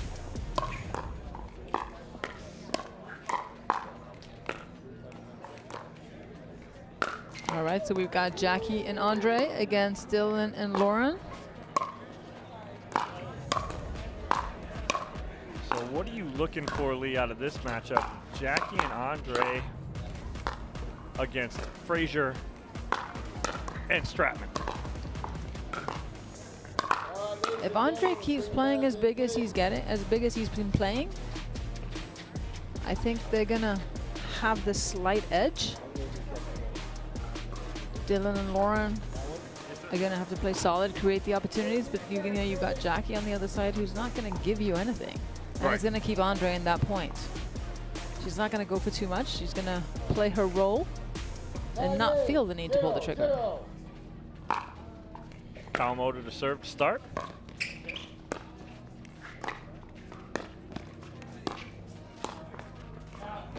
Point. 1-0.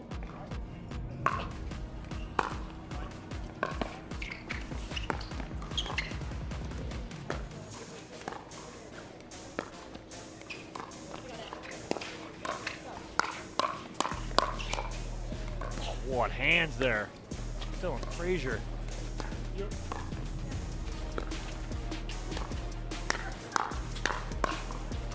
Nice angle finish. And why that finish, though? Why is that a winner? What's Dylan Frazier do there? Put him into the stands, opened up the court. Even if that ball comes back, the court's so wide open. Exactly. Hits such a good angle. Same guy. Exactly. Same guy just had that amazing point. Uncontested third shot drop in the net.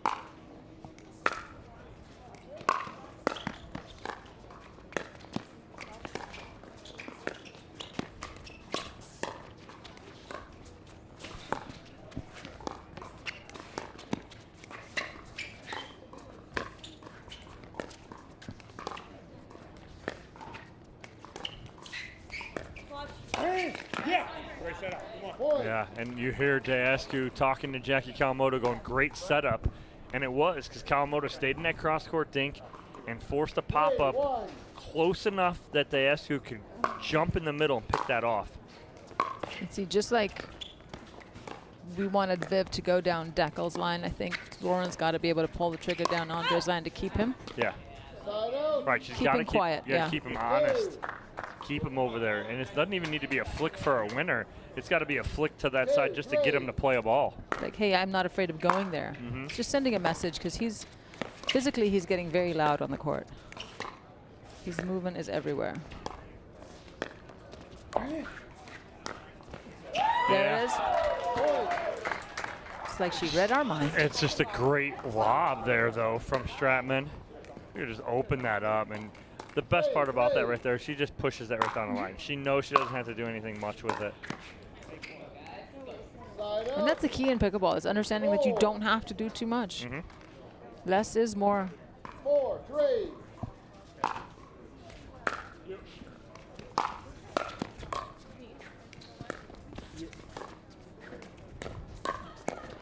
Well, she tries to keep him honest, but I want her to drop that in there. Force him into a dink. You know, Deescu big enough to recover and athletic enough to recover right there. You don't need to be too cute with it.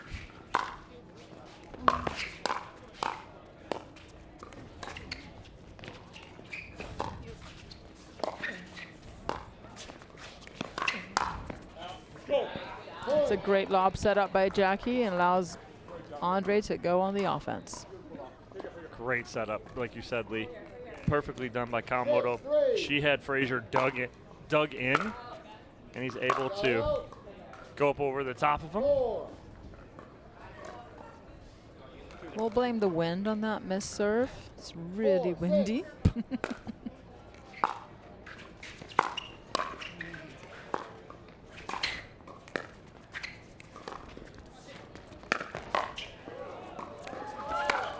The double ATP. Double What? ATP right there.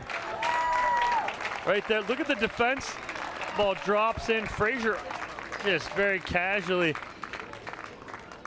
And the best part about it was Deescu almost had that one too.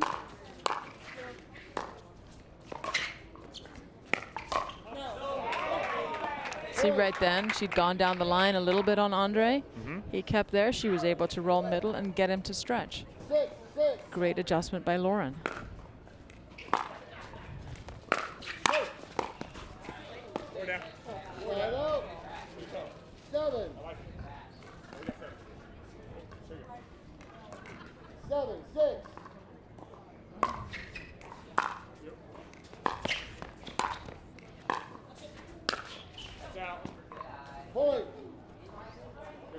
Now the fact that Kawamoto gets every single ball back, I think caused that shot. Because Stratman's trying to really punish that and put pressure on Kawamoto.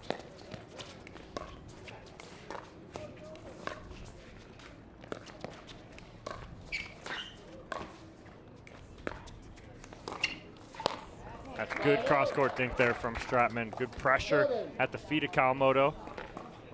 Absolutely, it's a rare miss. I think when you're playing either of the Kawamotos, you got to resign yourself to knowing that they're going to get so many balls back. You just have to play your game and not force the issue.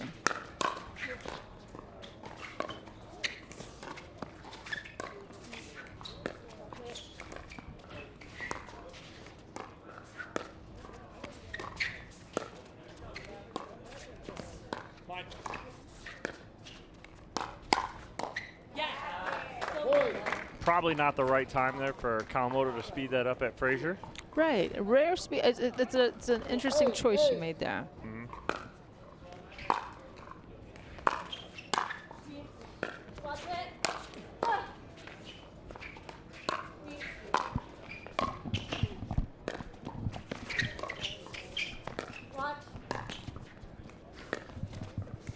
That's great work by Frazier and Stratman to get back in this point.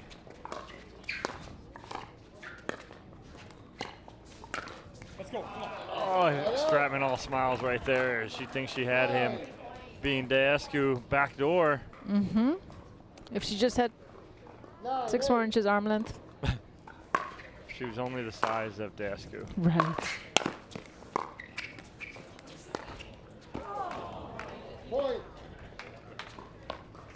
Kawamoto and Daescu up 10-8 here, 1 point away from the end change. You have 10.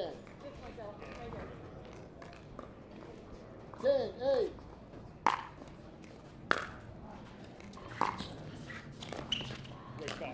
I like the idea, but unfortunately execution not there, and it is a 11-8 Pilsner lead here in this first mixed doubles matchup. We're all tied at 1 game apiece between Lager and Pilsner. Kawamoto and Daescu playing very well right now, Lee. What is it that's making them play so well together? I think Jackie's the perfect complement to Andre's game. Yep. She's keeping him in. She's giving the opponents nothing, setting him up, and letting him run the show. Yeah, it's a perfect example. And Andre playing some of the best mixed doubles we've seen him play in his career right now. We've seen him play great this weekend with Maggie Remenzi. They've been playing a few together, playing very well together. He's been very big in the middle, and he's doing the same thing here. And Jackie's doing a great job of setting them up. But what do Lauren Stratman and Dylan Frazier need to do to counter, Andre Daescu right now? I think they've just got to play the patient game. I think they're getting a little frustrated with his movement, frustrated, and they're trying to go for a little bit too much too soon, a little rush. They feel rushed in the tempo of play. I think they just got to slow down and play their game.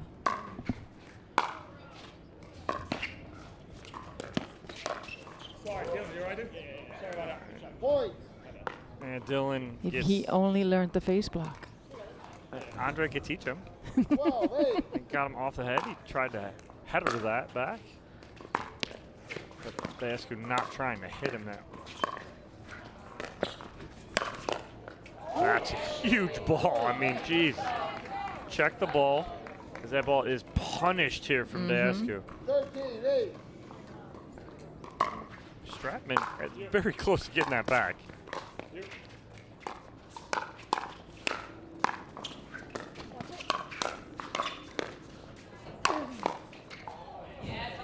Wow. Andre's feeling it. He's not gonna put a foot wrong now. No.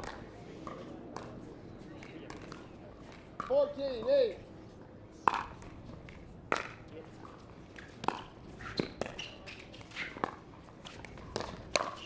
Oh, slightly ahead of that one. He read it like a book, but. 9. All right, so I don't mind that right there from Stratman. So what Daescu's doing so well is he's moving and hitting balls right now. He's covering the whole court. Stratman went right at him.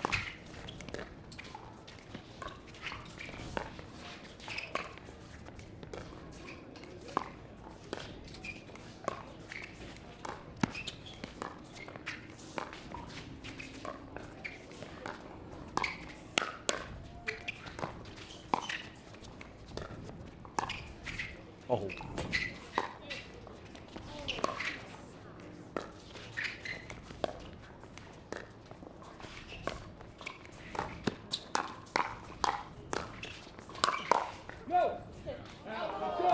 Just misses the back line right there.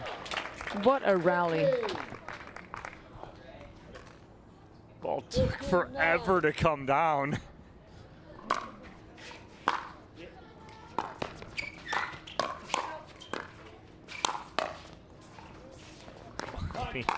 What is he not getting back? What is he not getting back right now? That ball is the size of a soccer ball right now for him. Timeout receivers. 16 And ball just out right there. Good call, but is anybody right now hotter than Andre Daescu, Lee? Are we talking figuratively? Oh man, Lee, it's just too much fun. We've been here. You just laid it up there. I had to. Sorry, had to bite. Going on 40 hours in 3.5 days in the booth, so I deserve that. I like it. No. But these guys have been battling all weekend too. Same thing. And we talked with Navratil after the gold medal match of mixed doubles. Between him and Andrea and JW and Simone, they were out here for 14 hours. They were way past their bedtime both nights. I mean, that's brutal. And the fact that they're back out here doing this again today after 3 full days, and the level that they're still playing at. Talk about the conditioning of some of these players and what makes them able to do this. Absolutely. They've got to treat every match as it's a first match, right? And come out with fresh legs and, today was dicey with the weather, and you know that does play havoc with your mental state as well as your physical. A lot of players had to change flights. Many had evening flights out today because we were supposed to start this morning. So it speaks to the love of the game. Oh! Yes. Hit and then come over. Can we do a challenge or not? The double hit? A double hit? I tried to hit the net and then he came over with it. That's all right. It's his call. I went one swing and then it just hit the net. But then you continue with it though. After you hit the net, you hit your pedal again. That's what I thought. You're saying the net hit my pedal? No. But we're good. We're good. You're going to watch your camera though. 10, 16. See if we get a replay of that, but I think I thought it was clean as can be. She went for the Ernie and she slammed it off the net, and then it just dropped over. And Andre's wondering if that was a double hit or not. But it was one continuous motion, so even if it was, it's still a legal hit.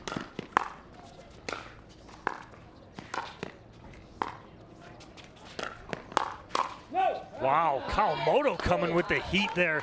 She's feeling it. She says she felt the change up. Here's that replay.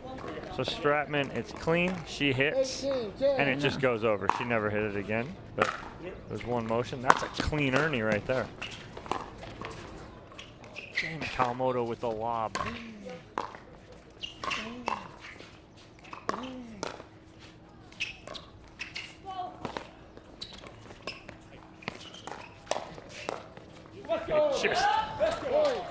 Is there anything he cannot do today? Not one bit, no. I mean, maybe the Ernie tweener. Haven't seen that one yet. Ernie tweener.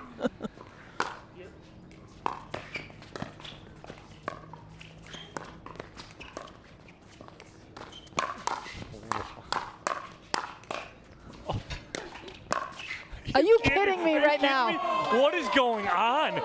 Outside of his mind right now is Andre Deescu. I need to check that paddle, make sure it doesn't have a magnet for the ball. The serving team? Yes, they do. No, they don't. Time it. Oh, sorry. Never tell. Zane talking a little just smack there. giving it to him.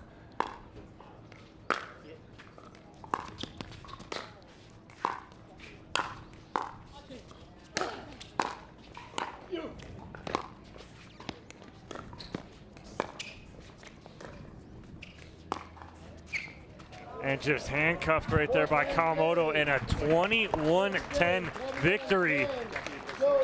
Wow, for Andre Deescu and Jackie Kawamoto.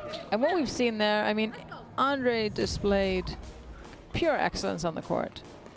But what allowed him to do that as well was his partner being stable, calm, setting him up, keeping him in that point, allowing him to run the show. I think people forget they just see the showmaker on the court. Right. They forget that the supporting actor or the supporting actress plays a vital role in making that actor look good.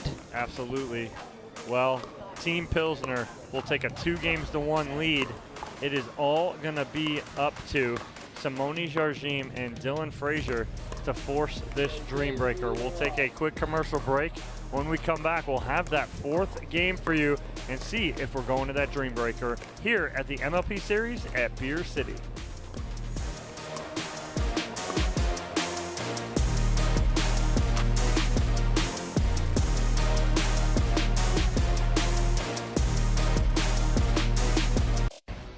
Pickleball Night in America, presented by Major League Pickleball, is sponsored by Skechers.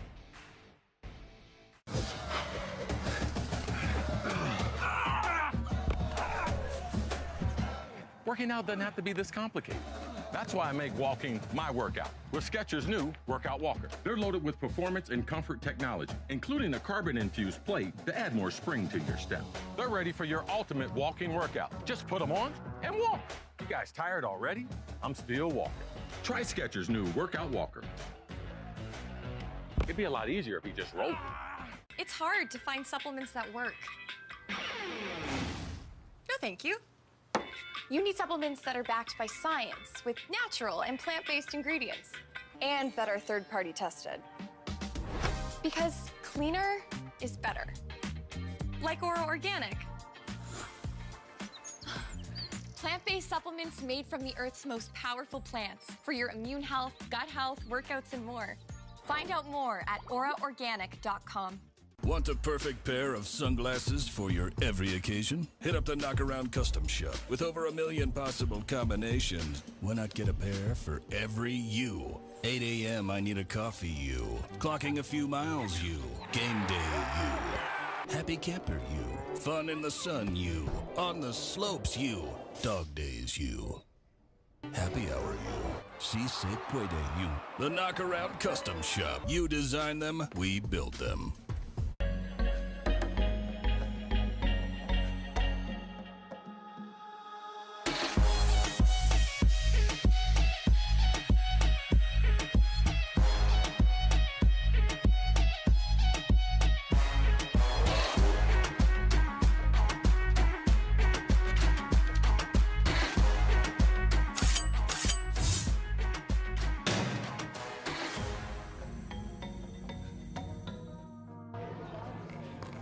Belknap Park, site of the MLP series at Beer City. After a great weekend here in Grand Rapids, Michigan at the Beer City Open, concluding with this MLP series. Mixed doubles, second matchup here. Vivian David, Zane Navratil taking on Simone Jardim and DJ Young. Jardim and Young need this matchup and win to force the Dream Breaker. 1-0. They take a quick 1-0 lead.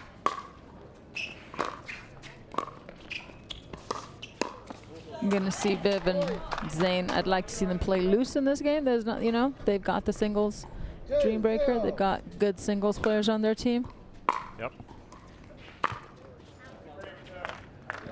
Just a little long on that third shot lob. 1-2.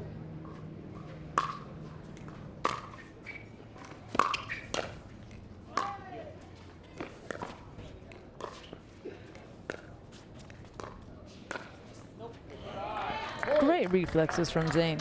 Temptation to want to smack that ball, but recognizing it's going out and letting and having the maturity to let it go. Yeah, it's so hard, like you said, to let that ball go.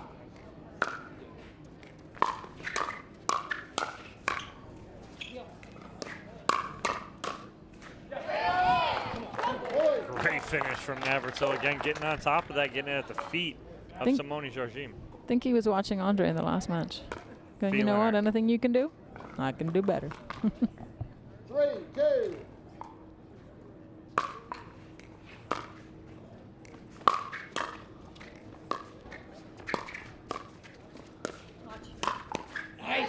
Nice attack from Vivian David right there. Jardim communicating with Young, going watch. And Zane determined no matter what kind of MLP event he's playing, whether it's a signature series or the one-day series or even a pickleball night in America, he's determined to win anything MLP. He has been part of the last 2 victories on Team BLQK. Looking to make it a 3rd one tonight. 5-2.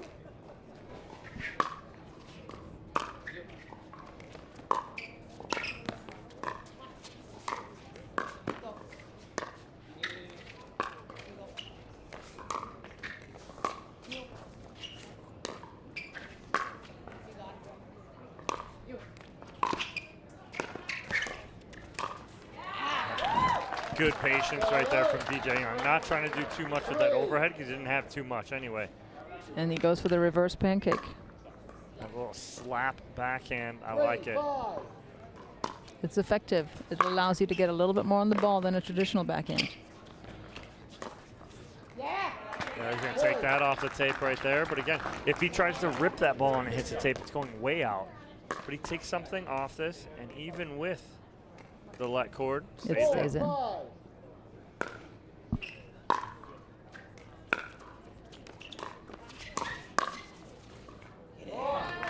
stays in there, back on the baseline. Nice ball from Navratil. Take a 2-point lead. 6-4.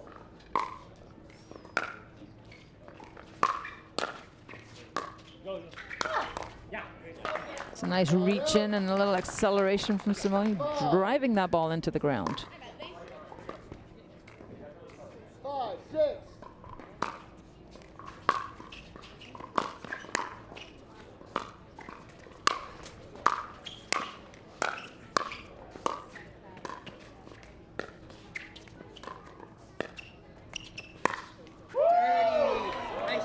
With the photo finish. I was blocked.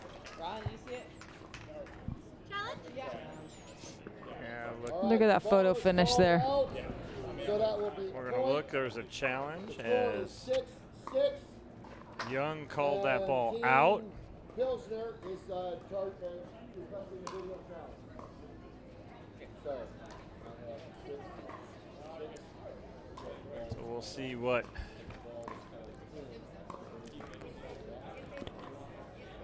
what comes up on the replay. And ball is, they're gonna blow that up. Ooh, it looks out. How close can we? That looks out. Oh, yep. I think DJ's right. I think DJ's right. Yeah. So we'll see what the referees see and think after the review of this call. DJ Young, he was over it. He had the best view of that.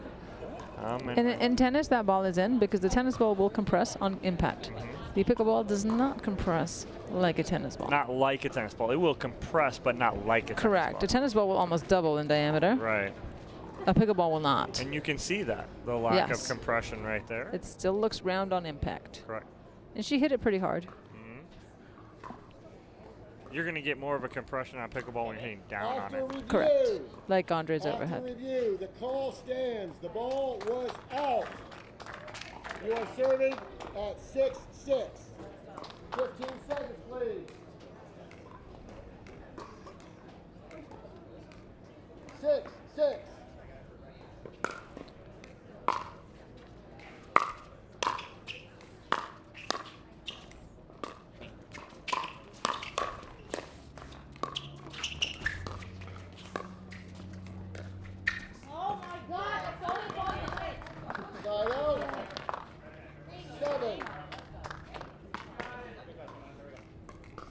It's a 1-point lead here for Pilsner.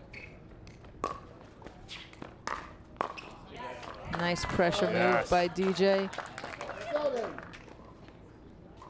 So good, and they do need this game. So all the pressure right here on Jardim and Young. If they win this, we'll go to the Dream Breaker. If they lose, we're all done, and Team Pilsner will have the championship. It's 2 balls that Simone has uncharacteristically missed right now. Yeah, she will not miss those. I'll tell you right now, I don't think she'll miss another now. No. She's missed 2. She'll fix it. She'll regroup very quickly.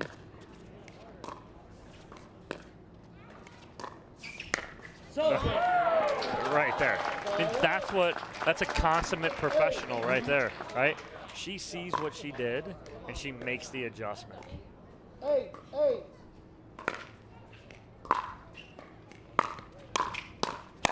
Nice shot, Viv. The difference with that is Vivian David, she counters this. The first one she blocks, second one full counter. And that's how you do that right there. If she blocks that ball, DJ Young's going to hit another, and it's going to be trouble. Nice drop, great drop. But what a good drop there from Vivian David, and David and Navratil take a 2-point lead. 10-8.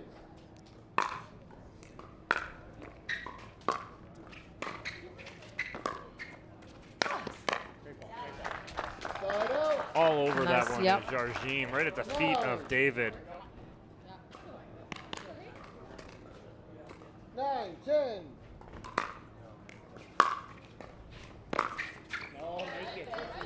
Side out. So it'll be an 11-9 lead for Pilsner. They'll change ends here. Again, the pressure all on Jarjim and Young as they need this to move on to the Dream Breaker. What do they need to do here to stay in this lead? How come you're always putting me on the spot? Because that's my job. You think I That's know what my I'm job. talking about over here. That's my job. You know, I'd like to see DJ and Simone play loose. They have the pressure, but they cannot play with the pressure. Right. They've got to play their game. They've got to. They are masters of their own game. We saw it in the semifinal. They play very well together. Can they play loose? Can they ignore the fact that they have to win this match? Because when you play having to win something, it's dangerous territory. Right. So the old adage, you have to play to win. Don't play not to lose. Correct. Play to win. Play your game.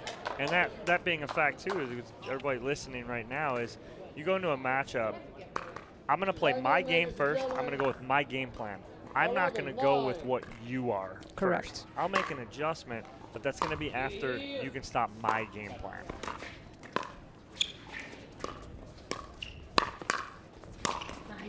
Good setup. Again, an easy backhand roll. Forces the pop-up. Young with the put-away. And the more he goes into point construction versus point finishing, the more the opportunities are going to present themselves. Yep. Backhand pancake slap again. This time from Zane Navratil. 12-10.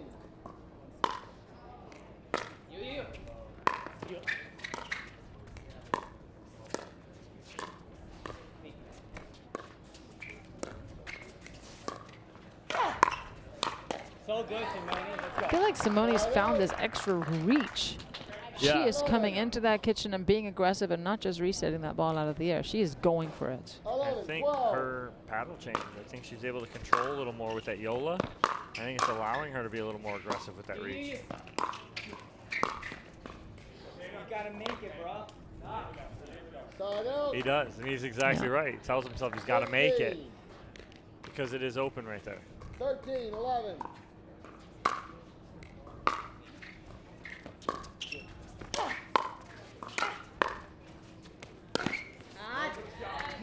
Same thing, same spot right there for Jarjim on the miss. One team looking to force this to the Dream Breaker, the other team trying to avoid the Dream Breaker.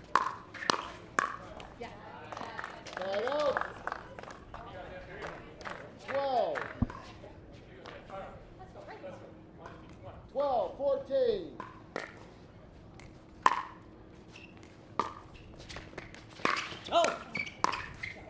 All right. Jarjim plays it. DJ Young did not want her to play that, but ends up being all right.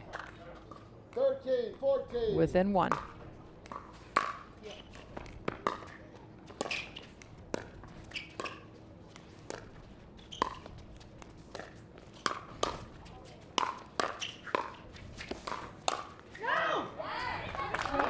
That's the DJ Young that we're all looking for every time.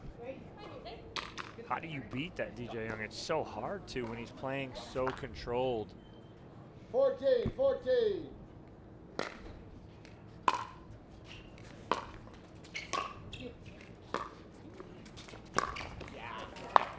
And again, I think one of the reasons he's able to play so controlled is let's not minimize Simone's role. Instilling that confidence and that calm because he knows that she's going to do her job also. Exactly, and what I love here is as they come back to David and Navratil to the baseline, get ready to get set up, Deescu stands up, looks at Navratil, goes timeout. Navratil goes, yeah, you're right. He drops his paddle. When you're in this, right, and that's where the coaching aspect, I love the coaching aspect of pickleball, and that's another part of MLP that's huge is we allow coaching mid-game, mid-point. Correct. Or not middle of the point, but in between points, you can coach, talk to your teammates, because I think Navratil, they would have kept going. I think he wouldn't have stopped. But Deescu got his attention, goes, hey, right now's a good time for a timeout. Slow them down. They've taken a 1-point lead. Slow the momentum. And Deescu is 100% right there. And what you saw right there is, you know, Team Pilsner came together, 15, huddled, and went into troubleshooting. On Team Laga, half of Team Laga stayed seated. I would have liked to have seen them, just from a psychological, from a sports psychology standpoint, get up and be with your team. Right. Come together. Right. Don't think, oh, they've got this. Go give him a pat on the Correct. butt, right? Like, here we go, you got this. Exactly. Wow, I mean, this is just great job by Jarjim and Young taking control of this matchup. They were down 14-12. They're now up 17-14. Again, if you, ladies and gentlemen, if you like what you see, come see us in Newport in a week and a half. We will be there. Be a packed house. See right there on that high ball that Zane had, I would have liked to have seen him go for that angle, open up the court. Yeah. He gave them a chance right there. Again, playing behind, right? Playing behind, don't want to make a mistake. Correct. I don't want to make a mistake there and give them a point.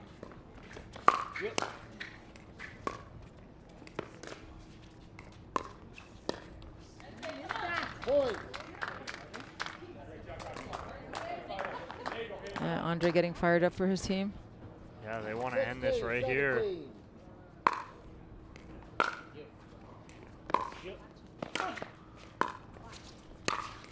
Go again.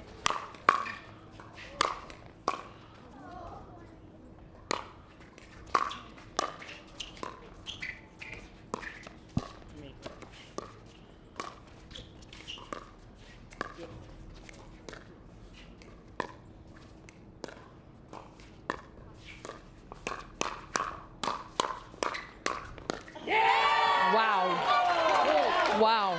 I mean, DJ Young had 2 overheads that I think if he hits an angle where putaways, didn't hit an angle, went right back to the baseline, allowed Navratil to keep them in that point. And instead of an 18-16 lead, we're tied at 17. That's a nice forehand right there from Young. 18-17. 18-17.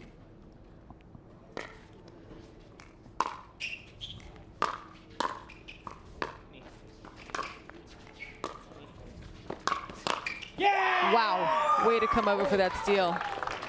Unbelievable. That was an Andre Daescu move. We saw that earlier. But again, too, doesn't do too much with that. Just short, sweet, 19, compact. 17. Point. 1 point away here from the Dream Breaker. Rare miss from Zane on the return of serve. Regular scoring for DJ and Simone.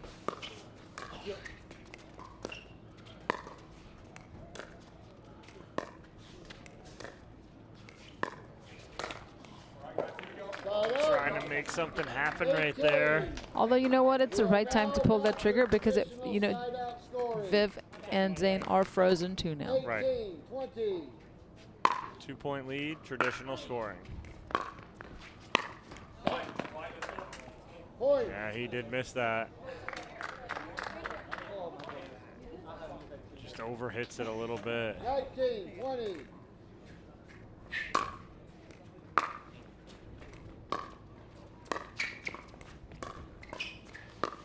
Oh, pick it up. And how much did the last slap backhand affect that shot right there? So now, even though DJ's established himself as the dominant player between, obviously, Simone and DJ in this mixed doubles partnership, who do you go to in these next 2 points? DJ all day. Mm-hmm.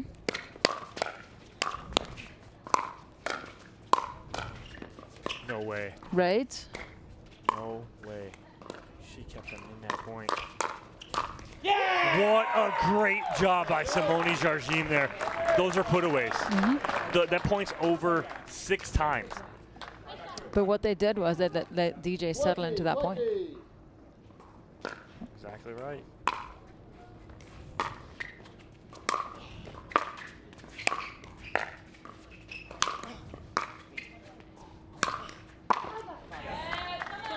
Jarjim had it. She was on it. But we are tied at 20. Still traditional scoring. Got to score on your serve here. Sorry, I will recall. 20.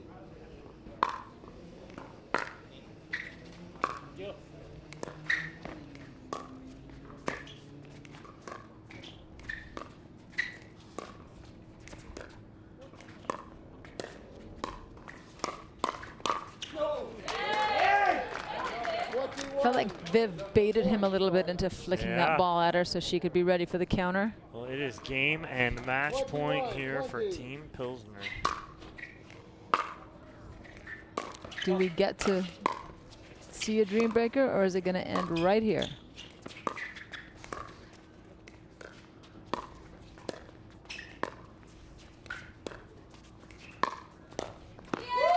And it ends here, 22-21. Team Pilsner wins it as they win both mixed doubles matches. Congratulations. It's a happy team right there. Zane is undefeated in everything MLP.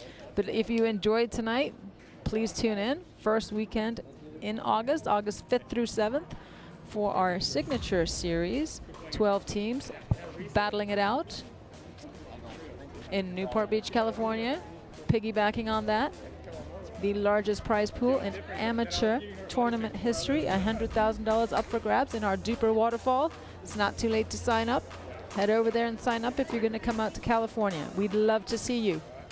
All right, well, that is it for us. We thank you guys for joining us. We'll jump on court, talk to the winners, but a 22-20 victory in the fourth and final game there as Team Pilsner takes out Team Lager 3-1 to take home the championship here at the MLP Series at Beer City. Thank you guys for joining us. We'll be right back with interviews right after this.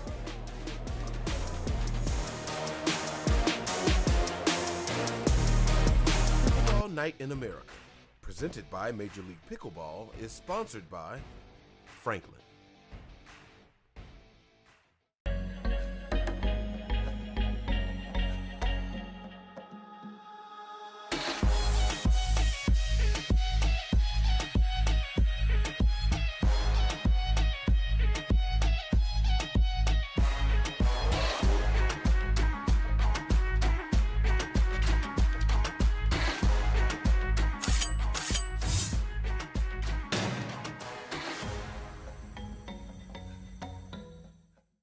It's hard to find supplements that work. No, thank you. You need supplements that are backed by science with natural and plant-based ingredients and that are third-party tested. Because cleaner is better. Like Ora Organic. Plant-based supplements made from the Earth's most powerful plants for your immune health, gut health, workouts, and more. Find out more at oraorganic.com. Want the perfect pair of sunglasses for your every occasion? Hit up the Knockaround Custom Shop. With over 1 million possible combinations, why not get a pair for every you? 8 a.m. I need a coffee you. Clocking a few miles you. Game day you. Happy camper you. Fun in the sun you. On the slopes you. Dog days you. Happy hour you. Si se puede you. The Knockaround Custom Shop. You design them, we build them. Children, your DUPER final athlete exam begins now. You, how much does it cost to have a rating? It's free. Deckel, how many different types of ratings are there? 2. 1 for singles, 1 for doubles. Cameron, who can have a rating? Anyone. And world peace. DUPER, bringing world peace to pickleball ratings. Download the app and claim your free rating today. Congratulations. You are all smarter than you look. Last time here on Championship Court, I'm with Team Pilsner, MLP champions here at Beer City. First and foremost, congratulations to all 4 of you guys on a victory. You guys split men's doubles and women's doubles. It gets to the mixed doubles. Andre, you and Jackie up first. What was it like playing together as a new partnership, and Jackie playing with Andre, who was hot tonight? It was awesome. I just had to drop and scoot, lob and scoot over. It was so easy. It felt very natural for our first time playing together. All right, and Andre, you were kind of outside of your mind at certain points there at the end of the match. What was going through your mind? Not too much. I had so much confidence in Jackie. I had a couple of times when I pulled out of her way at the last second and she still dropped it in the kitchen. So I felt like, okay, if she can do that kind of stuff, then I can really get up there and be big and work my magic. And yeah, I got pretty hot and I felt pretty confident the whole weekend in the way I was playing. And yeah, I was playing some pretty good ball. All right, and going in up 2-1, Zane, Vivian, you know if you win, it's over. If you lose, you're going to the Dream Breaker. Pretty confident in that. But Viv, what's going through your mind playing again with Zane, thinking if we win this, it's over? I mean, first and foremost, I love playing with Zane. Super positive. Like, whether I hit a good shot, bad shot, he's always there. No, always. What's going on through my mind? I mean, we practice with DJ a lot, so I know that he can do a lot of funky stuff, like with his shots. He's super talented, so I was ready for those, or trying to be ready for all of those misdirects and stuff, but I'm glad to come out with a W with Zane. He played amazing, and I just had to take care of my little side. And Zane, with DJ, he got hot mid-match right there. What do you do to calm him down and get that victory? I mean, I think a lot of times when somebody's playing very aggressively, what they don't want is a lot of balls. They want to be sort of hunting, and so, I don't know, DJ got hot, I got a little cold as well at the same time, and so go back to the basics, slow the game down a little bit, and that we sort of just clawed in there, and Vivian clutched up very well, so that was nice. All right, your MLP series at Beer City Champions, Team Pilsner. Congratulations to them. Thank you guys for joining us and sticking with us through a long rain delay today. We appreciate it. We'll see you guys in about a week and a half. Newport Beach will be there, our next MLP event. Thank you guys. We'll see you then.